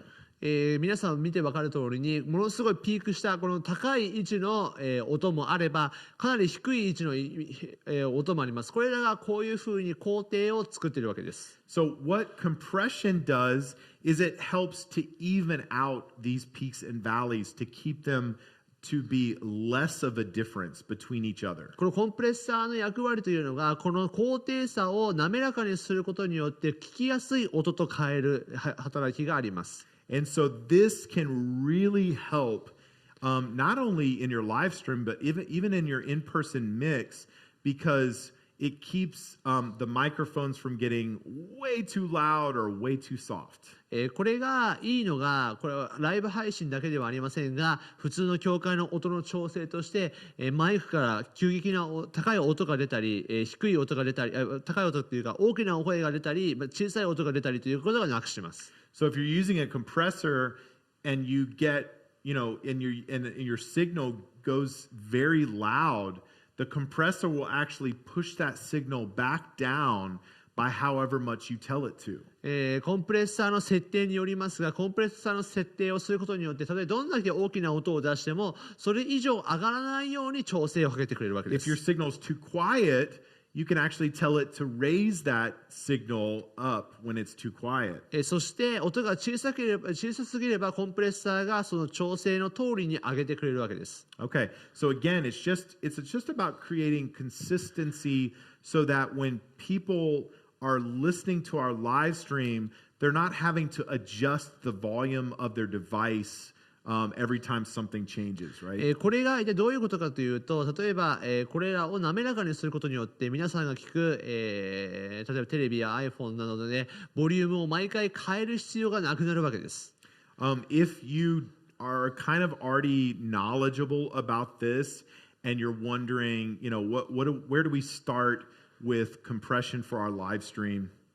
もし皆さんがこれのことについて、詳しい知識を持っていて、どうやってライブ配信に適した、コンプレッサーがあるかというふうに思ってたとしたら、I think it's important to understand, compression can be placed at different places within the chain. So it can be on individual channels, but it can also be on the entire mix. これらはもちろん個人的な、何のデバイスを使っているかにもよりますが、大きな意味でのそのミックスしているところの、コンプレッサーにもよります。If you have a digital board, you can usually apply a separate compression to your live stream very easily. デジタルボードをお使いであれば、そのコンプレッサーを、使用するのはとても簡単で、もちろんそもそも設定ができますから。If you're using an analog board, you can actually use what we're using here today is the video switcher has software where we can actually apply compression only to the live stream audio. 私が今実際しているんですけれども、うちのICA の教会の場合は、その ICA の教会のその、ボードから出ている音をビデオスイッチャーに入れて、そのビデオスイッチャーがコンプレッサーがついているので、そのコンプレッサーで調整したものをライブ配信しています。And so that might be a very quick and easy solution for you to, if you have an analog board. If you get a video switcher, you can actually add some of these effects and compression. もしアナログの、サウンドボードを持っている、PA システムを持っていらっしゃるのであれば、このビデオスイッチャーを買うこと、ビデオスイッチャーを導入することによって音の変化をすることができます。And for those advanced users, usually I would kind of start at a 4-to-1 ratio on your compression setting. そしてもう結構それらのことに知識がある方は、4から10の、コンプレッションを私はお勧めしています。We're going to probably set our attack time to be around 50 milliseconds. そしてその、時間を、50で設定します。And then our release time is probably going to start somewhere around 150 milliseconds. そして、リリース設定がある場合はそれを100ミリセカンドに、調整します。And then your makeup gain, I would probably start around 2 to 4 dB. そしてメイクアップゲインを、2から 4dB に上げます。And again, we're just adding a little bit of volume back into the mix so that as the compressor takes some away. このそもそもにゲインで音を調整してあげてコンプレッサーで音を下げたとしても十分聞こえるような状態に持っていくわけです。Another type of a piece of equipment that we use or software we see is a limiter. また、コンプレッサーの他にリミッターというものを使っています。This is super important for live streams because it's similar to a compressor, but it is much more extreme. このリミッターはライブ配信においてとても大事な要素ですけれども、コンプレッサーと似たような働きをしますが、それよりも強力です。Remember I told you before about how if your signal goes over 0 dB, that it's clipping, it's losing information, right? 先ほど言いましたけど、0dB を超えるともうそれはすでに伝わらない情報になるということをお話ししましたよね。Right. So if you're streaming to YouTube, we really don't want that signal to go over 0 dB. 例えば YouTube の配信をしているときにこの 0dB を超えたくないと思うわけです。What a limiter will do is actually act almost like a brick wall for our signal. It will literally stop that signal from going over a certain decibel.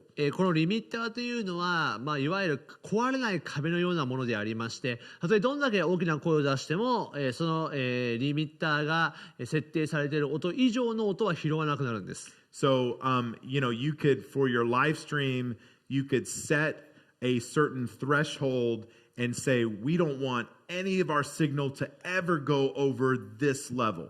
例えば、この礼拝またこのやっている内容の、ここから上の音は絶対いらないなというものを設定するわけです。I think a good place to start for a live stream is probably somewhere about, either between -6 and -3 dB.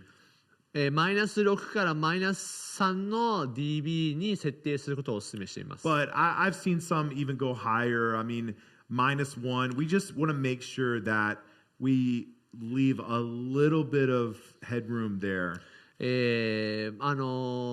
イナス1で設定しているところも、あると聞きますが、これの理由というのがですね、空間を作ってそれがオーバーしないようにということです。It just depends on how extreme your limiter is working on your signal. これがどれだけ、つまり、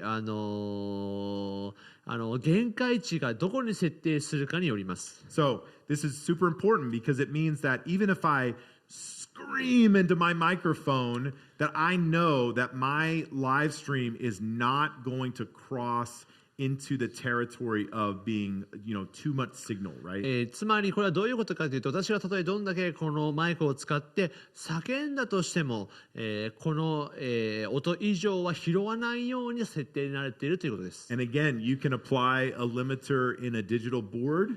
デジタルボードでもちろんリミッターをつけることができますし、for analog boards, they have hardware limiters that you can buy and compressors. で、ハードウェア、デジタルアナログの、コンソールをお使いの方は、それを、買うことが実際のリミッターとコンプレッサーを買うことができます。And then we have software versions. So even the switcher that we're using today, it also has a limiter, so we can apply that.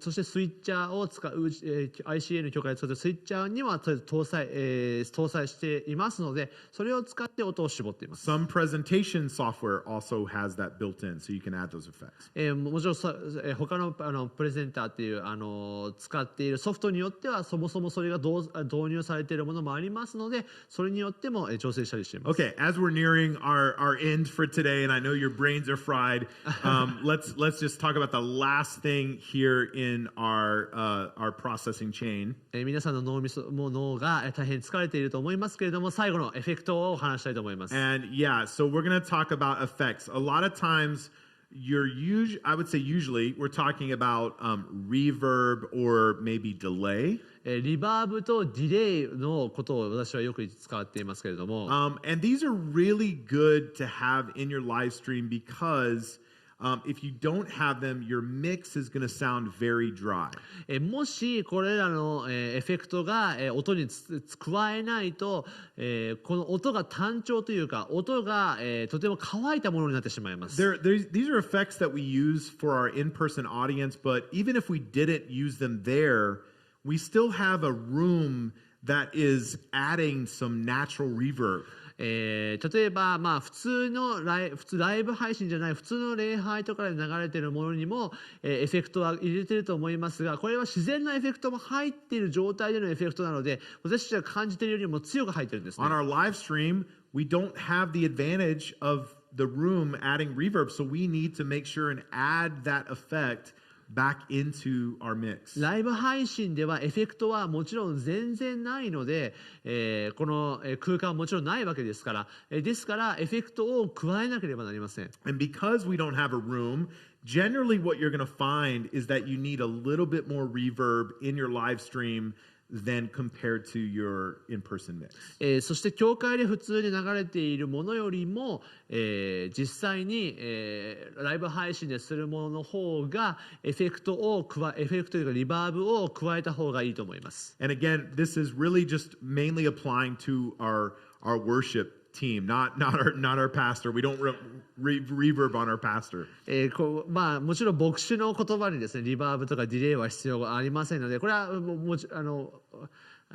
賛美についてお話をしています。So this would make a huge difference in just the presence and the feel of your worship service in live stream. これは、皆さんがどこで賛美をするか、まあ、その賛美をする場所における、ライブ配信についての話です。Okay, some final tips for maybe improving your live stream audio. ライブ配信の音の、向上のためのおすすめですが、One is I cannot stress how important it is to find a way, if you can, to mix in a separate room. できれば別の部屋でライブ配信用にミクシングをすることをお勧めします。And this is, again, this might be a long-term goal for you, but you could get some software and a computer, and if you have a digital board, I think this is something that's achievable. デジタルボードをもしお持ちでしたら、これはとても簡単にできると思いますけれども、まあ、どうにかしてこの別の部屋で難しいと思いますが、やるといいと思います。But if you can't get in a separate room, still separate out your mix. たとえ場所を移せなかったとしても、せめてその出す音は、まあ、使っているその、コンソールは分けた方がいいと思います。The second thing would be is to consider adding crowd mics or microphones that are directed at the audience to pick up a little bit of the room noise in your live stream. そしてもう一個お勧めしているのが、ライブ配信用にですねマイクを追加してこの空間から出る音を拾うようなマイクをお勧めしています。 Again, we just want to help the people that are watching online to kind of have some audio context of what's happening in the room, right?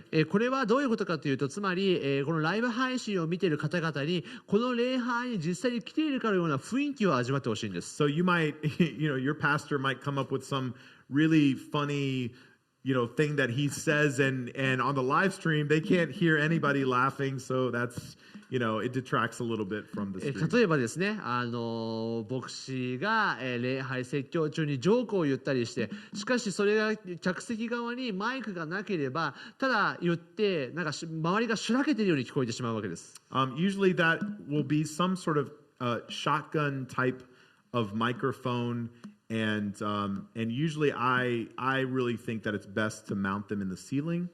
ショットガンタイプの、マイクが、客席から取る音として私はいいと思います。 Be careful if you set them down low, because if you have an altar call and people come up, that you'll end up capturing very close audio of people that are, up in the altar.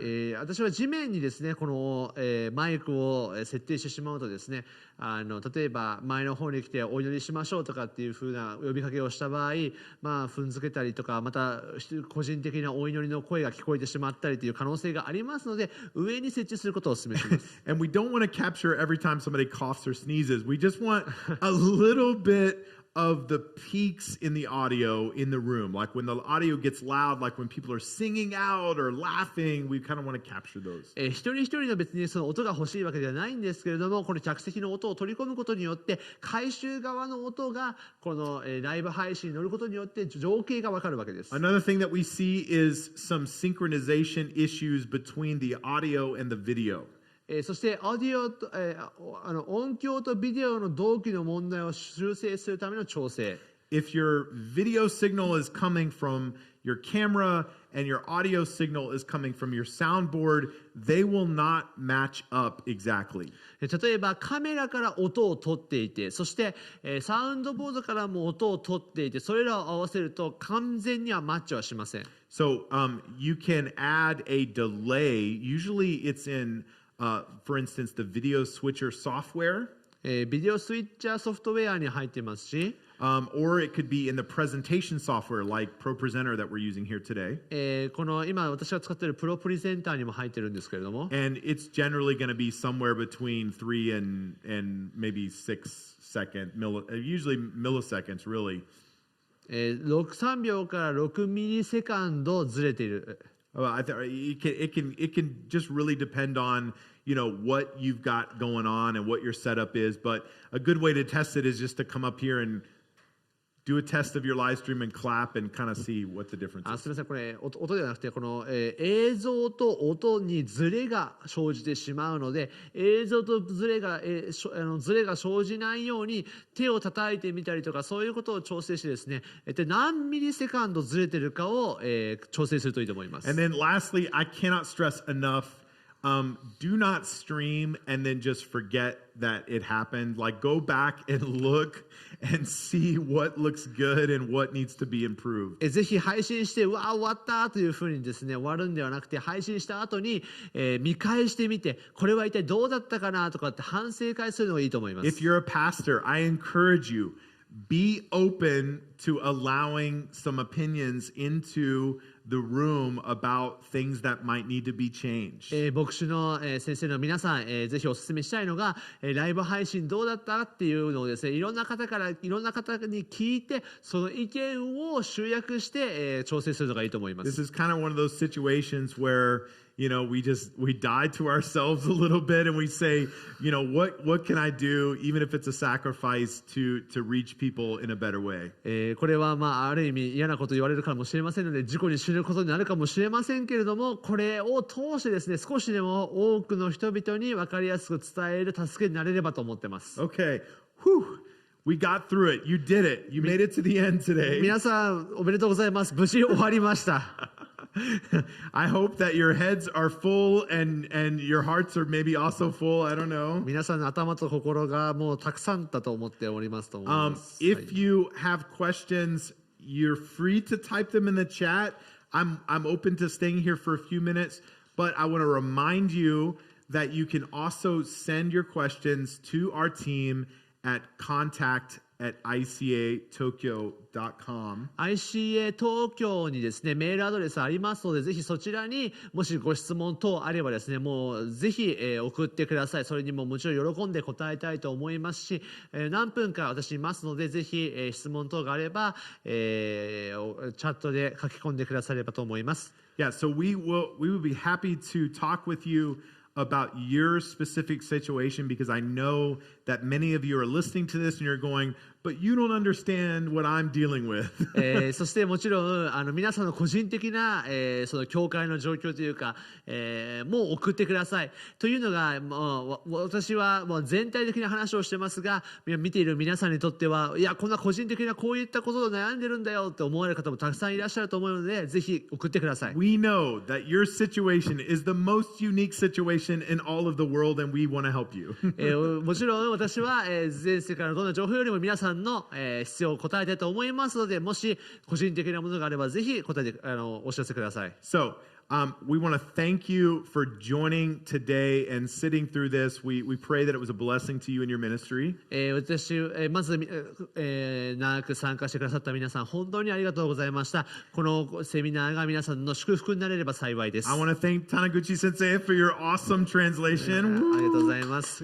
感謝します。 I want to thank all of our media team here at ICA, which have done a fantastic job of helping us do this. Yeah. ICA のメディアチームの皆さん、本当にありがとうございます。 And I want to thank all of our Japanese Assembly of God leaders that have helped to collaborate on this and bring you this workshop. まだ日本のアセンブリーズ・オブ・ゴッドの、助けてくださった皆さん、本当に心から感謝をいたし I ます。 know that they are incredibly burdened for you and want to help you as much as they can.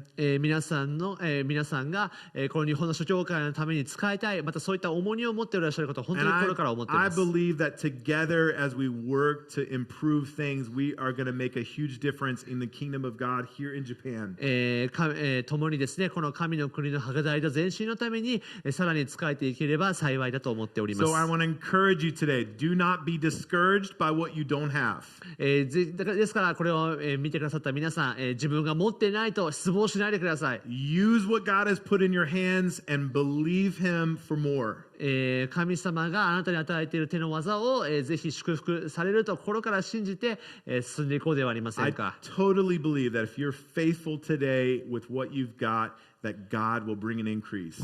神様が、今日忠実に参加してくださった皆さんに、その祝福をさらに増し加えてくださると信じております。 We are praying for you, 私は皆さんのためにお祈りしておりますし、 and we are believing that God is going to do amazing things through your church and your ministry. 神様が皆さんの教会を通して素晴らしい働きをしたいと願っていると思います。 We will see you next February for the next workshop. 2月の、その次のセクションでお会いしたいと思います。 Stay tuned. We will be posting all of this content. We'll post the slideshow and all of the video from today's session later on the JAG websites. これらのデータも全部まとめてですね、日本の、JAG のウェブサイトにも上げますので、ぜひご期待くださればと思います。 For now, we'll say sayonara, right? Yes, Thank you guys so much. Bye. ありがとうございました。さようなら。